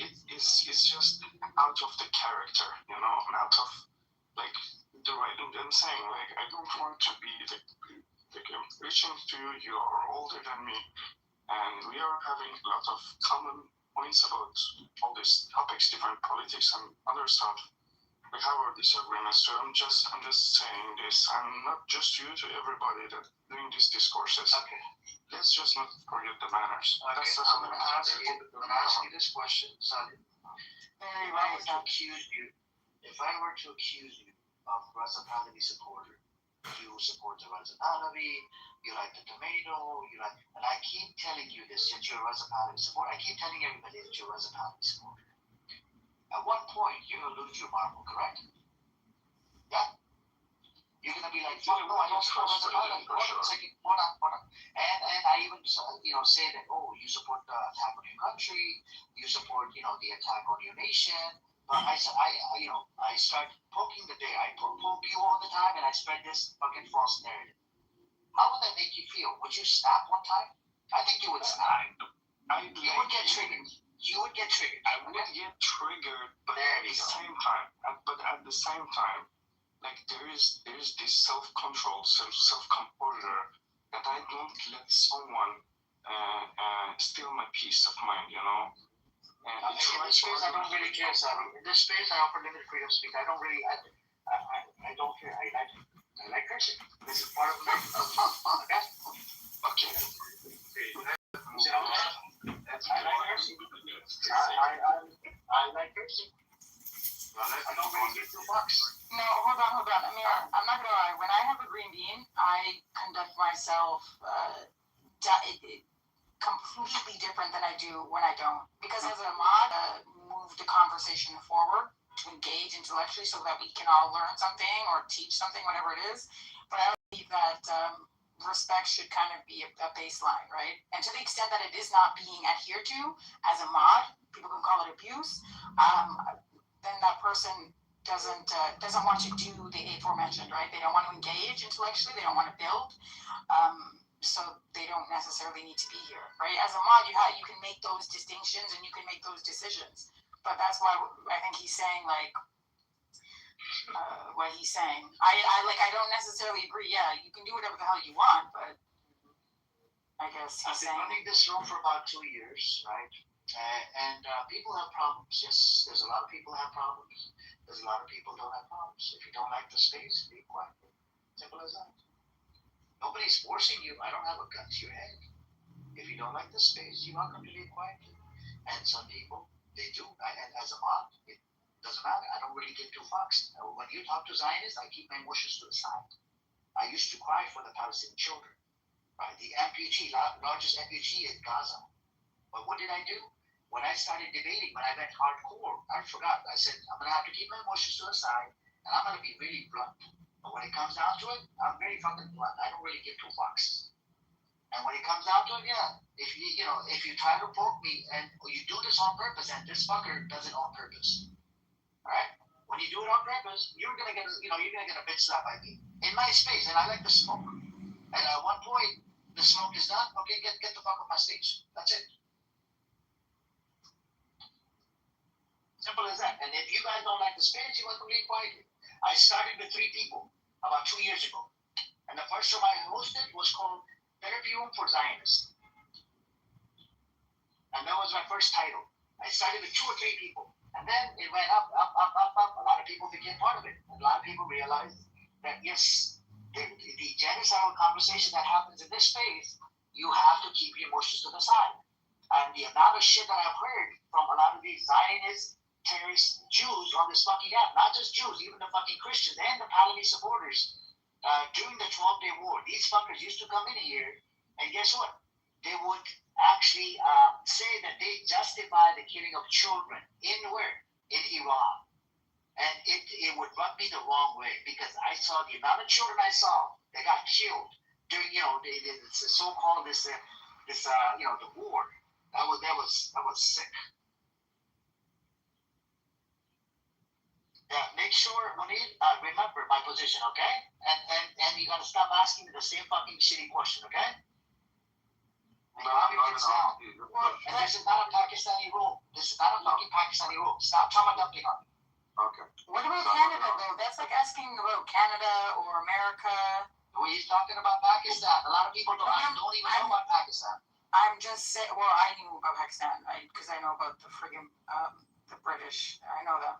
But I'm just saying, that's like asking, if you ask an Israeli, what should happen if as an American or Canadian, what would you would just be like, yeah, you know what, I think that I'll just leave. Like, you could ask the same question, the same premise. It's more complicated is the point, right? It's more complicated than black and white. I said multiple times, Pakistan should not have been established. That's the red line right now. Do you watch it? Say again, please. Do you watch the Electronic Intifada? No, I haven't seen that. Oh, I watch it every, what is it called? I watch it I watched it today, this morning, before I opened the room. And apparently, IDF is having a hard time defending themselves with these drones. You know, the Hezbollah using the drones? The FPV drones? What, is Hamas using a drone, or is it just... No. Hezbollah. So Hezbollah is using it, right? And I want Hamas to get their hands on it as well and go after every one of these motherfucking ideas soldiers. And that would be the best way to go about it. That's right. I agree. Actually, that's good news. I'm going to look it up here in a minute. Yeah, well, it's called Electronic Intifada. It's about 45 minutes long. If you watch it, you'll be like, oh, yeah. That's the best news I heard all day, you know that?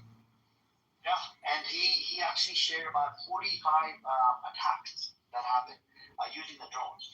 And you know what Edward was here earlier? They spent $700 million, right? This was a budget that was passed by this so-called Israeli regime, right? And the $700 million, they came up with the fishnets. They're putting fishnets all over the place in Lebanon. And you know, Sam, in southern Lebanon, they only ordered the Shias to leave, not the Jews, not the Christians, not the Sunnis, only Shias. Isn't that crazy? It is crazy, and at the same time, I mean, as we all know, they're wiping out the Christians. It wouldn't surprise me if they're hitting the Druze too. Now, I understand there's conflicts with the Druze with everybody in that region. That I don't know enough about to talk about, but it's obvious been many Christians have been killed. So, you know, it's kind of like when they told people in Gaza, hey, everybody needs to move from this area to that area. As soon as they moved, they were killed. Yeah, they need to. Okay, that would be fucked up. That would be disgusting. Yeah, they need to wipe out all these IDF soldiers. How? Using drones. I think it's really funny that, first of all, the IDF would be zero without the U.S. dollars, without the U.S. Exactly. They'd have nothing. Zero. And my heart goes out to the Hamas, and then Hezbollah, as they say, and also for the Lebanese people who, if their religion they put on the shelf, they don't care. They're gonna pick up that firearm. They're gonna defend their family. They're gonna defend their home. They're gonna defend their city. They're gonna defend their town. Bless them all. The IDF is nothing but a parasitic army of U.S.-funded pieces of shit, terrorism, and they're all terrorists. And the whole thing, this Epstein administration in this country, which is a bunch of pedophilic homos, all these people in this country will not escape punishment. The more the heat gets turned on with the Epstein files, the more you're going to see this insanity of attacking innocent people in Iran, in Lebanon, in Gaza. Anything for a distract. Can you imagine if America didn't exist, though? Amir, think about it. What would have happened? What would be happening right now? It would probably be the Brits. They should have exist. It was they killed a bunch of Native Americans, enslaved black folks, did a whole bunch of atrocities to build this nation called America. It's a man-made state by the white Europeans. Which country? I'm sorry. America. I don't agree with that. He's a Zionist. He was Zionist. Never mind, second. I'm an American. I'm proud to be an American. I have patriotism, okay? You have lipstick. And so do y'all. Patriotism. That's why you support the Zionist. That's why you support the terrorist entity. Hey, I don't understand Because why. he's proud to be an American. With live in America. Amir, you live in America. Most of you people live in America if you're talking shit about America. What are you going to do about it? What are you going to do about it? Let him put the terrorism. Because he's supposed to be in any country. Hold on. Did you hear what I said, Jacob? Yeah. I said, hold on. I said it should not have been established by, in the first place, they killed a bunch of people. And if you look at it from that perspective, I don't think you would agree, right, that it should not have been established by killing Native Americans, correct? I just want to know what nation on earth meets your moral standards of a just way? That's a different point, Sapien. I want you to. It's just like I don't know why you do you really think other nations haven't done horrible things in their history? I mean, this is common. All of them, man. All of them. All of them. So there's So if this is why you support the terrorism in Palestine at the hands of the evil, soulless Zionist fucking entity apparatus. This is why. Because you think that this is a baseline for civilization. Is that what you think? You're a cocksucker. Amir, is it just because America is the most powerful nation in the world? It's because you're a pillow biter. That's why. Okay, look, it exists right now. It's okay it exists, okay? But what I'm saying is the way it was established, I haven't established. But now it exists. Now we can't do anything. It's just, it is what it is. It's called America, right? You get it? The way it was established, that's what happened. Why, by killing Native Americans, just like what's happening to Palestinians, they native to that land, people that are native to their land. That's how Israel was, right? Kicking them out, destroying 500 villages, and done a whole bunch of atrocities against them, and they're still killing them, right? Still trying to genocide them in 2026. So if you look at the American history, let's say if the social media was there back in the days when they were killing Native Americans or whatever, I think you would agree that yes, these people from all white Europe genociding Native Americans. Let's say if there was social media back then, you see like genocide live on your phone, genocide of the Native Americans, correct? The people that are indigenous to the land. So you would disagree at that moment, correct? And when they started enslaving black folks, at that moment, can you imagine if you were to see it on your phone? No, he agrees with that. You would disagree with that, right, JP? That these fuckers have been enslaving black folks. Right. You get it? So, but now it's established. Look, now the state called America established, and that's it. I mean, there's nothing we can do. You know what I'm saying? What's done is done. What happened in the past, it does have a deep, dark history. Okay, Amir, let me ask you a question. Hold on. Girl, hold on. So, obviously we can say the same thing about any nation. Not all nations are built the same way. Except for Iran and some of the nations, they've been there for a while, though. Iran is 3,000 years. Yeah, we were final bosses, I can't lie. They did their thing. But the same way, or that same, I guess, analysis, you can make the same analysis. Well, actually, I consider Israel a pariah. Their conception and the way that they came to be. Pariah, as much as it is, the Israeli citizens that were there before it became a pariah, right? Who do not support the fucking terrorism and the terrorist, that apparatus, government. You can ask that. You ask them the same question, but you scrutinize their answer if it's not something that you want to hear, right? You say, okay, so will you leave the land? Will you fucking leave the land? Will you? It's more complicated than that. They say, hey, well, no, we're here. We've established something. It's a pariah, but what? That's why when you use that question and you ask somebody like an M. Rose, and you think her answer is like some sort of a confirmation or something, it's kind of nebulous. Because all of these nations, some are more pariah than others, but all of these nations were created in similar ways. In order for America and Canada, in order for them to maintain their nation and their power, it didn't end at genocide with Native Indians. They had residential schools. It was aggressive assimilation. It was cultural destruction. And it persists. So, I think it's more complicated.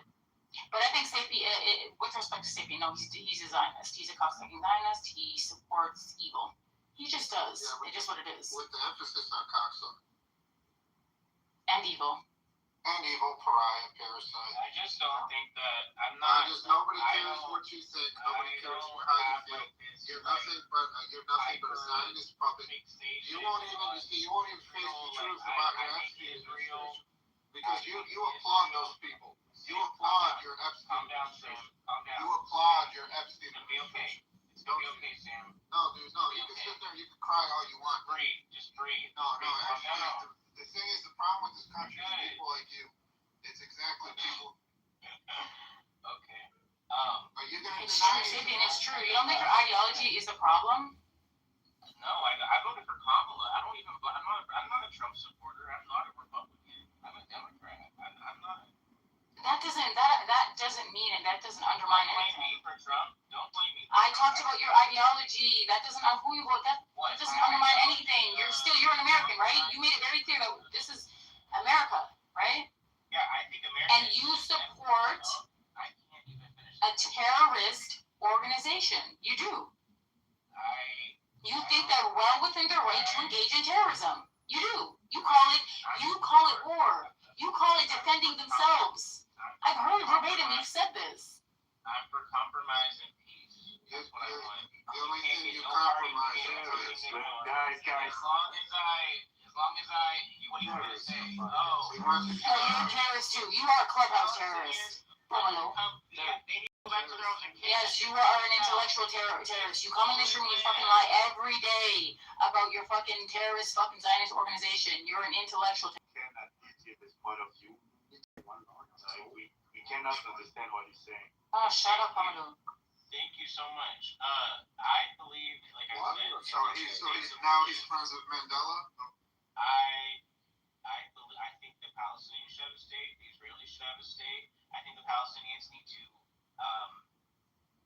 accept that Israel is here and stop trying to rewrite 1948. It's not. It's just. It's not productive. You think they started in 1948, idiot? It's not productive. Israel is established. I think you have to just get used to it. It is what it is. But if you continue to resist. Oh, this is what Pamela wants. And he's getting active now. It's not. It's first of all, it's not working for you. It's not working. It's just making your situation worse. You sound like an 8-year-old, an autistic 8-year-old. It's just like y'all just want to keep fighting for the principle of it, and I mean, I guess it's just I don't see the fruition of it. Practically on the October 7th was a gigantic, catastrophic mistake for the Palestinians. You can't confirm or deny. No. October 7th? Okay. Let me tell you something. Let me finish. Why do we have to let you do anything? Let me tell you what the Palestinians did. Instead of saying let me, why don't you just say no, don't tell me what they did until there's a verified report outlining it, okay? No, they literally just... Because there's a reason that they don't talk about that, right? Bro, stop. You know, this guy does a lot with his ass. He talks out of it, he gets it on every Friday night. They just kissed it goodbye. They literally just kissed their chance at a two-state solution goodbye. Alright, you're an unserious person. This is an unserious argument. At this point, after this, they're probably never going to get their state. Alright. They're probably never going to get their state. What you're saying actually makes... Okay. That does make sense. Now you have to question. Now you should really scrutinize October 7th based on what you just said alone. Even though everybody else knows that. Right? Why the fuck would they? Why would they do? Why? Why would they do that? Filled with anger, and they're still the Yeah. They can't see straight. Why would they do it? Why? People who have managed to fucking endure, they have managed to endure and still maintain their fucking humanity because they don't want to kill all Jews. Have you spoke to them? Some of them do. Hey, some of them do. Some of them, but that is not the majority. And you don't speak for them. You don't even speak to them. They don't want that. They want fucking peace. So why would they have done October 7th? Why would they facilitate that? Who benefits more, do you think? Who the fuck would benefit more? You are a Zionist evil piece of shit. That's what you are, cocksucker. You're going to hell. Hey, can you chill a little bit? Hama, can you shut up? No, I'll chill. He's right, Sam. I'll chill.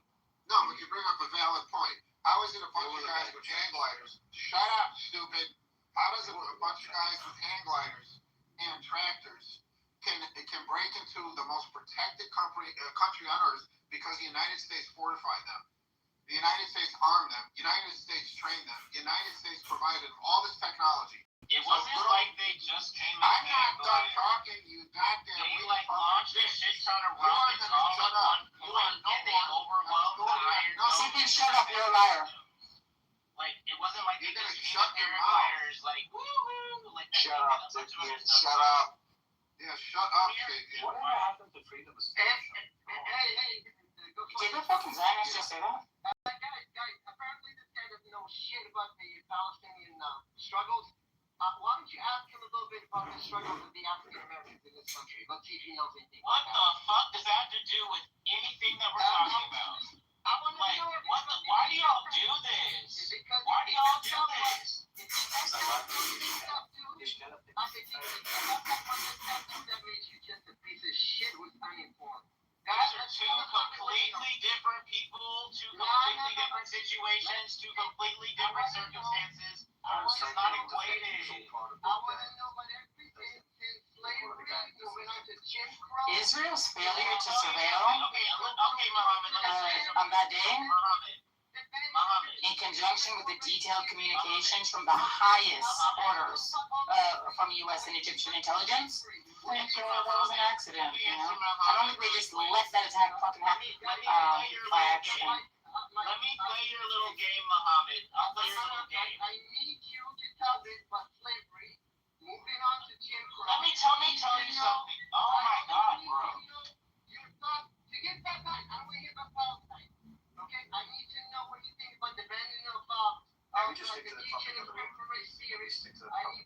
all of that. Okay. So You shut up, Mandela. Yeah. Let me tell you. The only thing I want to hear, the only thing I want to hear about is Let me just say this. If black Americans, if black Americans had adopted the Palestinian strategy, our ass would still be in chains. I'd see about That's the answer to my out there. Gays and lesbians that you love and black. Yeah, but you like gays. Which party is winning? The gay part or the black part? Yeah, which one? You like gays. Which one has benefited you more in this country? The gay part or the black part? Wait. I'm talking to Sapien, so if anybody else can shut the fuck up. Sapien, go ahead, tell us. Somebody's angry. Wait, what? Why are you guys so angry? They can't handle the truth. I think deep down they know. I think deep down they know, and they. We're angry because people like you and obviously the Zionist cocksucker, what's his name, Bamaru, you are the problem. You are the cancer that fucking permeates our society. You create a fucking middle ground or gray when it comes to what's right and what is wrong. You support the wrong fucking side of history and you call it, oh, well, it is what it is. What else can you do? You believe in brute fucking force. You don't believe in humanity. You don't believe in diplomacy. You don't believe in the things that humanity should fucking stand for. That is my issue with you. No, you actually don't. You don't. You don't believe in diplomacy. I do believe in fucking. Who said that? Me. You believe in humanity? I'll agree with you, but you believe in humanity to the extent that you could decide who's human and who's not, right? Palestinians are not human. They're dogs, right? It's a different species, right? The Germans did the same thing. They even use fucking science to back them up, right? They do it in Africa. They do it all over the world. So yeah, maybe you do. Only under the guise of able to decide scientifically even with fucking chronology and other fucking evil measures. Then you agree you believe in humans, right? You're a piece of shit, and your nose are numbered.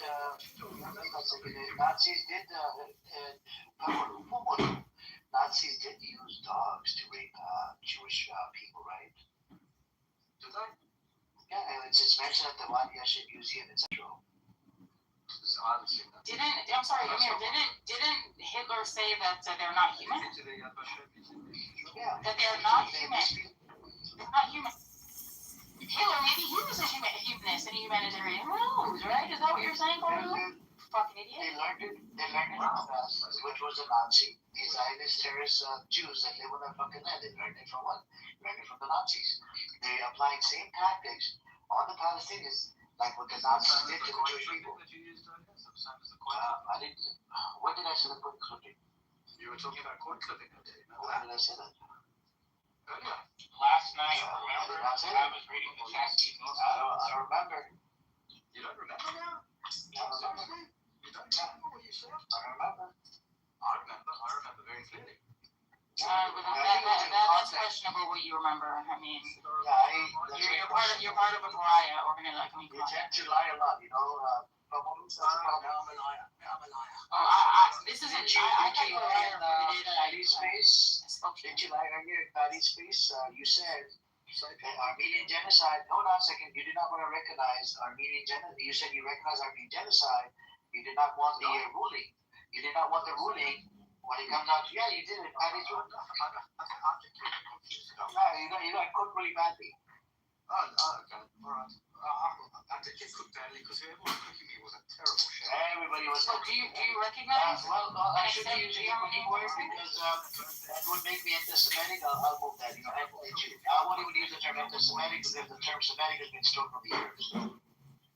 I wouldn't want to eat that food if they were cooking me because seriously, it was so badly. Okay, but do you acknowledge the Armenian genocide? Did you? You acknowledged it? You accepted it? I'll talk about there it is. Yeah, fucking boss. So here's his position for he was in his position fell flat. I'll tell you how it he accepts Armenian genocide did happen. There was no court ruling. There was no court ruling. There's scholarly and consensus opinion that there was a genocide, but yet he doesn't want to accept the genocide of Gaza. He said he's waiting for the ruling from ICJ, and then he claimed ICJ and ICC judges are corrupted. What a retard! Why not be sanctioned? Bro, I don't care about the sanctions. You can take those sanctions and shove it up your asshole. Sanctions. Yeah. Teach them how to do that. Sanctions are done by America, not by, there's a lot of countries that do business with Iran as well, by the way, in spite of the sanctions. Is that what turns you on, shutting things up people's asses? That's what the Israelis are into. It's not that kind of party, okay? If that's what you want, become an IDF soldier and you can do that all day, okay? This is not that kind of work. That's what they do inside the dungeon. I mean, did they do that to the Palestinian prisoner?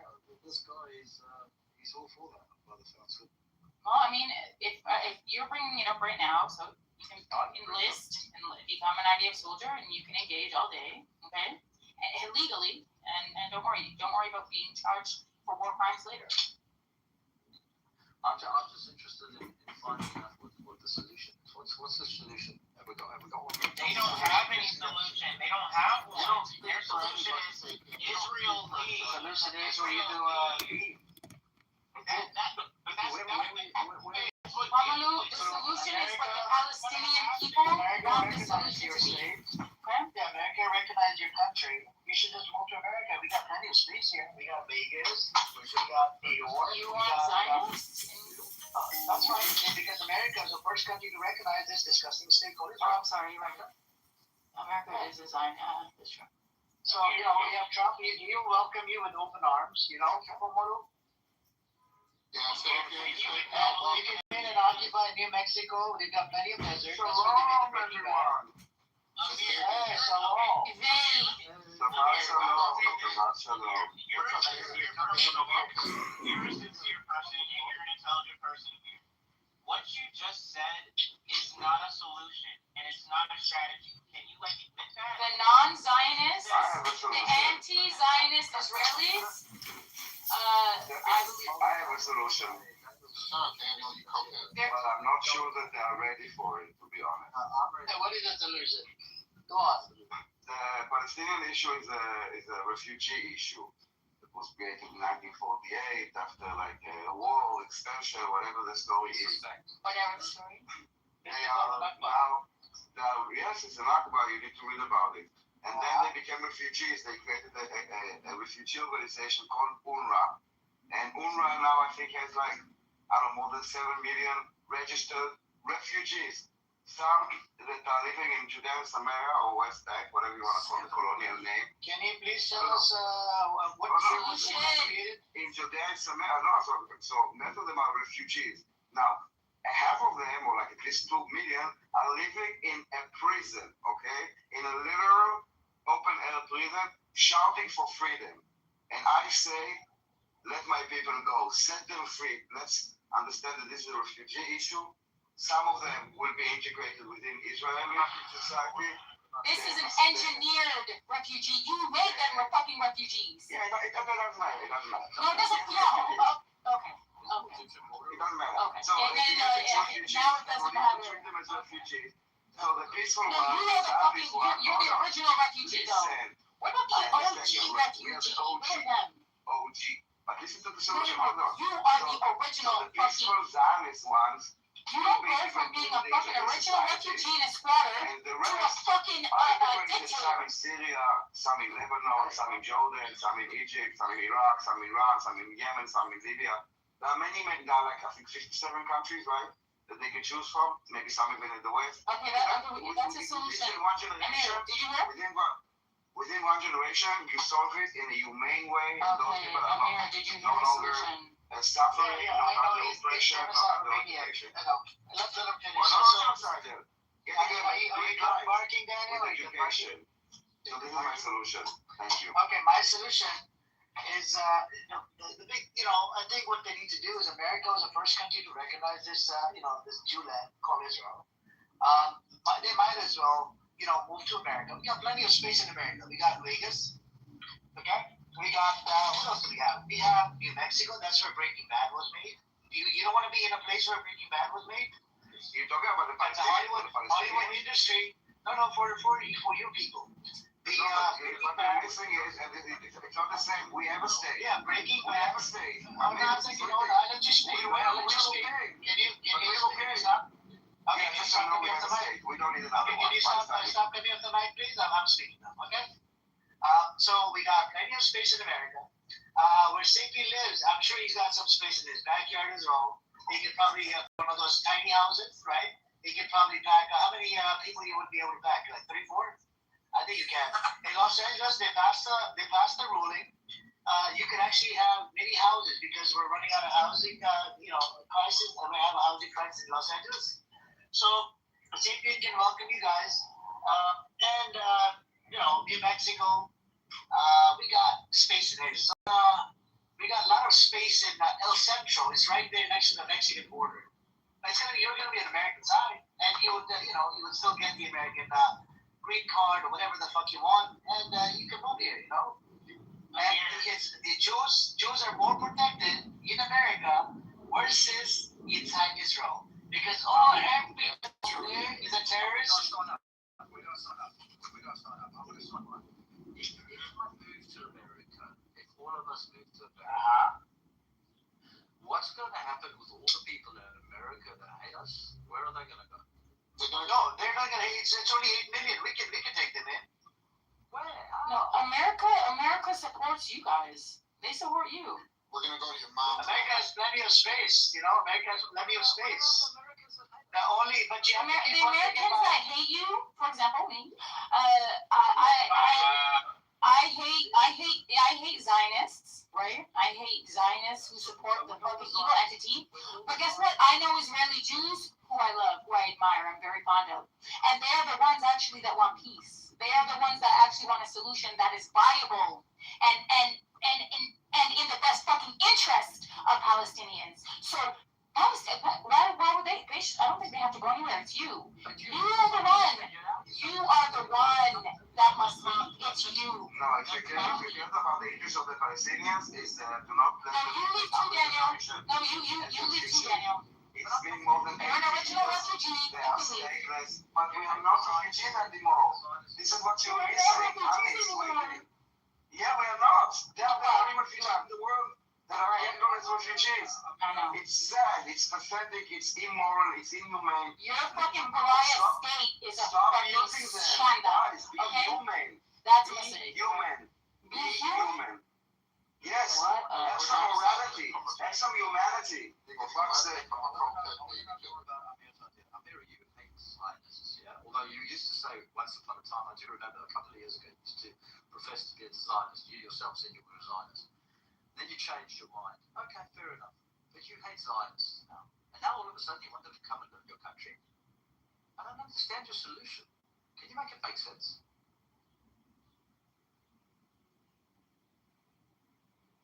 Amir was never a Zionist. What the fuck are you on about? He was. I swear. No, he was. He was a Zionist. I don't know what God you're referring to. He's I'm a Zionist. Do you know what the Jews should have? Self-determination, I'm a Zionist, he said. Yeah, that's what he said. Those were his words.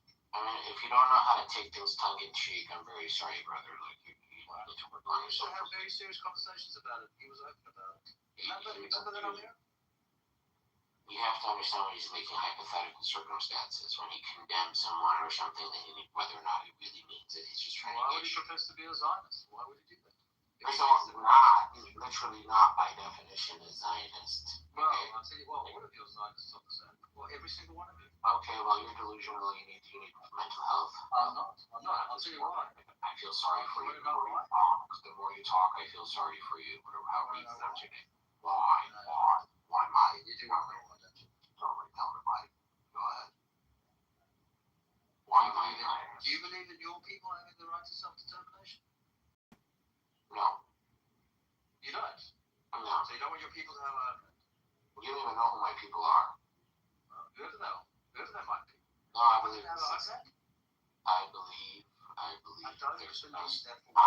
believe that humans make borders, not God, okay? And God didn't promise anybody their land because God does not speak and your scripture is full of lies. So shut up about that. Everybody heard Nobody heard Yahweh tell Moses that these Israelites belong to Israel, right? Nobody heard that.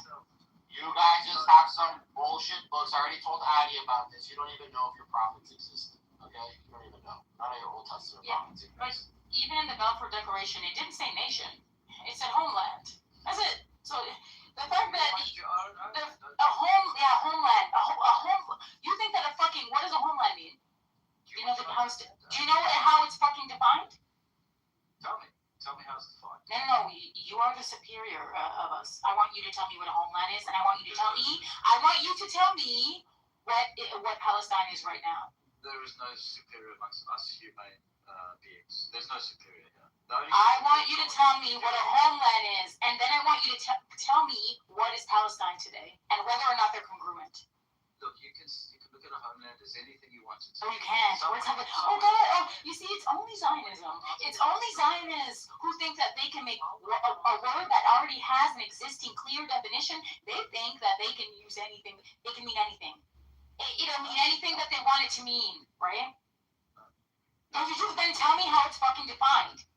It simply means that you want your people to live in a place in peace and prosperity amongst No, it doesn't. No, okay. So English is not your first language. I'm not angry at you about that. But there is something called a dictionary. I want you to get a dictionary. I want you to look up the word, or Google it. Okay, Google the word, and then spin the block and get back to me. Okay? Thanks. You're a fucking idiot. Now you have a problem. When you want to manipulate and twist and shapeshift the way that words are defined, I already know you're unserious, and I already know you're not operating in good faith, right? Because if we can't agree on a baseline, right, on a premise, we can't create a framework. We can't really have a conversation because you're fucking dishonest. No, okay. Let's start from the beginning. You tell me in your mind what is a homeland. Oh, you're still going? Go on. Interesting. You answer the question. So we'll go from your. No, dummy. You don't question me. You also don't answer a question with a question. So you're not operating. You're not operating in good faith. We cannot create a framework.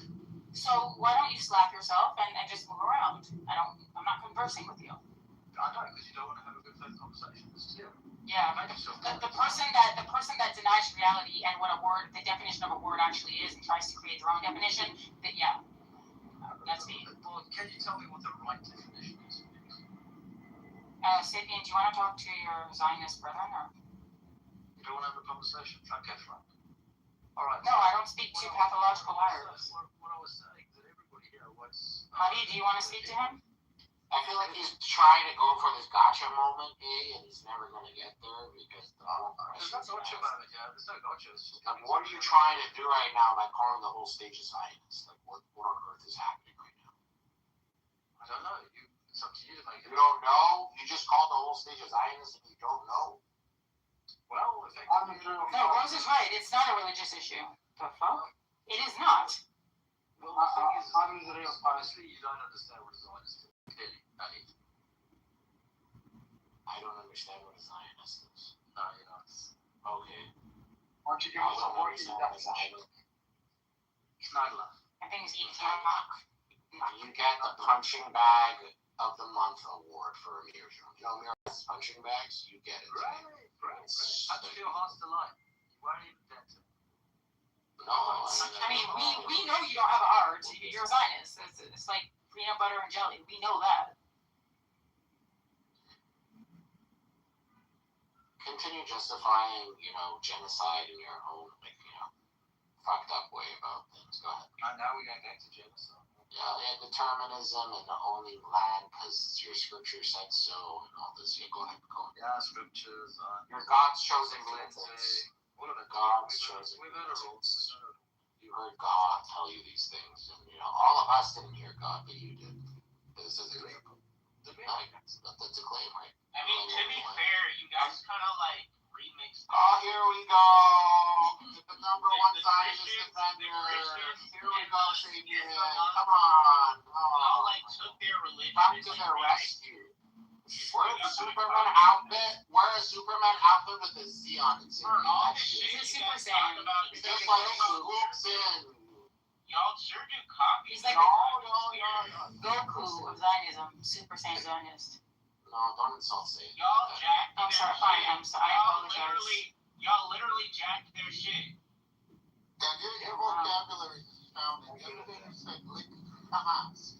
Now you said jack their shit. So all you're into is licking Hamas? Lick them up? What? Remember when we was talking the other day and you trying to lay down facts?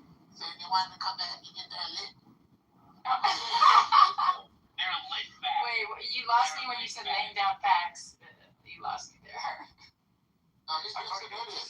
Yeah, he's really flesh pumping. He's consistent. At least he's consistent. Yeah. Wait, you're consistent too. I like Satan. He's a consistent guy. He's a fair. Shh, I know.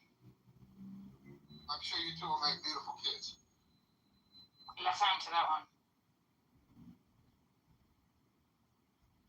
Benny Adam, what is Zionism? Yeah, they want to put Judaism. You guys want to? Beats me. I'm just like I hate it. So there's this few definitions. Okay.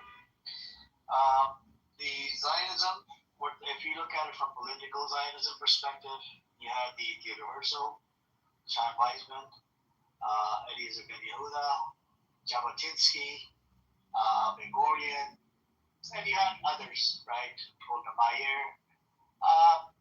When you look at their definition of Zionism is basically colonization. Okay. Now, the thing is, there's religious Zionism as well. So the religious Zionism works, when the Mashiach gets there, then they're going to be, brought back to their land, or they're going to come back to their land, and that's called religious Zionism. But if you ask Adi, Netlak, Omolu, or any other Zionist, Daniel, they will all tell you majority of Jews are actually Zionists. Now, I would love to ask this question. How many Jews out there, Eagle is here, maybe Eagle will be honest to give us the answer. Eagle, how many Jews out there believe in political Zionism versus religious Zionism? You did not give the exact the description of the definition of the Zionism. The Zionism definition is very simple. Movement for a Jewish state in the historic homeland. That's all. That's the definition of Zionism. That's your definition. According to the founding fathers, is it different? The only definition which... Did you not see what Theodor Herzl said, Eagle? That's exactly what Theodor Herzl said. Theodor Herzl mentions multiple times in his diary and book colonize and colonization. Okay? Ben Gurion believed in colonization as well. Alright? Jabotinsky, did you read his book? The Iron Wall? You should read his book. We went over it. We had Mikhail in here. Okay, did you guys read his book, the Jabotinsky's book? You didn't read it, right? Jabotinsky was a founding father of Israel. So, Igal, respectfully... once again, Zionism is about creating a Jewish state in the Jewish historic homeland. That's all. Okay, do you know...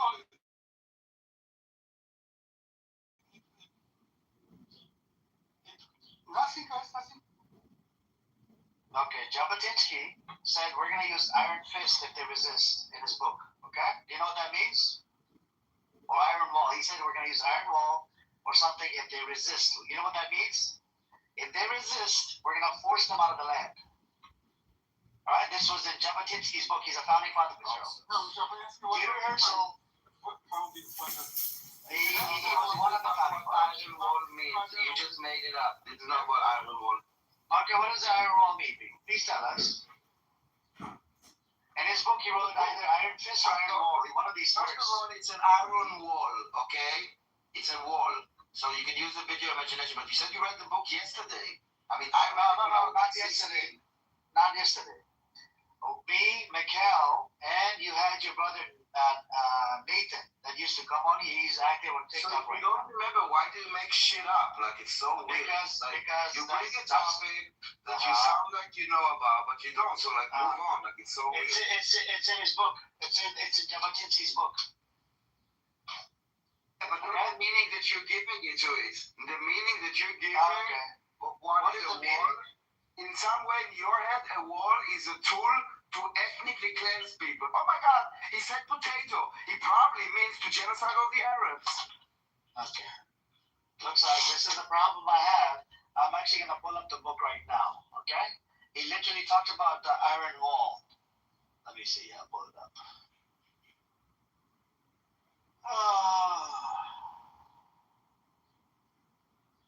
I like how you try to educate them, Mr. Jabotinsky. Yeah.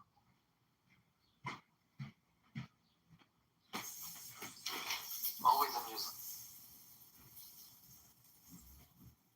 It's just a constant lies. I don't understand this. It's constant lies. Why? Why, Amir? Why is it the constant lies, the constant reframing, the manipulation? I actually pulled up on the on my what is it? Use up Perplexity, by the way.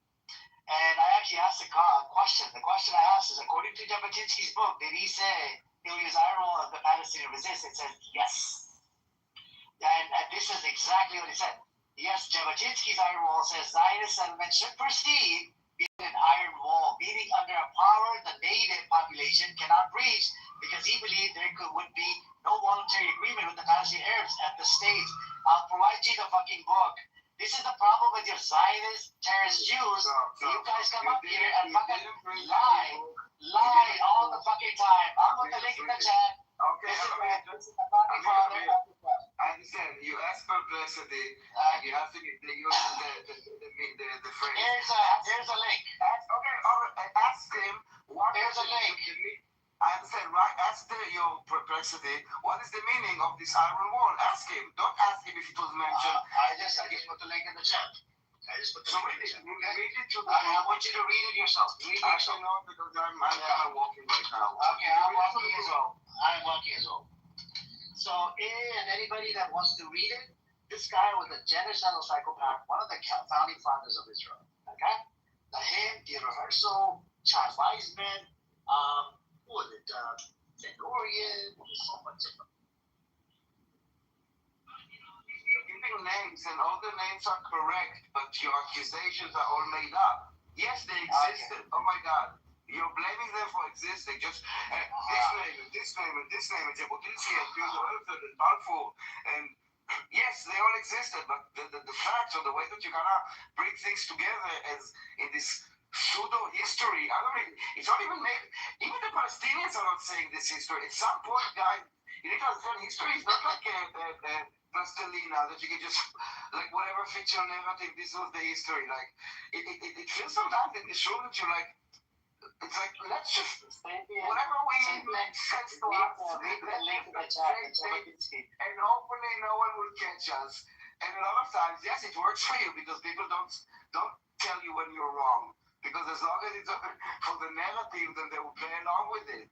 But like at some point, guys, I'm okay with this. I don't care. But at some point, like, if you starting to believe yourself with all those lies, Wait, come back.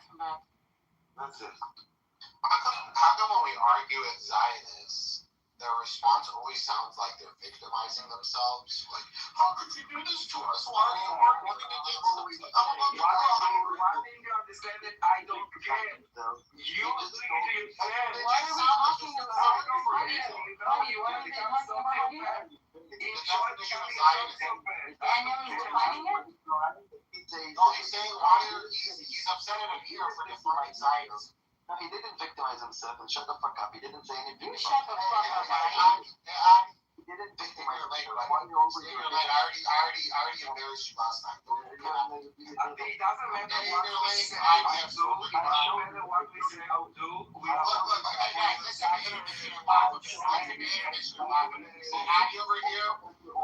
he's a secular. Listen to this. Look at this. He's a secular Jew. He's a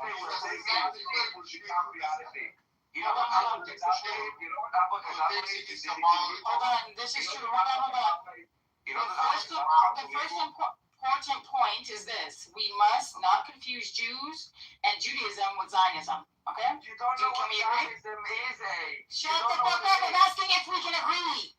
But you don't know what it is. We can't agree. You know what? Tell me what Zionism is. Hold on. If we cannot, is Zionism and Judaism, are they the same thing? What is Zionism? Okay. Run away. Tell me the definition. You know, maybe English is not your first language. No, I know.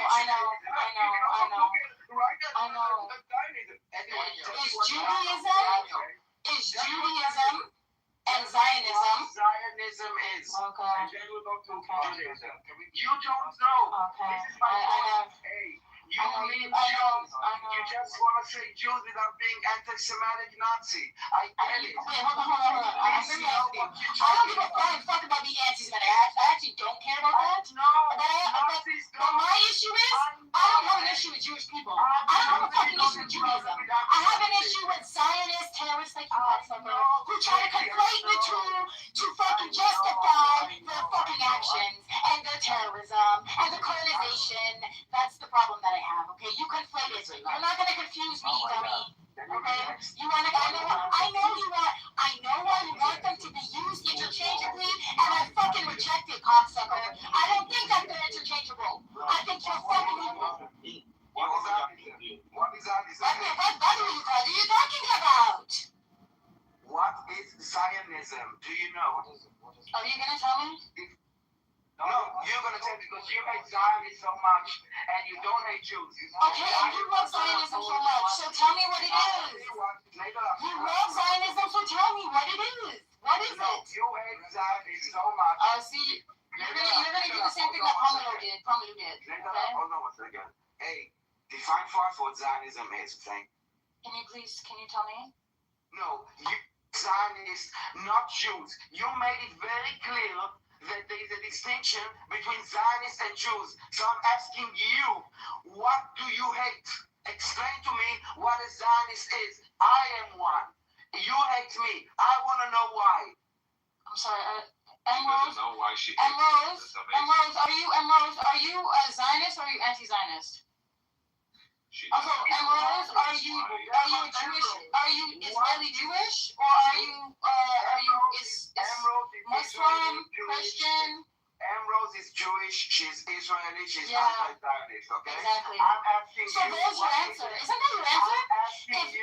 If she can be Jewish and anti-Zionist, what the fuck does that tell you, stupid? I don't know, tell me. What was that? Okay, I'm not gonna engage with the fucking retard. Okay, I don't know what exactly what he was saying. Zionism and Judaism are distinct beliefs. Shut up for a second. Calm down. By the fact that A was oh my God. Daniel. I mean you. The reason I don't know about anti-Semitism is because Nazis. I need to get an umbrella for everybody in the audience for your Zionist terroristic tears. Just crying all your tears, crying all over the fucking stage. I apologize to everybody in the audience. He's crying. Lift up your umbrellas so that you don't get drenched in his Zionist terrorist fucking tears. Get your umbrellas out, everybody. And I for him, I am going to play the world's tiniest violin. Here we go. Can you hear it? Anyone that want to use this word needs to tell me what it is. We don't think because you're a Zionist. Because you sound like a stupid. You're a coward. You're a Jew-hating coward. And clearly a proud Nazi. Say Jew. And if you want to say Zionist, tell me what it is. You don't know what it is, so be honest. Hey, Jew, my baby. The other day, she said it's fuck off Jew or something like that. She doesn't even hide in it. Who cares if someone hates Jews? Who cares? You guys hate Muslims. Listen, you guys hate Muslims. What's your point? Who cares? You guys hate Muslims. What's your point? You guys hate Christians. You guys hate Christians and Christ. Who cares? It's your stupid belief system. Get over it. January 2026. Listen. Who cares? I can challenge your scripture in academia. I can tell you your beliefs are founded on fabrications and charlatans. Who cares if we hate Jews, Christians, or Muslims? Address the point. Are you genocidal maniacs or not? Who cares? Look, I'm a Muslim. You can insult me. Go ahead. I'm a stupid Muslim. I'm saying if you hate Jews, just say I hate Who cares if we hate Jews? But that's okay. Who cares? Who are you? No one cares. You're not You see, this is what he wants. Honey, this is what he wants. I'm not saying I hate Jews. I'm saying This is what he wants. Ignore him. Ignore him. This is what the fuck he wants. Not This is everyone. what he wants. This is what he wants. Needs to like He you doesn't guys. want us to make a differentiation between these fucking Zionist extremists. He wants them all to be the same. This is how are you doing it? You're doing it. Let Emerald talk. Let her talk, okay? Because you don't know. No, Emerald knows though. Shut the fuck up. Hey, calm down. You need to listen and wake up.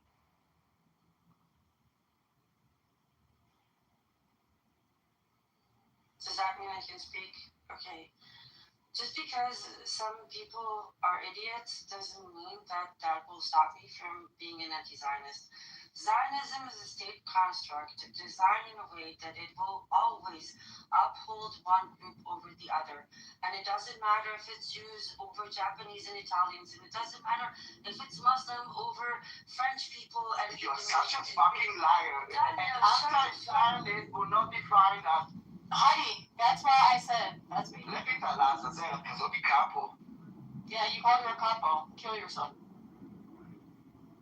Don't kill yourself. I don't want anybody to die. Actually, no less of a Zionist than Okay, no. I was having a conversation. Can I just I was having a conversation with her. Amir, can somebody let her talk, please? Like, can somebody moderate? Hey, Uskut. שרקת חתיכת חלאה חרס כבר. באמת, דניאל, אתה יודע. הבחורה הזאת, האי הזאת, פעם, אל תיבאס, באמת, פעם אחר פעם. עכשיו, איתך עוד איכשהו יש אפשר לדבר. דניאל, באמת, הבן אדם זה, באמת, דניאל. Then we can keep it in English, please. Thank you. And anybody will go down to the audience. Zionism has nothing to do with Judaism. If any of you had the capacity to have this more nuanced conversation, maybe one day. But generally speaking, no. It has nothing to do with Judaism. And how do you respectfully What is Zionism? And be honest, they're the ones that it's a chance for them to learn something. But be honest. Don't lie. Daniel, What you fucking lie. For once in the middle of a life, don't lie. They're the ones that With respect, Daniel, I gave you an opportunity for like an hour to define what violence is. You? No. Listen to me. You don't want to say Listen, I was me and A. Shut the fuck up, Daniel. I asked you a while back. Amir, you have to get it out here. He's trying to organize the fight. If you want to refute that or challenge it, you are. Yeah, no, Amir is letting him organize the I would stage. like to have a genuine conversation. She doesn't know what Zionism is. I know what it is. What are you talking about? Daniel, Talk to Stop Daniel. it. Let her speak. Let her. let's do one mic. Benyan, you go first. No, Rose was talking, Amir. Rose was also talking. Can Daniel not interrupt? Yeah, just define Zionism, that's it. And then Daniel will define Zionism as well. More simple. Daniel will say something like the right of Israel. Don't say what he'll say, just say what. Benny, let me finish. Or there was variations of that particular statement. What does that mean Israel has the right to exist? What does that actually mean? In order for Israel to exist the way it defines itself, Israel defines itself as a Jewish democratic country. In order for Israel to be able to exist under that definition, it will always have to maintain a Jewish majority. Israelis know this term as the demographic threat. So, in order to maintain a demographic majority for eternity, this country, a Zionist country, an ethnocentric country, will always be engaging in population management, which effectively means oppression.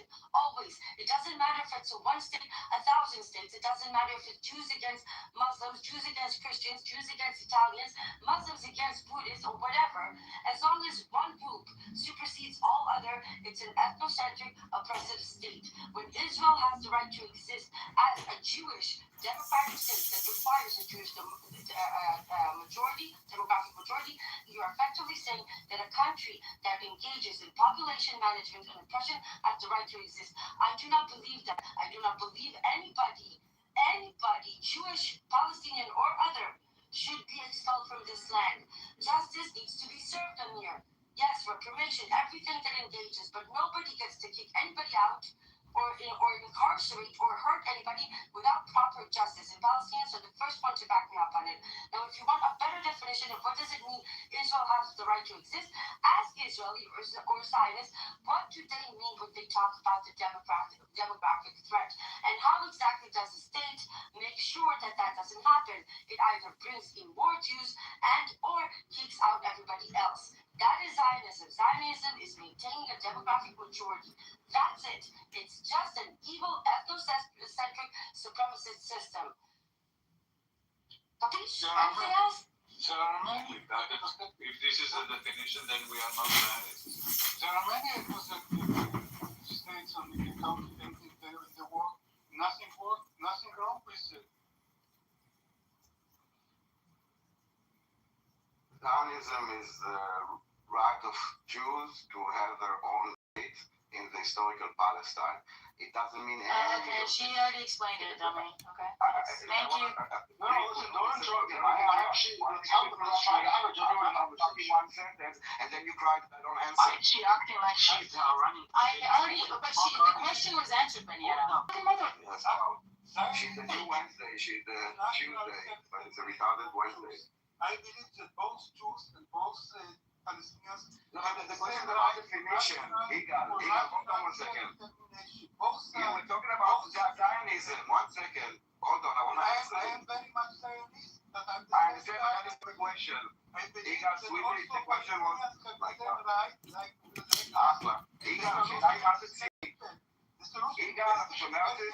Why don't you let it? He's cutting you off. Stop cutting him off, Daniel. I was in the middle of the show.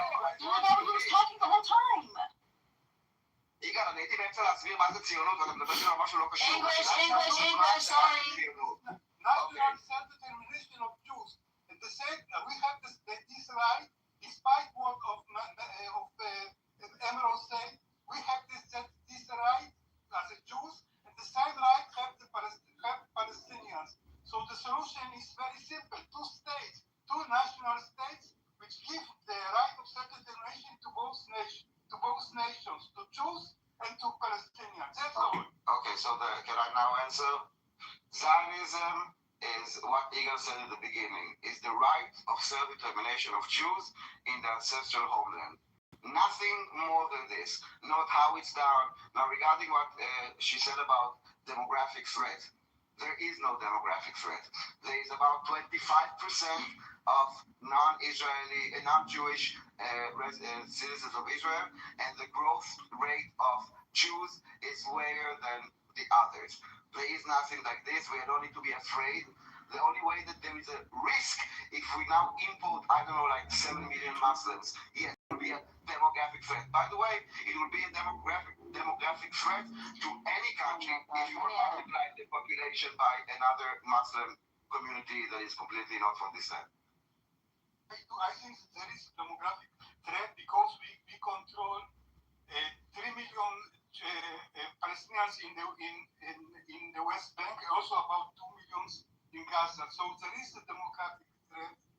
If there will be no two-state solution, we are going to become one state with in the future. There is a threat that we will become one state which will be in constant civil war, which will not be a Jewish state and also will not be a Palestinian state. It will be a binational state, which is the worst solution in my opinion, because both sides deserve to have the right for national the nation is the right for the state of the No Israeli will agree to a one-state solution. So that is after the democracy is actually there is the same number of Jews and Palestinians in but it's not but between my point was that even if you, my point is that if you bring now you will put like 7 million or 70% of the population of any country with like new Muslim immigrants, you will have what you call a demographic problem. Listen, here's the Daniel.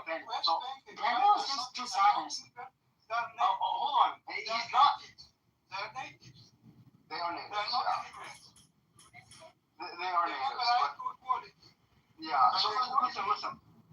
The thing is, like, the whole problem is, like, if you read the Zionists and like how they talked about doing this, I understand that, like, in the early years there was like practical Zionists versus political Zionists, and you had like coexistent Zionists versus like religious Zionists.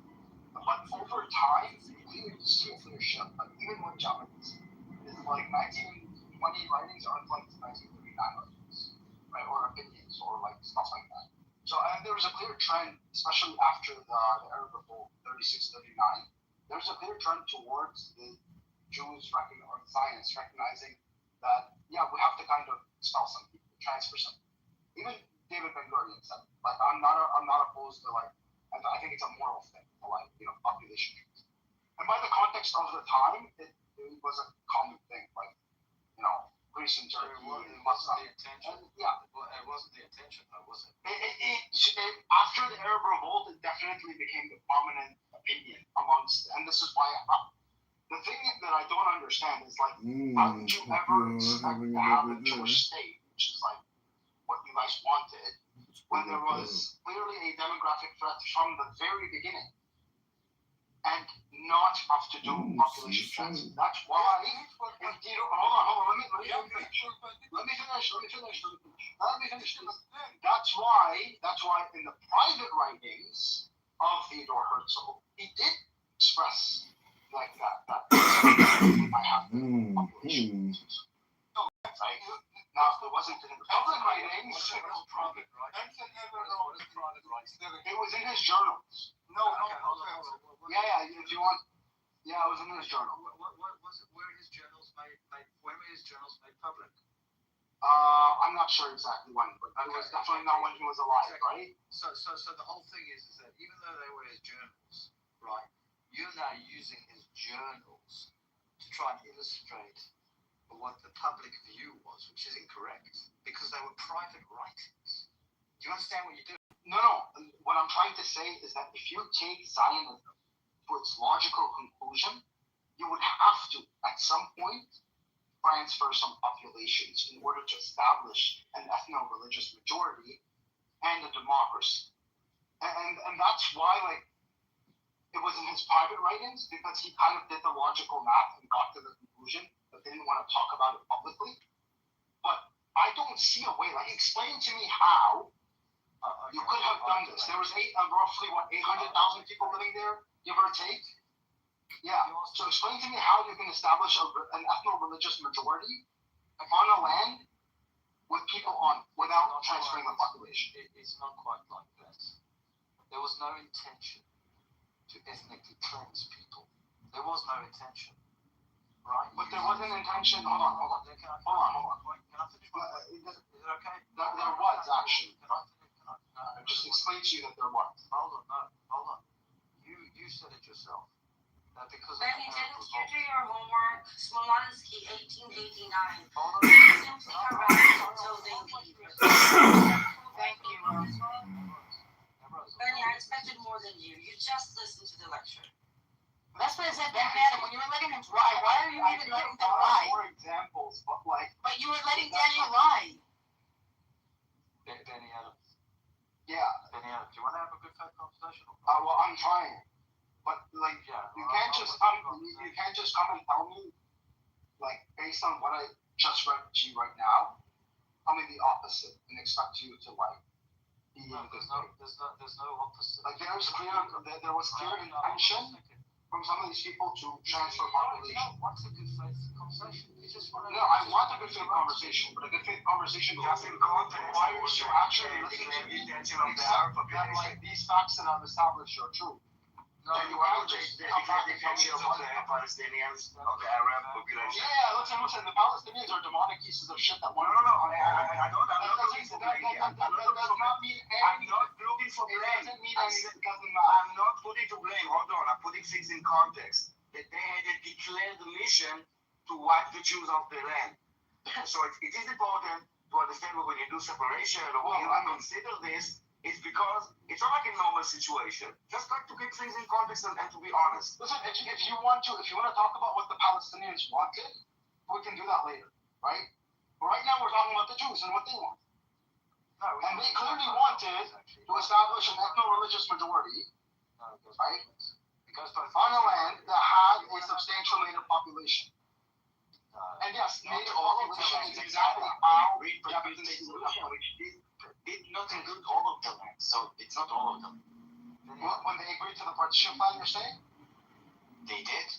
Yeah, the partition plan that Ben Gurion only agreed to because he said that we're not going to accept the state without Jerusalem.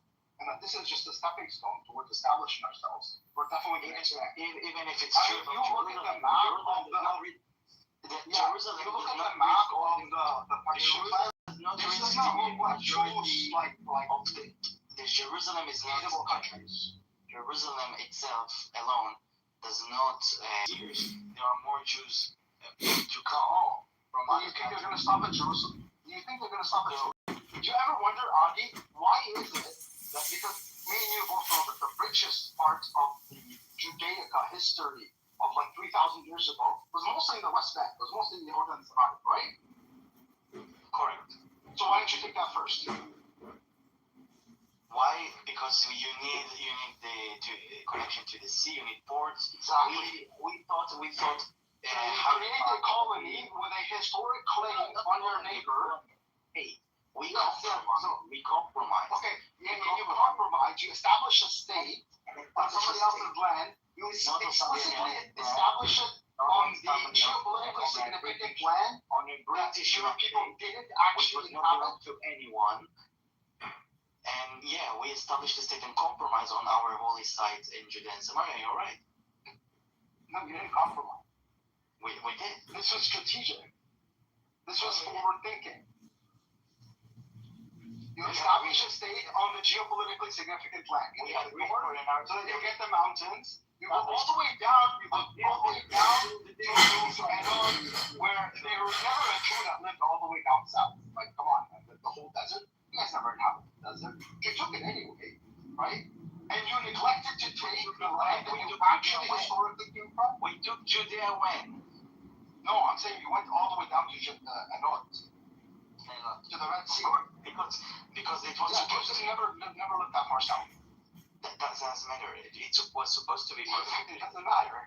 What matters is if you go so what mattered, Adi, it's pretty clear. What mattered was pick most of the coastline so you can landlock these people, by and large, with the exception of Gaza, right? Separate Gaza from the West Bank. There was no all the way down, hold on, all the way down to Elot, just to build a naval base so you can bypass the Suez Canal. Right? It was geopolitically drawn in order to position itself. That's why I'm explaining you. We literally drew a map that was geopolitically designed to contain the land that you actually have historical why your sites like a lot, like Haifa were He's lying, Benny. No, I'm not lying. So nobody talks to you. You're a retard. Nobody believes you. You're a dinosaur. Sure. So we compromised on the religious side of Judea and Samaria. We agreed for an Arab state in this area, but they didn't. Therefore, the partition plan, we see it as invalid. But in the days of the partition, we saw it as something we agreed on.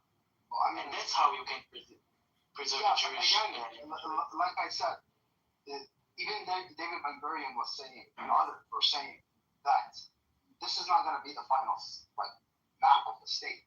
Even if he talks about possible scenarios that they will attack us, so what? That they will attack us. No, they were talking about attacking them. That's not official. Like they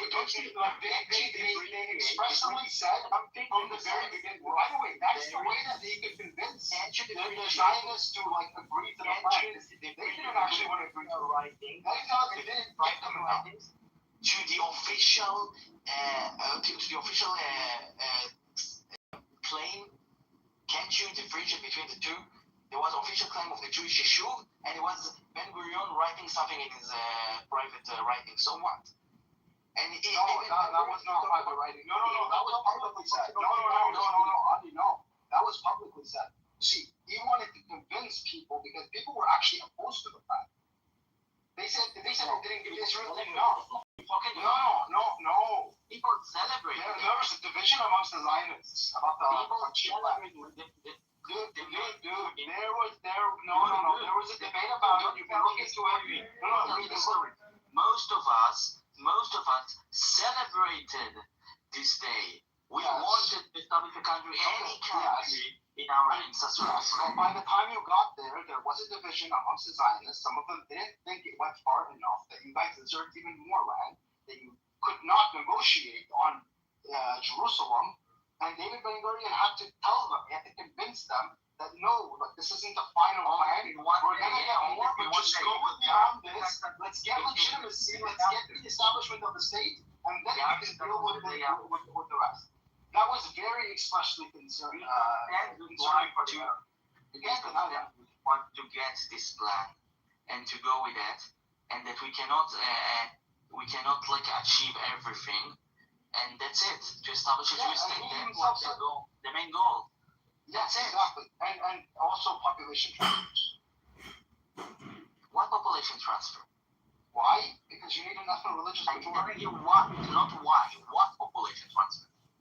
There was going to be population transfers in order to establish a majority. This was the prominent, mainstream idea after they work from both sides, but it was not supposed to. If the Arabs would start war, until it happened like this, it just the Arabs about it. The war the day after the partition was voted, there was no population transfer. But the fact is that it started the war, so we cannot talk about what if. Actually, the war started after the population transfers had started. The population transfers had started when the war started. May 48. No, and the war started in November 1947. That's what you don't understand. There was two phases to this. There was two phases to this war. One, you were fighting a largely unarmed population. Unarmed from the revolt that they went through. In 39. It also was basically banned from establishing any kind of military presence. First of all, they had weapons. They had small arms that were smuggled in from other places. And they got some. You guys had a fucking military. This was a slaughter. This wasn't a war. This was a fucking genocide. Have you heard about Fauzi Kawakji? Have you heard about Fauzi Kawakji from the Lebanese, from the Arab Liberation Army? Yeah, what about them? Yeah, so they joined the war in 1947. Yeah, some volunteers joined from outside. To have the poor. Yeah, what were the numbers, Adi? Do you want to go through the numbers? I'm not going to look at at least more. It's not my problem you didn't talk about the numbers. It's your problem you didn't talk about the numbers. No, it's your problem. It's your problem. You were starting Operation Benzin. Come on, man. Just because you started the war, you didn't think for the consequences of this war. They started a war. They were revolting. They started a war. Do you understand? They were revolting against Jewish domination. They were revolting against Zionism. They were revolting against an ideology that explicitly called for kicking them out of the land. Becoming second-class citizen. Like, this is what you have to understand. You have to look at them and see how they behave. Why are you fucking talking about this wasn't a war. They didn't have a military to start a war. What is this? There was no Palestinian military, bro. How can they start a war without a military? At all. The war is not a war without a military. It's a fucking insurrection. The war of Palahim with weapons. And they have that's not a military, man. It doesn't need to be a military to be a war. Yes, it does. It be some sort of cohesive. You don't need an army to have a war. So you don't think it was a revolt of an oppressed people that knew their fate was to be dominated by this ethno-religious majority bullshit nonsense ideology? I think that you don't think by 47, after they went through the revolt in 36 to 39 and got quashed brutally. The revolt was against the British. You guys were helping the British. Exactly. You were on their side. You were the police. We were victims to the Arabs. You were the fucking police for them. In the Arab revolt. You joined the British in. You got armed. You armed yourself to the teeth because of that fucking revolt. Arms that you used in 47. So you're proving my point. We were victims, and that's what you were being armed by the British. We need to arm themselves to the. No, you were being armed by the British. They wanted you to be armed. Because the British failed to protect. You understand this? It started from the Hebron massacre. In the no, it didn't Hebron massacre. We've done about this like a million times a year. He's a liar. Why are you calling to Amir? He's a liar. What's the point of this conversation? Why do you need this beauty that people always say you're right or not? Because you're not, you can't agree with the facts. How can you have a conversation with you? Shut the fuck up, nobody talks to you. Now I'm talking to Benny Adam. Benny Adam does not talk to you, that's why he's calling for Amir. So shut the fuck up. I'm confident. This whole Hebron massacre thing, I fucking hate this. Whether they were armies or not, in the definition. Hold on a second. We ran over the Hebron massacre like 20 times. You know it. Okay. I know it. We disagree on And I'm talking about 1948. Hold on a second. Both sides got massacred.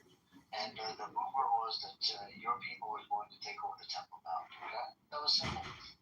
It's an active rumor spread by hold on a second. It happened on both sides. Okay? And I'm not justifying it. I condemn it. But it happened on both sides. And some of the Palestinian one side died by God and one side by Hold on. Some of the Palestinian Arabs actually protected you by sneaking you into their houses. Okay? So let's accept the fact. Yeah, so no, it's not fairy tale, it's part of the story, historical fact. I'm explaining Benny Adam how it was the war. He trying to deny it was the war. Everything, look, you were working with the British mandate.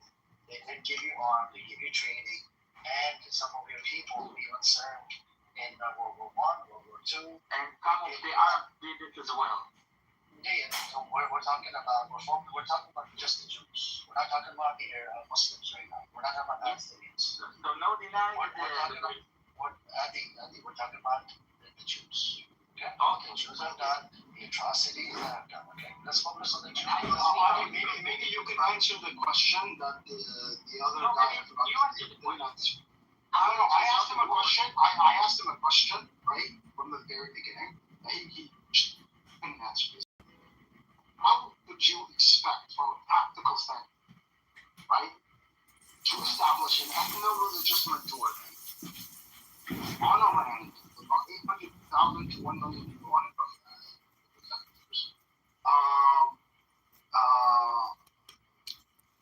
How could you establish that?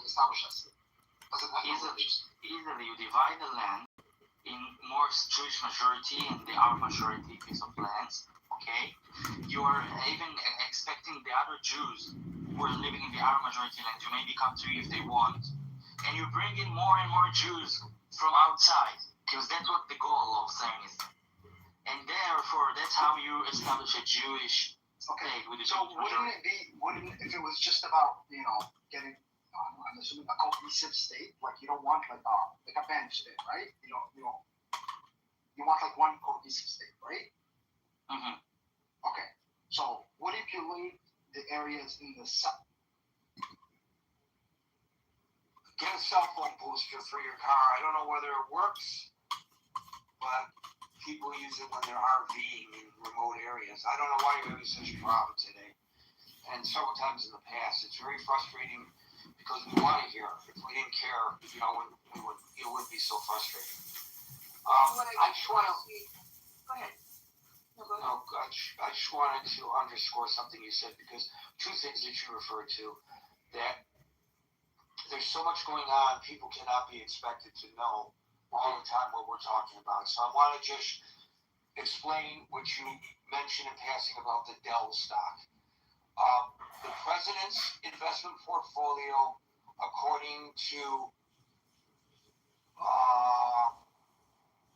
the Huffington Post, stood to make a massive profit after he purchased up to $5 million of Dell stock, repeatedly hyped the company, and the Pentagon subsequently awarded Dell a $9.7 billion contract. Now, when you become president of the United States, you're supposed to divest yourself of your portfolio, and furthermore, or at least put it in trust, and furthermore, you're not allowed to manipulate the market to the benefit of your portfolio. And Gary, what you mean by trust? A blind trust? A blind trust, yes. You're correct. The other thing that Meryl mentioned, it was the Gaza Board of Peace to which you referred. You threw me off when you said you didn't think I was right about that. That's okay. The Jerusalem Post and the Financial Times are both reporting how much is in the Board of Peace fund.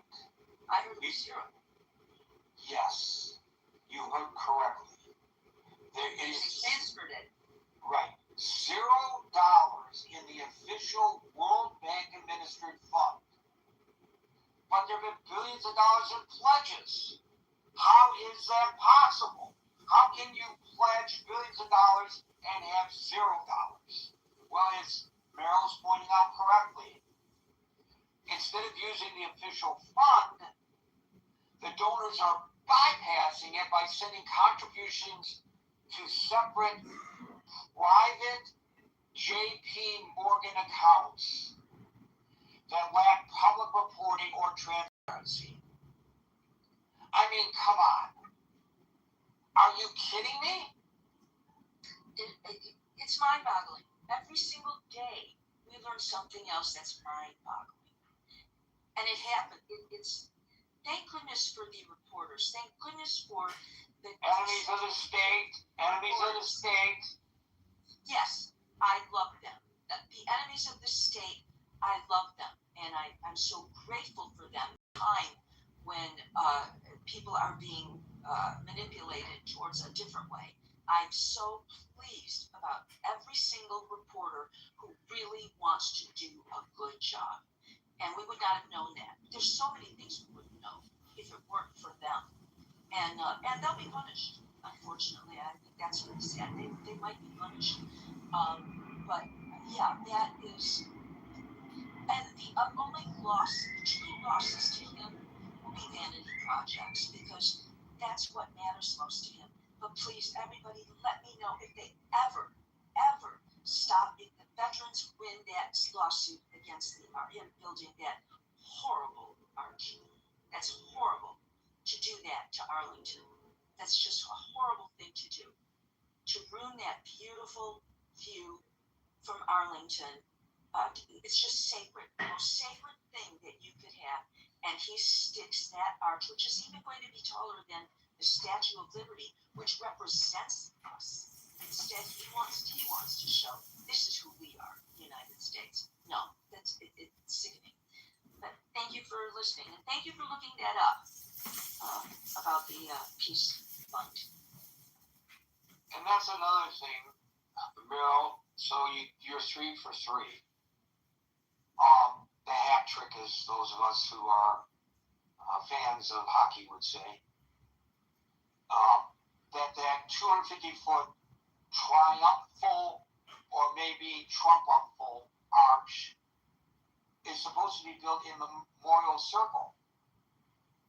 So that's a roundabout that's directly between Arlington Cemetery and the Lincoln Memorial.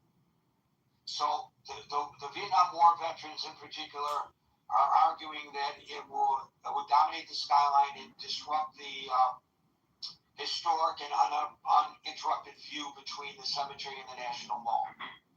And I think that, and that's to which you refer, yes. Yes, it will make the White House a place. It's just, I think it is sinful. If anybody who's ever been there and anybody who's ever looked at the beauty of it, and you dwarf the memorials, what makes him more important than all the monuments? It's mind-boggling to me, and it hurts. I get very emotional thinking about that one. Thank you. Thank you, Meryl. Maybe they'll make it golden, and at least it'll be a testament to the fast food industry that provides us with such healthy fare. With all the poor people buy their dollar meals, and they eat so healthy in the fast food industry. So that's their contribution to our society. Thank you, Meryl. I'm really on a roll today, and Howard's going to pull in my reins if I keep this up. Monsef followed by Cool. You are on a roll today, Gary. Hey, one thing about the Board of Peace, it's 20 nation members. They're not, the countries that have, you say, a lot of weight in the world geopolitics, but most of them have regional conflicts and such that they basically just wanted, the support of the United States via the support of Trump. And, when you talk about the money that was pledged, how the money was collected, that's kind of scary. The chairmanship for the... And how is that money being dispersed? Those billions of dollars. Yeah, exactly. And a lot of these countries also have deep pockets, and we saw how when countries like Qatar and all that wanted to, I don't know what kind of favors they wanted from the president, but you don't give someone $400 million as a replacement for Air Force One without expecting something back. If I was a citizen of those countries, I'd be asking the hard questions like, why are you giving our money? What are we getting back?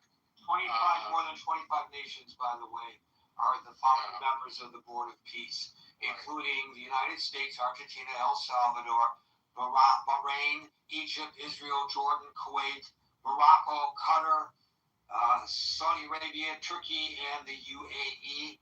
And then I think in Europe, according to this list, Albania, Armenia, Azerbaijan, Belarus, Bulgaria, Hungary, Kosovo, Uzbekistan,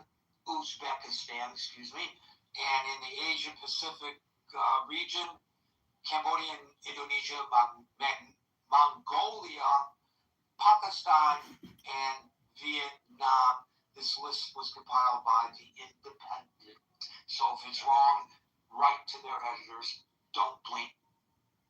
Yeah, I guess the members the permanent members, the fee was $1 billion. Anyway, that's about the Board of Peace, but it should be just one thing that would make your title kind of correct, like what's... Yeah, the United States committed $10 billion, and a number of the other 9 others committed $7 billion. Let me just, before you get on your next point, let's go back to that. $10 billion of the United States taxpayers' money, but there are $0 in the account. Where are the $10 billion being spent? Who's overseeing the expenditure of $10 billion? We're pretty good at cracking down on fraudulent daycare centers in Minneapolis, as well we should. But what is that compared to $10 billion that the taxpayers have no way of tracking? How is this even legal? It may be, but how is it legal? And did Congress appropriate the cash, or did he take it from one end? They took it from a public account. It was originally established at the World Bank would administer the funds. There was a public account in the World Bank that we could see where the funds were. Those funds are not in that account. The funds are in private accounts that are being managed by JP Morgan Chase. So we can't see where that money is. I'm not saying that it's being misappropriated. I'm just saying $10 billion. Forget about the money that the $9 billion that Qatar and Saudi Arabia and Kuwait put into it, and several other nations. That's their problem. What about the $10 billion the United States taxpayers put into that? What way do we have to account for that money? I'm not accusing anybody of anything. I'm just asking the basic question: how do we account for the money if the money is in private? How does our public money end up in private accounts in the first place? I don't get it. I don't know. It sounds like it's worth FOIA. It's worth a FOIA. FOIA to be successful. It's worth a FOIA. Not in the public domain. Maybe you'd be successful with a FOIA request. I don't know. Be interesting to see. I hope one of the enemies of the state are looking into that right now. Anyways, Monsef, I apologize for interrupting. No, you're fine. We follow especially the approval rating, they are in constant decline this year. But then again, you look at the what happened this year and what got people to, what I'm assuming, what finally got people to say, no, I've had enough, is the financial hurt, rather than all these supposed, well, I guess they are crimes, in my opinion. I don't think they're going to be taken to court because the DOJ is not interested in following, in pursuing anything that has to do with the Trump name. As we saw yesterday, I think, or was it today, that Pam Bondi, even, after she was fired, she was still, adamantly defendant of the president about the Epstein files issue. And she was, even at, when she was, when they invited her for her private interview, she was adamant, she was, rude, all that stuff, that the president didn't do anything wrong. So basically the president, Todd Blanche, in my opinion, is still continuing his previous role of being the president lawyer. He's just now the acting DOJ head. But at the same time, you put a camera in front of them, and the first thing they say is that the president's the greatest ever. He hasn't done anything wrong, and all the proof that they promised that they, when the campaign ran, that the Epstein files were going to be, out, and people are going to see what it is. They actually went back on their word, and the DOJ is being, he's using the DOJ to that benefit. So, whether it's the FBI or DOJ or whatever, sadly, I don't think that these are the things that, in my opinion, gets your regular, typical MAGA supporter to say, "Oops, I got fooled," and I'm not approving of what I'm seeing. But it happened that all these numbers are coming out when the economy. I don't agree that the economy is doing great. The stock market is doing great. The economy is not. That people are feeling, the pain, whether it's gas prices, whether it's stuff at the grocery store, and all. I keep talking about how much coffee went up. I used to buy my coffee for $7, $8 a box. Now it's $14. I think meat is double the price. Gas is something that Americans, can't live without. We don't have a good, transportation system that, other than New York and all that we rely on. We need cars.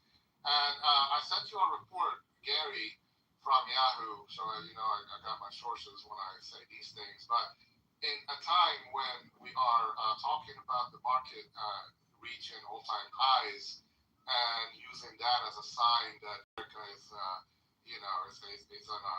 is on a hot streak, and it's the hottest place ever. You got a record number of people actually tapping into their retirement accounts in order to make things, make ends meet.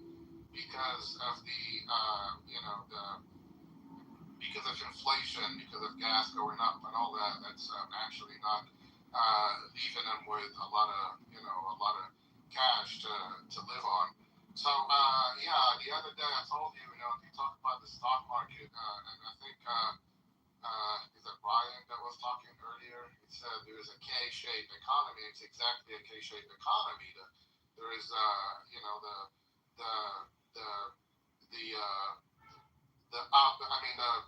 higher the better placed folks that have the means and the capital are enjoying massive growth in wealth because the market keeps expanding. But the bottom thing of the K, people are actually losing their net worth in middle class and lower middle class because of how expensive things are. So nobody's actually thinking about investing in the stock market in those classes because there is no money left. Like I said, people are tapping into their retirement savings in order to finance their lives, knowing that they're not even going to have enough in Social Security, the Social Security Trust Fund. I don't know why this is not a priority for a president that says that he's there to work for the American people. It's expected to go. I know it's a thing that we've been talking about in this country forever, but it's close. Like in the 1990s, when we talked about 2034, it seems like so far away that, well, for sure, by that time, the politicians will find a way to fix it. Well, now we're less than, I think it's 7 years away from the fund being completely empty, and it doesn't mean that no one is going to get their Social Security. It means that, retirees are going to get a big cut in their Social Security benefits, and that's knowing that Social Security is not even enough as is right now for anyone to survive on. I'm talking about anyone like normal people with the average Social Security check of I think it's $1,400 or something like that. Think about when you wait until you can't even work and then you ask for Social Security, and it's like we have to do a 40% cut because the trust is empty, and the money coming in can only we can only afford to pay this much. So the Democrats borrowed the last 40 years to about $4 trillion. Right. And then it's either SSDI or Social Security supplemental income. It's growing pocket of Social Security, and it pulls out of the actual trust fund to fund it. I'm having trouble remembering which one, but it's dire straits for sure. Right, and to add more things to whatever we don't collect enough money to pay it. That's not stopping us right now, is it? It is not. It is not. A lot of those people were actually contributing to the Social Security, and now those wages have not been replaced. AI taking jobs away. Who's going to contribute to Social Security from the money generated by AI? If you have a cashier at the grocery store, that person is contributing to the Social Security fund. But if that cashier is replaced by a self-checkout, then the work of that robot, which is really what it is, does not contribute to Social Security. That's right. My point is, these are real threats that are, threatening this country's, future. Imagine when you don't have any Uber drivers. Well, imagine when you have no more cab drivers. Imagine when you have no more truck drivers. And I just saw a story this week of a self-propelling airplane. Imagine when you don't have any pilots. Holy cow. send them to a freezer for 10 minutes. I don't know whether I get on that plane, by the way, but still. That's a lot of people to pay That's why see the unemployment thing. You're exactly right. I want to go back to the Board of Peace and correct something. And this is maybe, the correction may be almost as bad as the error. So first of all, You won't believe it, but you according to I-24 News, I was listening to you, I can multitask myself. That's all right. According to I-24 News, board officials have, this is the Board of Peace presidency status. Board officials have explicitly stated that they will not offer a scrutinized public accounting or grand tally of donors and figures. They have stated that finances will only be disclosed to the board's own executive leadership when they see fit. Now, here's the part that's going to blow you away. I asked a question, and now I'm going to answer my question. What about the $10 billion pledged by the United States? Who's overseeing that? Well, legally, and this is according to CBS News, the president cannot unilaterally transfer billions in taxpayer money without congressional approval. Congress has not authorized or appropriated the $10 billion pledge. So according to congressional aides, the State Department has a projected $1.2 billion in generalized aid spending. None of that money is currently being managed or targeted for transfer to the Board of Peace. So, you know, it happens with the United Nations when they do a flash appeal to nations around the world when somebody gets hit by a tsunami, let's say, or a major earthquake. And nations pledge for the being that they're obligated to pay. So, you can say all you want to the President of the United States, contribute no public accounting. He lets everything harden and burns the plastic off. This is something that's being hidden from us. It's not like there's any great investigative journalism going on here. This is Woodward and Bernstein running around talking to deep throat in a closed parking garage. This is all on the record. Simple and surprisingly practical. You can analyze it in a manner differently than I'm analyzing it. And I want to hear people who see things from a different perspective. As Howard says, we learn here from one another, and our positions evolve as a result of new information coming in every day in the critical thinking forum. Cool C. I have one last thing to add. Sure. The plaintiff that you talk about that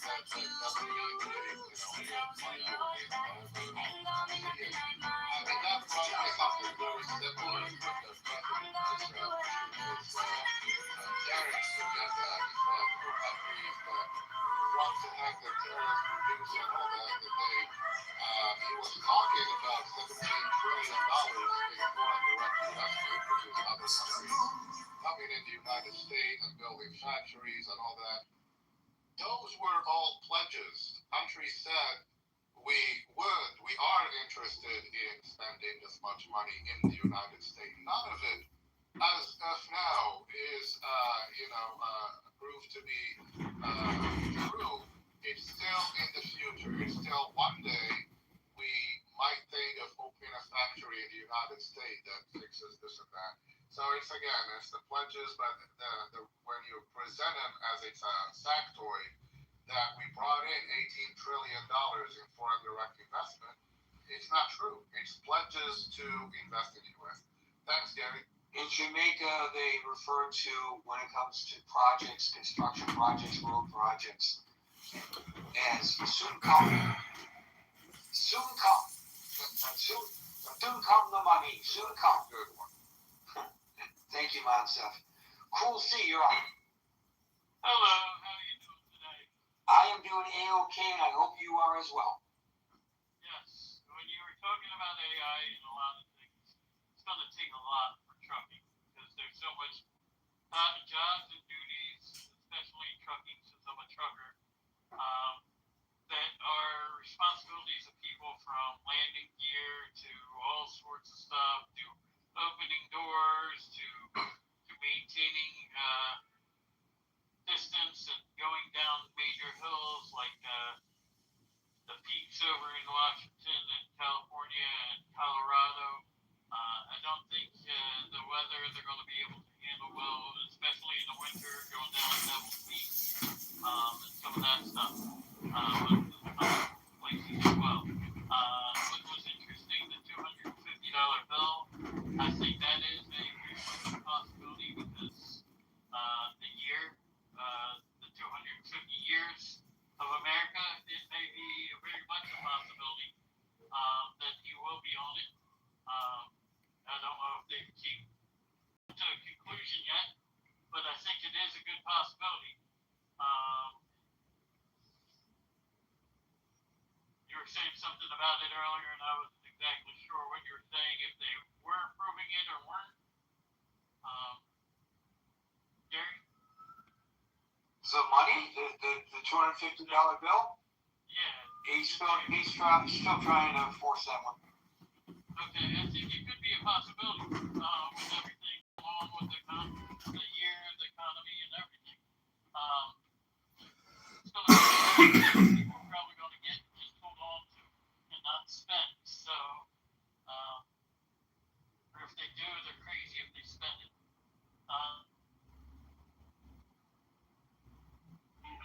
He does not see him as illiterate. You're denouncing his, or demoting his skill. No. I don't practice. Are you a Muslim? Yes or no? I don't practice Islam. I don't care if you practice. Are you a Muslim or not? First, you say what is your religion. Oh my God. Why does he have to say it first? I told you, you stupid, from the beginning that you open your mouth, right? Now you're trying to prove me how stupid you are. I am telling you I don't have bias because I don't practice what I do. Are you Muslim, yes or no? It's a simple question. You could have understood from my last sentence if I am or not. Because Are you Muslim, yes or no? You are not concentrated. What did you say, Rich? Make Shuki a mod. This is interesting. It's a simple question. What is Peter saying? I can't even understand. He has marbles in his mouth. Shuki, you're a moderator. Deal with him. He has a dick. He has Muhammad dick in his mouth, not marbles. Mullah is dumb. Mullah is going to be torn. We're not talking about Mullah. We're talking about Islam. What Listen, is it? I just target Mullah. I just target Mullah. Mullah is my target. It's a stupid, and I'm going to explain to you. As long as Islam, at least 52 or 53% of Muslims supporting other healing that make more than 50% of the religion terrorist. Do you fucking understand? So if you practice or not, you're 50% terrorist. You're wrong. No, I'm not. No, I'm not. I'm 100% right. For example, people of Turkey, people of Saudi Arabia, UAE, are they terrorists? Yes. Yes. Yes. But they did not invade any other country like Russia did to another country like Ukraine. Saudi Arabia absolutely invaded another country. What are you talking about? Egypt never invaded Israel? Egypt, Israel, I was thinking, yes. What happened in 1967? What happened in 1967? What happened in 1956? What happened in 1948? They never invade Israel, right? Israel is as big as couple of Egypt's islands. Egypt's importance is not comparable with Israel on geography, maybe. not in the area of technology or global influence. Because all Muslims are stupid. Egypt is extremely more important than Israel on the map. No, that's not actually necessarily true. If you have a big dick, doesn't mean that you know how to fuck. That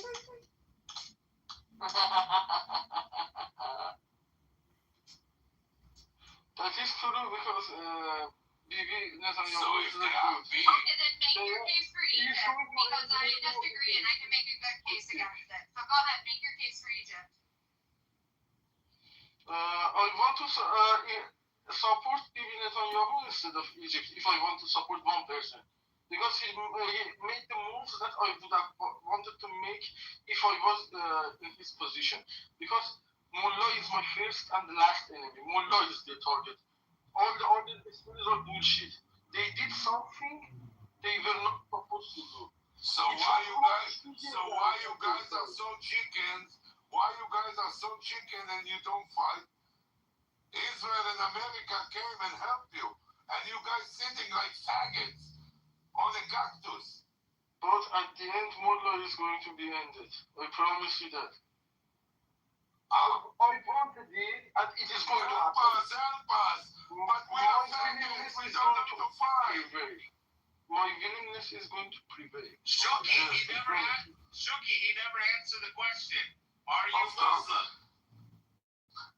Of course he's not going to answer. I know the answer. Answer the question. Are you Muslim? First, you say what you are, then I would say. Answer the question, Peter. The question was presented to you first. First, you need to introduce yourself, then I would honestly say what. Answer when he asks you the question first. You fucking sharmuta. You fucking couscous. Respectfully with me. If you talk respectfully, I would talk honestly.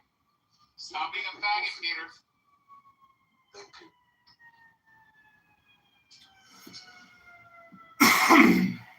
All Iranians are faggot. All of them. They have no balls, no fucking ass. You have never found a place permanently south of Caspian Sea. That is not your territory, and you are burning because you could never find a place there. They have their name embroidered on the fucking headrest of the fucking rocking chair, on the recliner. And they go sit in their fucking desiccated cup chair while they watch me and 5 other men plow the shit out of their wife. And don't let them fucking jerk off. You would keep watching the whole fire. Peter, you're not allowed to jerk off. You get your hands tied behind your fucking back.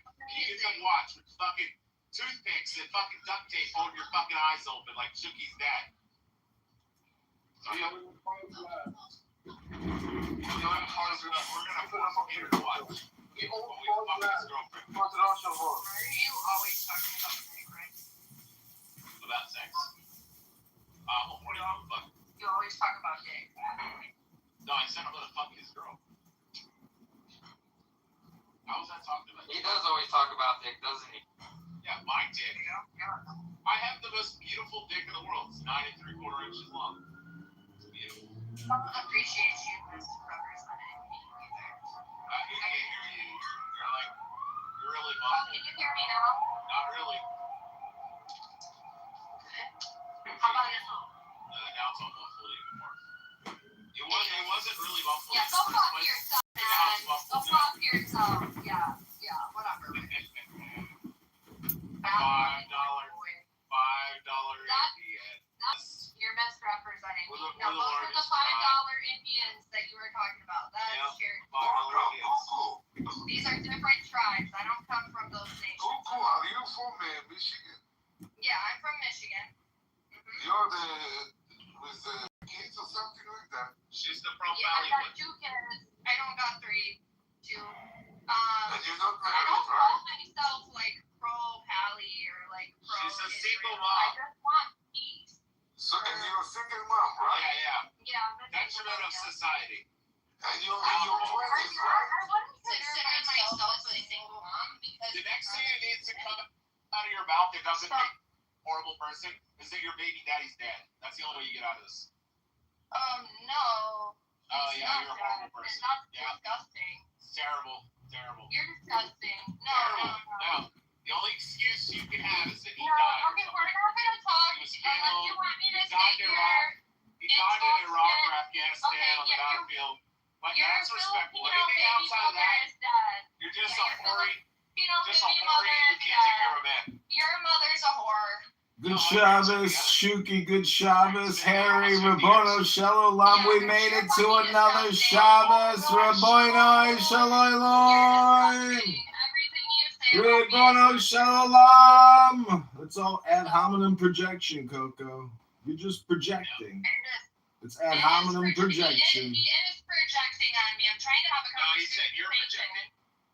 With Shuki, and here comes this guy in the corner.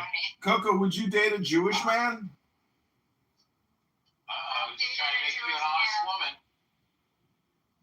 If he was to pay for all your bills and for your kid's school and all his clothing, your car, your mortgage, your I don't insurance. date people on the basis of their people group, but I have dated a Jewish man before, yes. Was he good and bad? John, she only fucks black That's too guys. much information. No, and She only fucks black guys. She likes the chocolate. Was he black? Was he black Hebrew Israelite? Was he BHI? You were dating a BHI? You weren't dating an Ashkenazi. You weren't dating an Ashkenazi, I can tell you. You were dating a BHI. No, he was the party. Mud shark. Mud shark. No. You guys are disgusting. Peter, Be subjected to this. Peter, if we could fly you to Tehran tonight and provide you with an arsenal of weapons, are you prepared to go to Iran tonight to fight the mullahs to the death? Peter? What kind of arsenal do you want to give me? Are you prepared, yes or no? We need an answer now. That depends on the arsenal. All right, we're not flying you out there. Shuki was right. Shuki was right. Unfortunately, you guys have an LGBTQ institutional LGBTQ problem within Iran itself. It's not out in the open, obviously. But if you are gay and you want to suck a dick legally in Iran, do you know that you can actually have your scrotum removed by the government to comply with strict Islamic sexual law?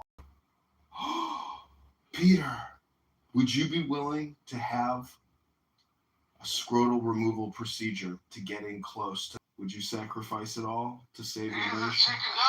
No, because Peter's only in fucking Germany right now because he's a cuck to a fucking bear. That's why he fled his country, because he can't live out his sexual proclivities. American citizens, like other European citizens, I came with a civil visa, like a gentleman from April. And I got asylum. You fucking liar. You got asylum. And I had the admission from asylum. The second University of Germany, Technical University of Berlin. Well, Peter, never forget, it was a Jewish woman by the name of Esther that fucked your country over and saved the Jewish people. She was the real spy. It wasn't Mordecai. It was Esther. She saved the Jewish people, Rabbono Shalom, just like Bibi Netanyahu and just like Donald Trump. And if you're Islamic and you're a Muslim, Peter, we'll never forget that Donald Trump is the last and greatest Islamic prophet of all time. Better than Muhammad ever was. Donald John Trump, the true Islamic messenger of Allah. Very soon the gentleman will fuck all of you Muslims. My complexity is as equal as a student of Technical University of Berlin. You need to very soon all the gentlemen will come and fuck all of you up.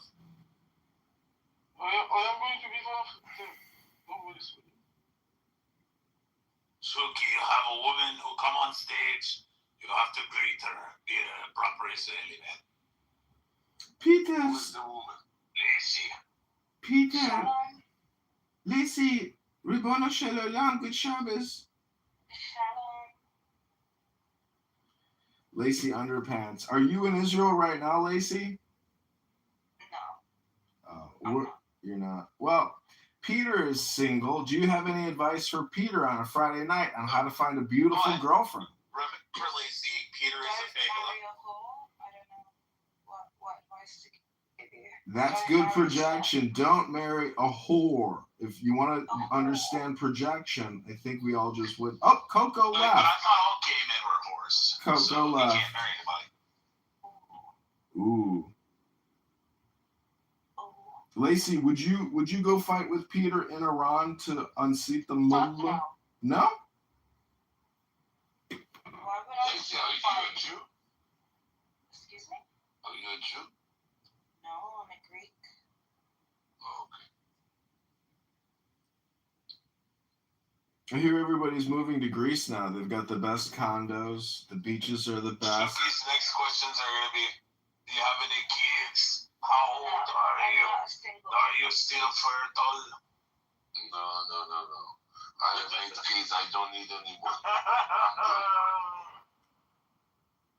I heard Israeli men have a lot of children. A lot. Like what do you mean how? You don't know how I make my kids?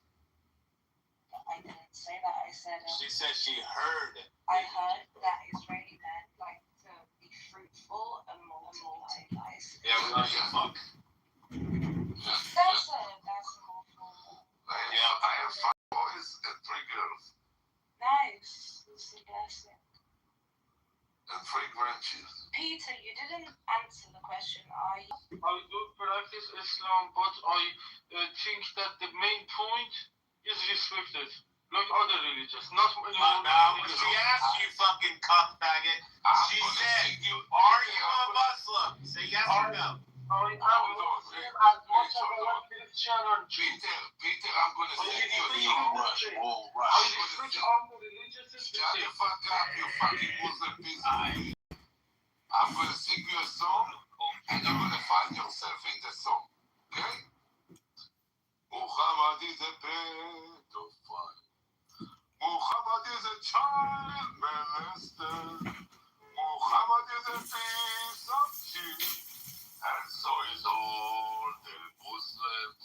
Takbir! Muhammad Khanzir. Muhammad Khanzir. Muhammad Rasul al-Khara. Did you find yourself? I think you are biased. Yeah, thank you very much.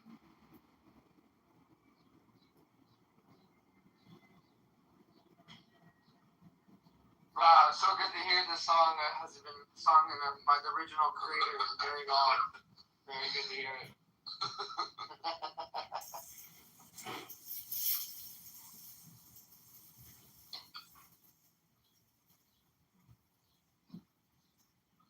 Peter, how do you feel about Shuki speaking about your God like that?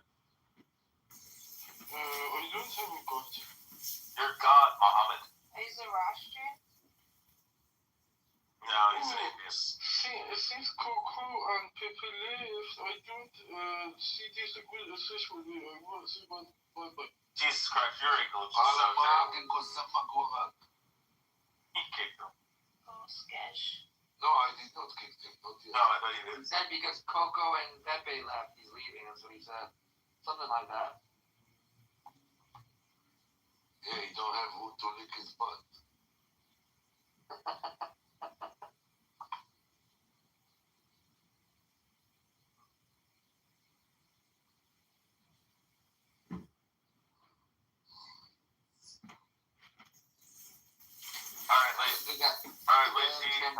Lacey, what's your ethnicity? Are you Greek or not? She just said she's from Greece. That doesn't mean she's Greek, because she's from Greece. 99% of the time, that's what it means. Have you not seen all the fucking mussies that have fucking came across there on fucking rafts? Yeah, but it's like going to Miami and being like, well, this is America. They must be Americans. No, these are a bunch of fucking foreigners. You don't know.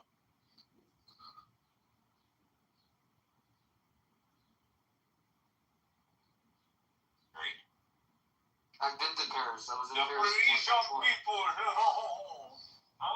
bunch of Muslims and fucking North Africans there, bro.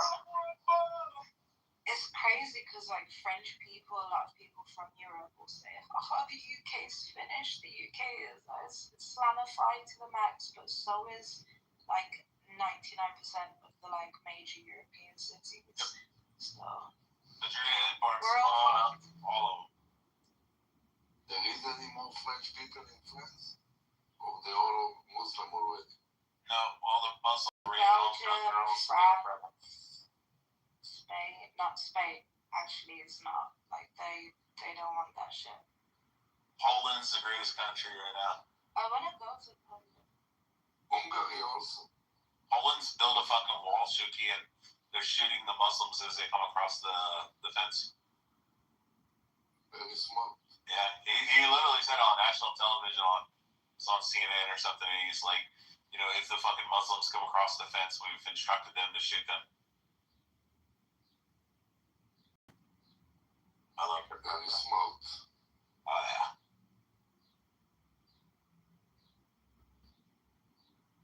Even though that I have a much better plan.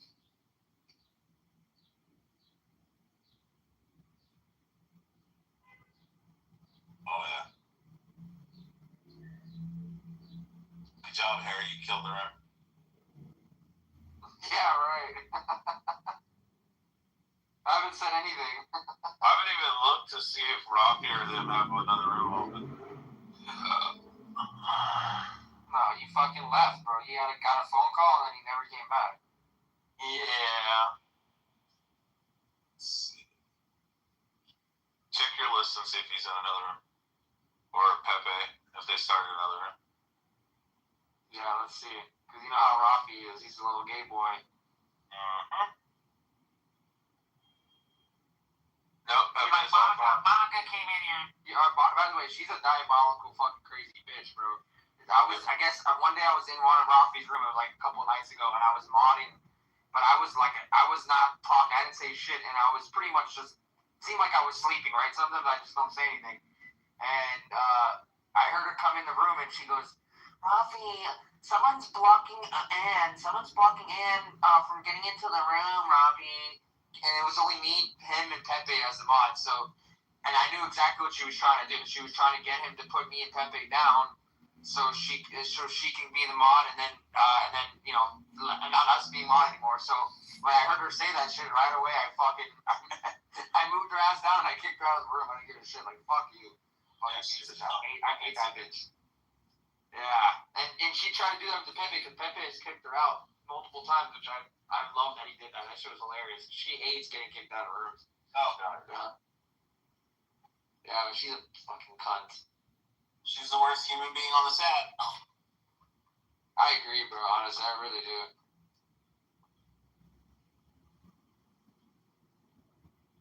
Except for that guy, Shuki. Like, that guy can't fucking stand shit. That's so terrible. Mir Mohammed can do. هلا شوكي كيفك حبيبي؟ هلا شوكي، الصوت شوكي؟ Remember this guy Shuki? شوكي بوي. don't declare شوكي. لا ياخذ شرموطة. لازم ياخذ شرموطة. انت بالشرموطة يا خنزير. امك كعبة يا خنزير يا مانياك. شوكي كريزي. يلا كس اختك مانياك بالمخون زنا. بالكخبة. يا سنسو. Let's be friends, yeah, Shoki, let's be friends. يا سنسو. Let's be friends, let's be Arab is a gay Arab. ريسز يا جواد يا اخو الشغوطة يا مانياك. Let's be friends, يا شوكي.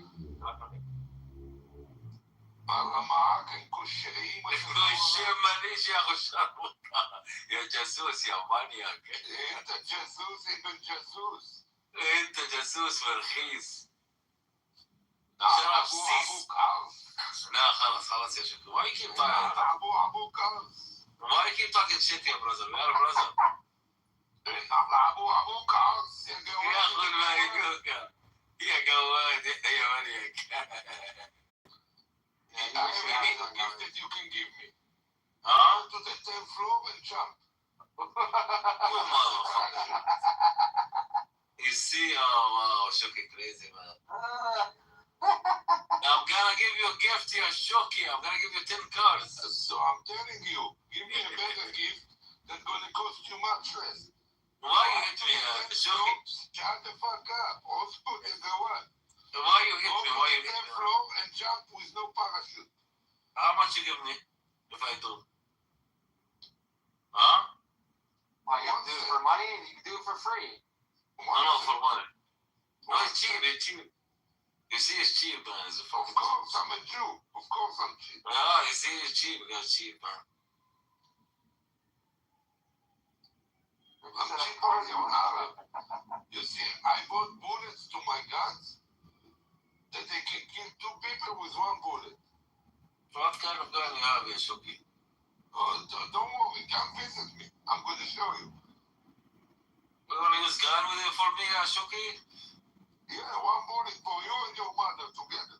By hand, you can't fuck with me, Shoki. By hand also I can fuck. You can, Shoki, old man. Your Come voice like, huh? Come and pray and go on, even just so.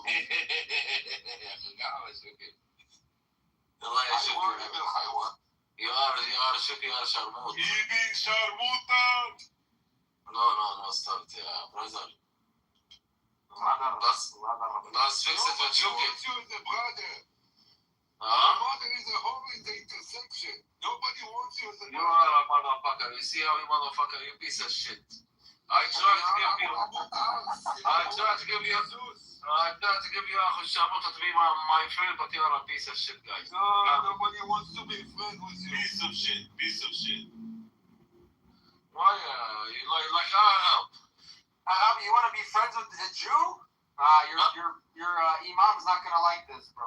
I know, hell no. It's Mossad before. You and your whole Sharmuta family. Shoki, you can't do shit, man. Shoki, old guy. He can't even talk. Yeah, it doesn't take a lot to pull a trigger. If you mean hard, try.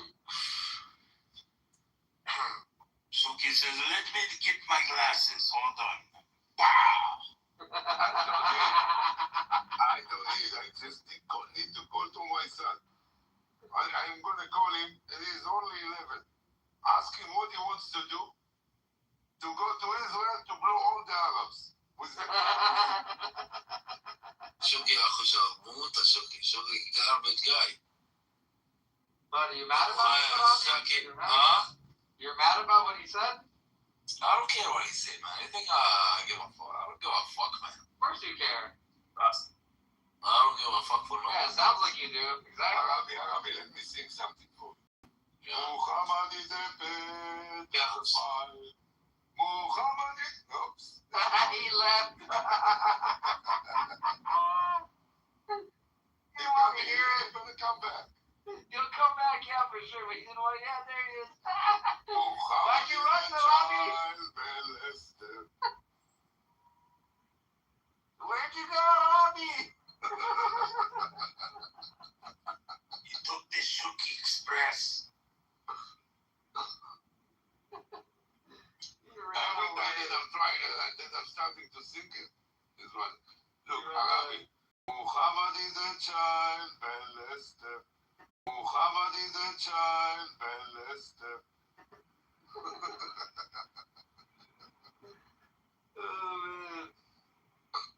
He's gonna wait and then he'll come back again 20 minutes. No, never mind, let's wait 20 seconds, Arabi. You don't want to listen to this, huh? It's gonna burn your ears. Arabi, sing with me. Muhammad is a child molester.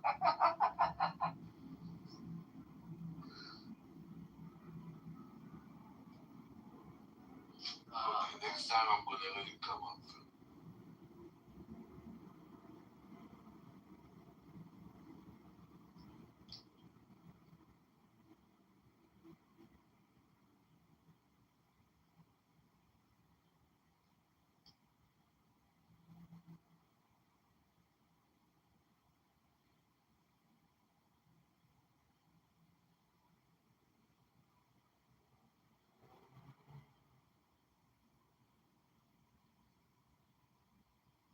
too funny.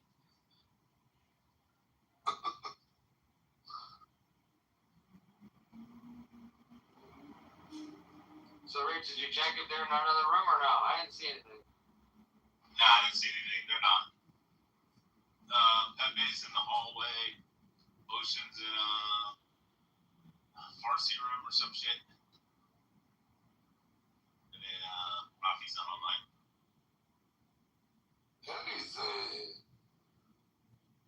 shit. Amos is still here or no? Yeah, he asks where you're at and stuff all the time. Every time I see him, he's like asking for you. It's funny. I forgot when the last time I saw him. Maybe like last week. I can't remember. It wasn't that long ago. Harry invited him in. I don't follow him, bro. I can't invite him. I've never followed him. And he doesn't follow me. He fucking hates me. Me too. He hates you a lot. That's why he always asks for you.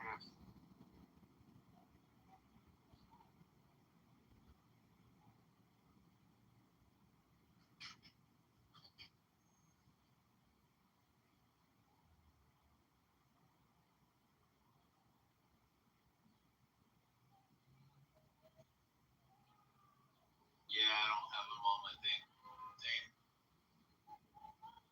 And you can't like just follow him and then. Ami, Ibn Sharmuta. يلا يا ابني. حرزير.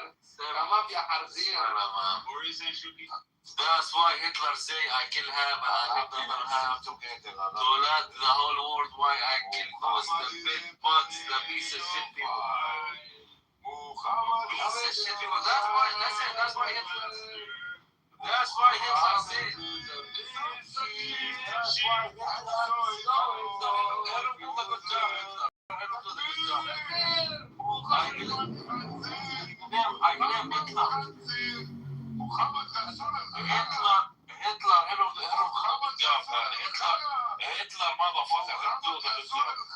And I saw the prophet kneeling over Al-Hussein. but inshallah the Palestinians will do the worst. And I saw the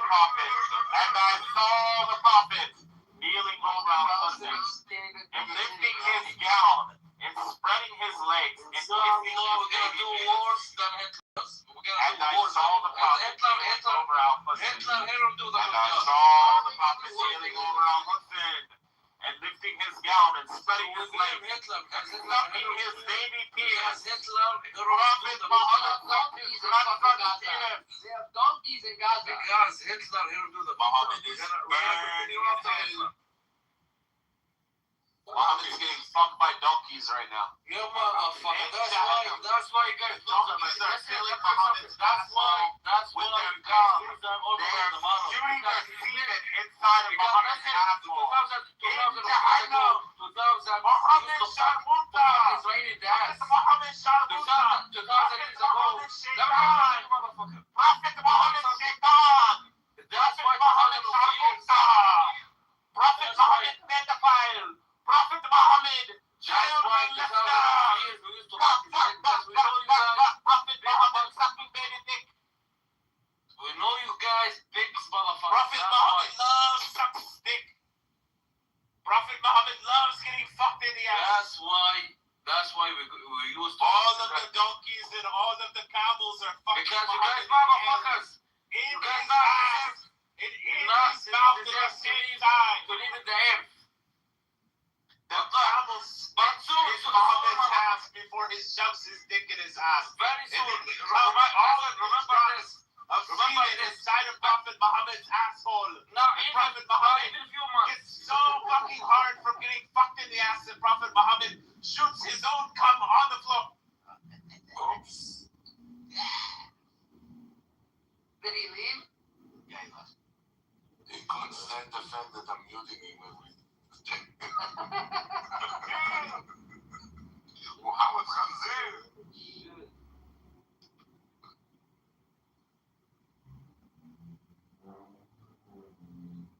But he's gonna come back. I think this guy is sadomaso. they love it. I don't know why, but they love it. It's because they think in their mind if they keep trying, eventually they'll win. That's what they've been thinking for 80 years.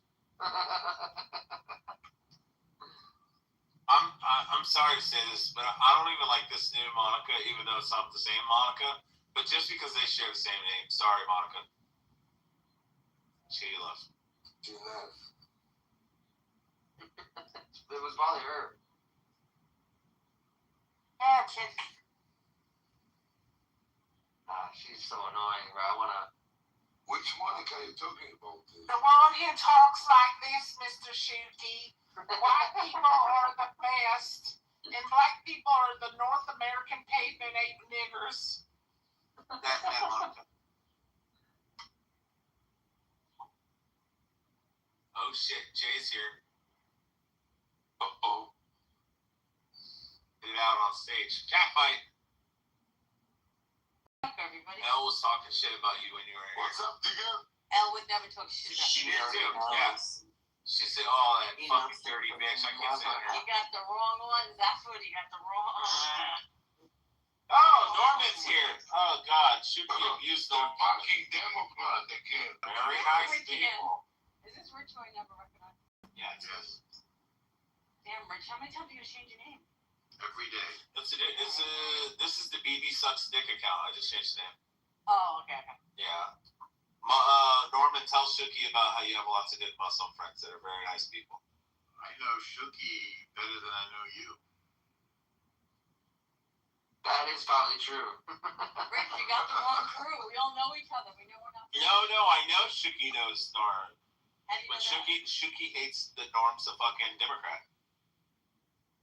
But he loves me as a Jew, as I do him. Look what you did to your city. Look what's happening in your city. Oh, wait a second. I know that you vote for him. I know. Get out of here. I know that you vote for him. How can I vote for Mamdani? Tariq, I have a question. How much do you hate Prophet Muhammad? Are you going to go, Jalen? Tariq would like to suck your toes. So I want to ask if Tariq hates Prophet Muhammad as well. Tariq, do you want Zafid's toes or what? No, only you and Tariq don't suck to men. I want to be at your feet, Queen. I want to be at your feet, Queen. You see? Oh my God. This is like 5 years of foot trauma. Go ahead, Rich, take over. Muhammad is a bad fighter. Muhammad is a molester. Muhammad is a piece of shit. And so is all the Muslims. He's gone. Wow, that was quick. Yeah, I know what I was on. I bet that would sound good in Hebrew, Shuki. No, your song is the best.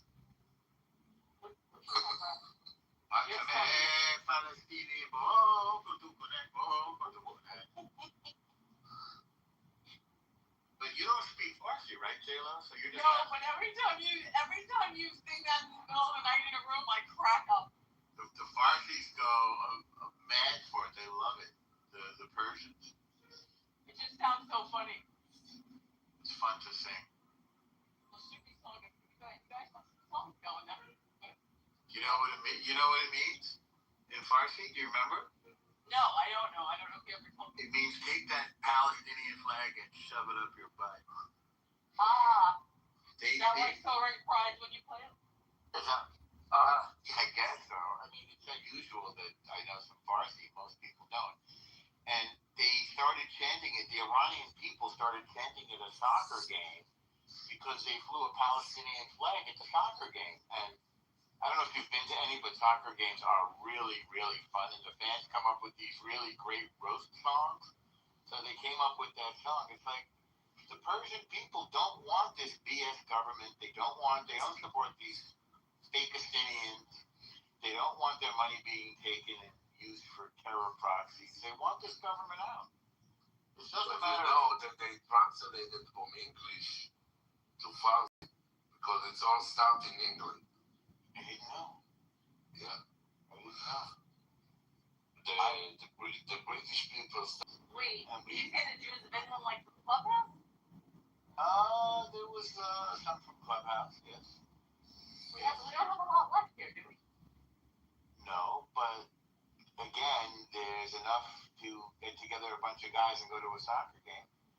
Oh no. It was, yeah, it was a really good game. The guys get together and they sing songs and they drink beers. And that was when I was there when they stabbed those two guys at Golden Screen. Oh my God. Did you see Dr. You know who? You got it up. Who's not on here anymore? He was here like last week. Give me another clue. Who do we mean here? Osama. No, not Dr. Osama. The one from England, Dr. Ellie. Oh, no. Oh my gosh, no, I haven't seen him in, it feels like centuries. He popped up with a friend request on my Facebook. I really like him. I like him a lot. We went out with him one night. That guy knows how to drink. I know who you mean. Yeah, well, we had a great time. That was with Jeff and Yvette and oh my God, your company. Oh my God. McZed, I think. But that wasn't in England. That was in the city. Yeah, we're talking about the hand doctor. Yes. Yeah, who's a Jewish British Israeli. Yes. He's a great. To me, he's a great guy. Good luck. Like you and the Democrats with your Mamdani. I'll never forget what he said. After October 7th, he said, watch what's going to happen. We're going to have 2 weeks of sympathy, and then the world is going to turn on us. And he was so on the money with not even 2 weeks for the fucking protesters in Manhattan. The day after. Jay, you don't need to know rocket science. I know. Come up with that sentence. I know. Wow. My 11 years old know that. You don't need to be a doctor for that. But Shuki, New York is we thought is a Jewish town. And I'm gonna be honest with you, I don't know who's in the room, but it ain't good at the moment. Of course. Because it's no more Jewish town. It's Islam town. You don't even know the stuff he's doing. He's taking property in the Bronx. Maybe you got the notification. He's just trying to appropriate property. He's going to go after Jewish landlords. He's also promoting all these lawsuits against the city. Basically, it's like the Soviet demoralization campaign. If like Rafi were here or Zaidi, they would be able to explain to you this long-term project of the Soviet Union, which seemed to merge with the Islamists to undermine every aspect of American society. Even the whole transgender thing is part of this demoralization. It's just the most bizarre thing. And the amazing thing to me is that people fall for it. You saw AOC like yesterday wearing a hijab. Shocker. Yeah. Yeah, exactly. Good luck. I just wonder how long it's going to take for New York to bankrupt. يا مانياك يا ابن الزرع شكل طاق محمد طال عليك يا خنزير يا ابو الشرموطه يا مانياك يا مانياك يا مانياك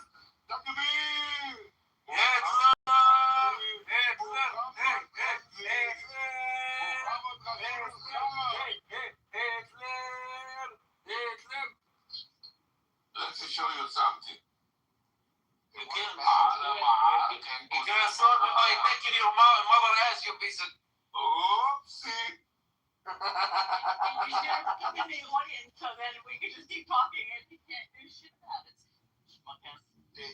So, something that I heard 2 days ago is that they want to do the same thing they did to London, which is like tank the economy, right? Because Europe, especially Western Europe, is doing terrible. Their economies have been shrinking for the past decade.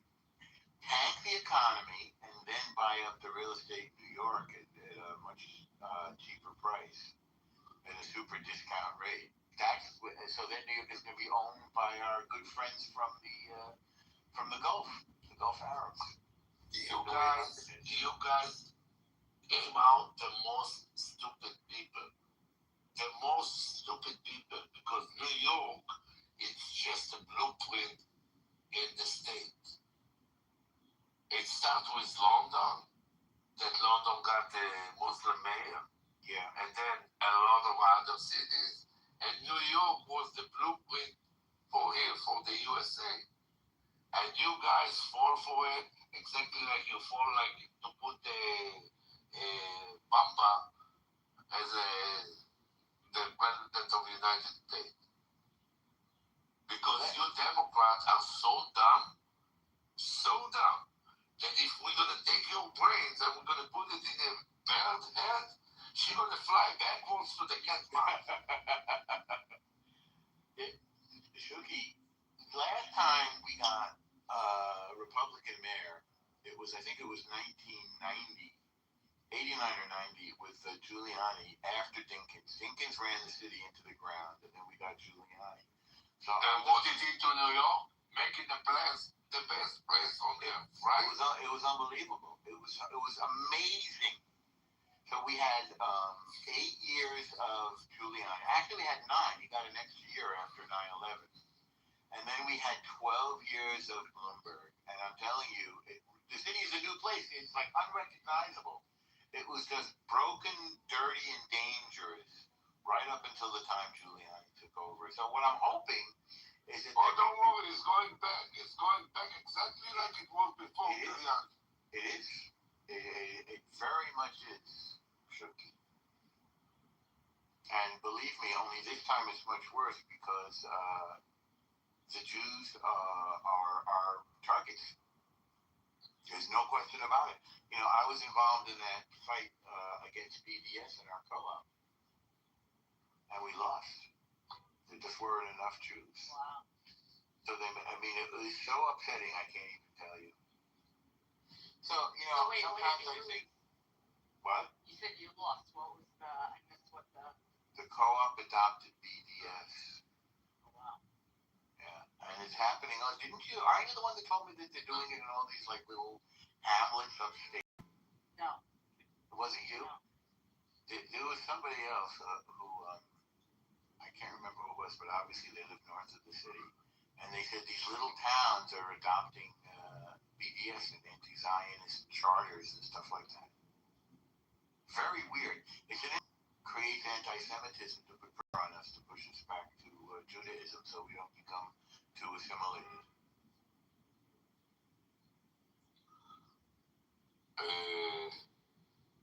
If you like to make excuses for your failure, good luck on that. But you're in the wrong place. You mean the wrong room, or the idea is wrong? The wrong place, period. Because we don't buy your bullshit. So what's your explanation? What's your analysis? The Jews become to be pieces of shit. Well, it's a problem. It's a problem because a lot of these people, whenever there's this BDS stuff, they always put the Jewish faces in front. It's always, I'm a Jew and I'm an anti-Zionist. I'm a Jew and I just want to speak for the Palestinian people. As a Jew, the genocide must stop. It would just make you crazy just to listen to these people and to see them. Meanwhile, Bibi's got his pedal to the metal, and it just seems like it's just nonstop push. This might be the most aggressive military campaign in Israel's history. I mean, we're going all the way. We're hitting, I don't think we've ever hit, what's that called? Tyre, Tyre, which I learned last night is like this valley protected by mountains. I mean, we've never gone this far into Lebanon before. We're even hitting Beirut. Oh, we was in Beirut in 1982. What are you talking about? Yeah. Okay, did we go north of the time? Yeah, of course. I didn't know that. And We held it for like 10 years, right? 18. Unbelievable shit. 18 years. You know, the most serious challenge to Israeli military capacity of having 100 drones that are very difficult to destroy. So I was reading somewhere in the social press that Israelis are trying hard and working as hard as they can to combat the technical. That is the weakness in the military in this area. It's a technology gap, Ali. You're right. I supposed to watch the same thing. And they're using weird things like fishing nets. You know, it's just crazy. So I am certain that Israel will come up with technical military solution. Baruch Hashem. They have overcome this exception. They're figuring it out before so many soldiers go out. It's definitely a technology gap. You know, it's like, say, swords going to guns. It's not as severe as that. Or, you know, horses going to tanks. But it is a technology gap, and we absolutely have to address it. It's zero question. And by the way, the Ukrainians are coming up with good solutions to this meanwhile. They're like the leaders right now in drone technology. Yakov Globe, come up. Shabbat Shalom, Yaakov. And Glow. Shalom. You know, going back to this political situation and Landami, I call it Mad Dummy, being the, how come and why he's the mayor of New York. So I put it in two general categories from Democrats and the Republicans. From the Democrats, I really believe that honestly, they have no idea, a clue about the Islamic ideology and its intention, going all the way back to the Muslim Brotherhood and the rest of it. They are not. They are not aware, Democrats, people who voted for him. I don't want to put everybody in the same category. That a person like Nadami and his team they have, in a sense. So that's one issue. So that is really, I would say, the lack of understanding about this horribly bad, radical, barbaric ideology. What I have done at best, at least in the clubhouse, to provide some level of education, talking about the nuts and bolts of Islam and what is based on and what is planning to do. And in the Republican part, I think the support of Israel is based on, of course, the Christian evangelical kind of movement supporting Israel for the reason that you know, and also having their strategic partner, or effective partner, right, in the Middle East, without really having much of an idea of Islamic ideology, which in the Republican case is not really necessary. They have better reasons to support Israel in general and oppose Islam specifically in the U.S. So these are just kind of broad perspective in terms of the dynamics of what's going on. And anyway, that's comments are welcome.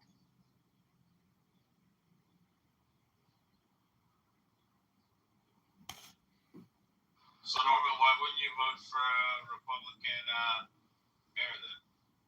Who says I wouldn't? I voted for Giuliani. I voted for Bloomberg. Huh? Sounds like you're not too bad, I guess. I voted for the best man for the job. I've always done. Yeah, you voted for Mamdani. No, I never voted for Mamdani. I'm not stupid. I mean, you might want to debate me about that, but no, you guys are taking credit away from Norm. He's not like what you guys think he really is. I think Norm is definitely a Zionist, so he would never vote for somebody like Mandami just because of the party that he's affiliated with. Harry, before October 7th, Norman was the liberal cuck when it came to the Muzzies, and now he's like, we need a carpet bomb Gaza. No, I've never said either one of them. Both of those are incorrect. Even before October 7th, Norm was a Zionist. Ever since I've known Norm, he was a Zionist. But he was, that's so rude. I can't believe somebody would say that about the Muslims. I don't like to tell people based on their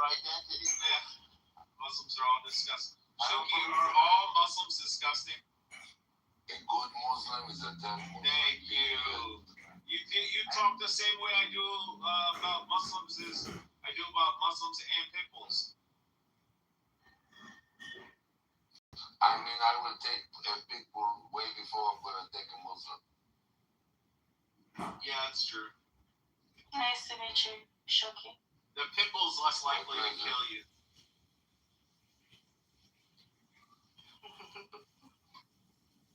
Then what, Shuki, what do we do with Glow then? Why? Glow is a Muslim? Yeah, she is. What the fuck are you talking about? Why would you degrade me like that?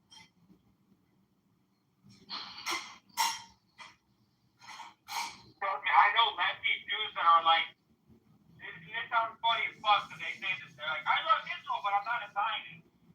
Like, I laugh when I hear this shit, right? Like, how can you love Israel but not be a Zionist? Like, you know, so they don't understand what a Zionist means, you know? Well, Shuki and I have been around a minute, and we went through stuff like this before, like in the 70s, right? In fact, I'm just putting together now what I lived through. Number one, there was a UN resolution, I think it was in 72. It said Zionism equals racism. Now, this was when we were fighting the Soviet Union as well. Well, they don't have a superpower on their side anymore like they did in the 70s. That's number one. Number two, then we had when we had the 1973, the Yom Kippur War, the Arabs did what do you call it, an oil boycott of us. The cartel stopped giving us oil. We had an oil shock, and the prices went through the roof. We had a shortage. You had to wait online for hours to fill your car up with gas. You couldn't go on every day. If your license plate ended in an even number, you went on Mondays, Wednesdays, and Fridays. If your license plate ended in an odd number, you went on Tuesdays and Thursdays. That's how bad it was. So we've been through crazy stuff like this before, and we've come out of it stronger. We just need continuation of strong leadership. Also, Israel's economy, according to what I measured before, it quadrupled in the past 20 years. That's remarkable. So despite thanks to Bibi. No, thanks to the leftist motherfuckers that you support. Yes. I don't support them. You know who I support is Gadi Tao, who was a leftist, and then he saw that the leftists were undermining the country and that they're undemocratic. So I'm a reasonable person. But that's what happens around the world. Yeah, but I think, like, look at Poland. Poland is going in a different direction, you know? And what's going to happen in England? The Labour government, the guy already said he was going to resign. Poland is the smartest country in all of Europe. Say again, Poland? Yeah, Poland is the smartest country in all of Europe. Poland is crushing it right now. That's what I said. And they're heavily armed. They have a great economy. They're willing to work. And listen, Marvin, you heard what the president said, right? He said, we built the fucking fence, and I instructed all my soldiers, if any of the Muslims try to come across the fence, to shoot them. Yeah. Plain and simple. I mean, I don't know what the hell happened to Western Europe. Weird, because it happened recently. It's in the past 10, 20 years. The Muslims started showing up and raping everybody's daughters. What happened to their brain? Cairo. It's not Cairo, but it's right on the verge. It's lost its mojo, that's for sure. They used to be great warriors, even in the 90s. I was in Shuki, I'm gonna tell you exactly what happened. When the day that you took away the gun from a police officer, that's what happened. That was a long time ago. I thought they never carried guns. Yeah, I don't Of course they used to carry guns. I don't think so. Just going to this Europe business, I truly think there is this clash of civilization here between Islamists and the rest of Europe. And Poland, of course, is taking that kind of in the right direction in terms of his policies towards against immigrations, particularly the Arab in general and Muslim specifically. So the thing is, what happened in Europe, and it's really saddened to see a culture, particularly in England, a culture which has been nourished by people like Isaac Newton, by Bertrand Russell, by Adam Smith, by Darwin. And that is the type of society and culture and richness and its contribution to the entire world that we're talking about. It's been eroded and gradually, but certainly continually, by this Islamic barbaric ideologies of 1,000 years ago. It is horrible. It's horrible. It's really, really bad.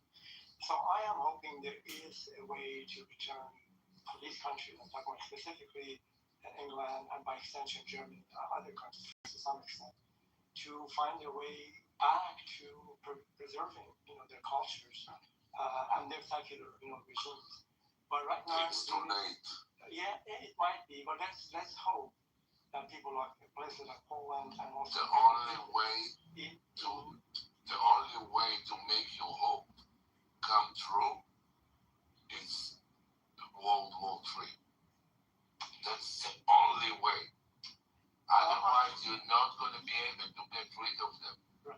Well, here's not right. Come on, let me think about it before we jump into World War II. For example, seems to me there are going to be two types of movements. They're going to be happening almost simultaneously. One, what I call it bottom up, which is a native British individual says, I'm not going to take this anymore.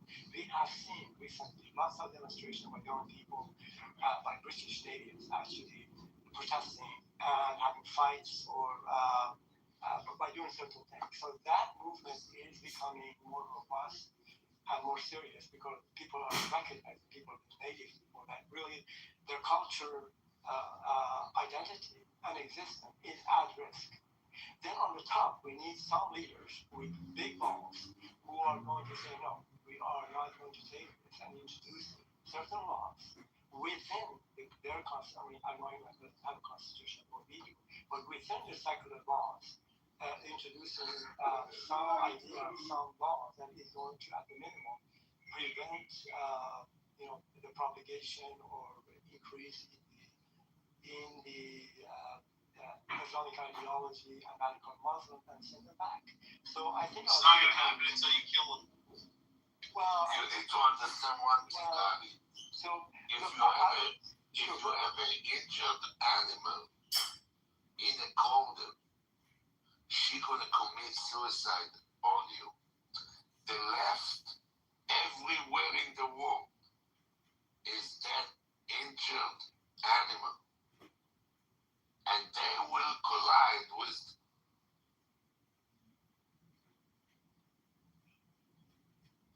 Chucky, you're in the matrix. The dangerous and the scary part of it. And because it's going to bring to a civil war and not going to look good. It's going to happen in Israel, it's going to happen in Europe, and let me tell you, it's going to happen in America also. Okay, when you say civil war in Israel, what are you talking about? Obviously going to join to the left. Right. Okay, I mean, I'm not knowledgeable about this to have an opinion. No, 100% I understand. But they're going to join, the Arabs going to join to the left.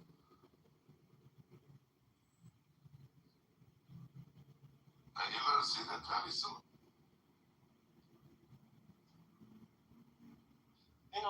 In some strange way, I see, and I can't quite articulate exactly why. Remember, I talked about this cultural clash, and specifically, we're talking about democratic, secular,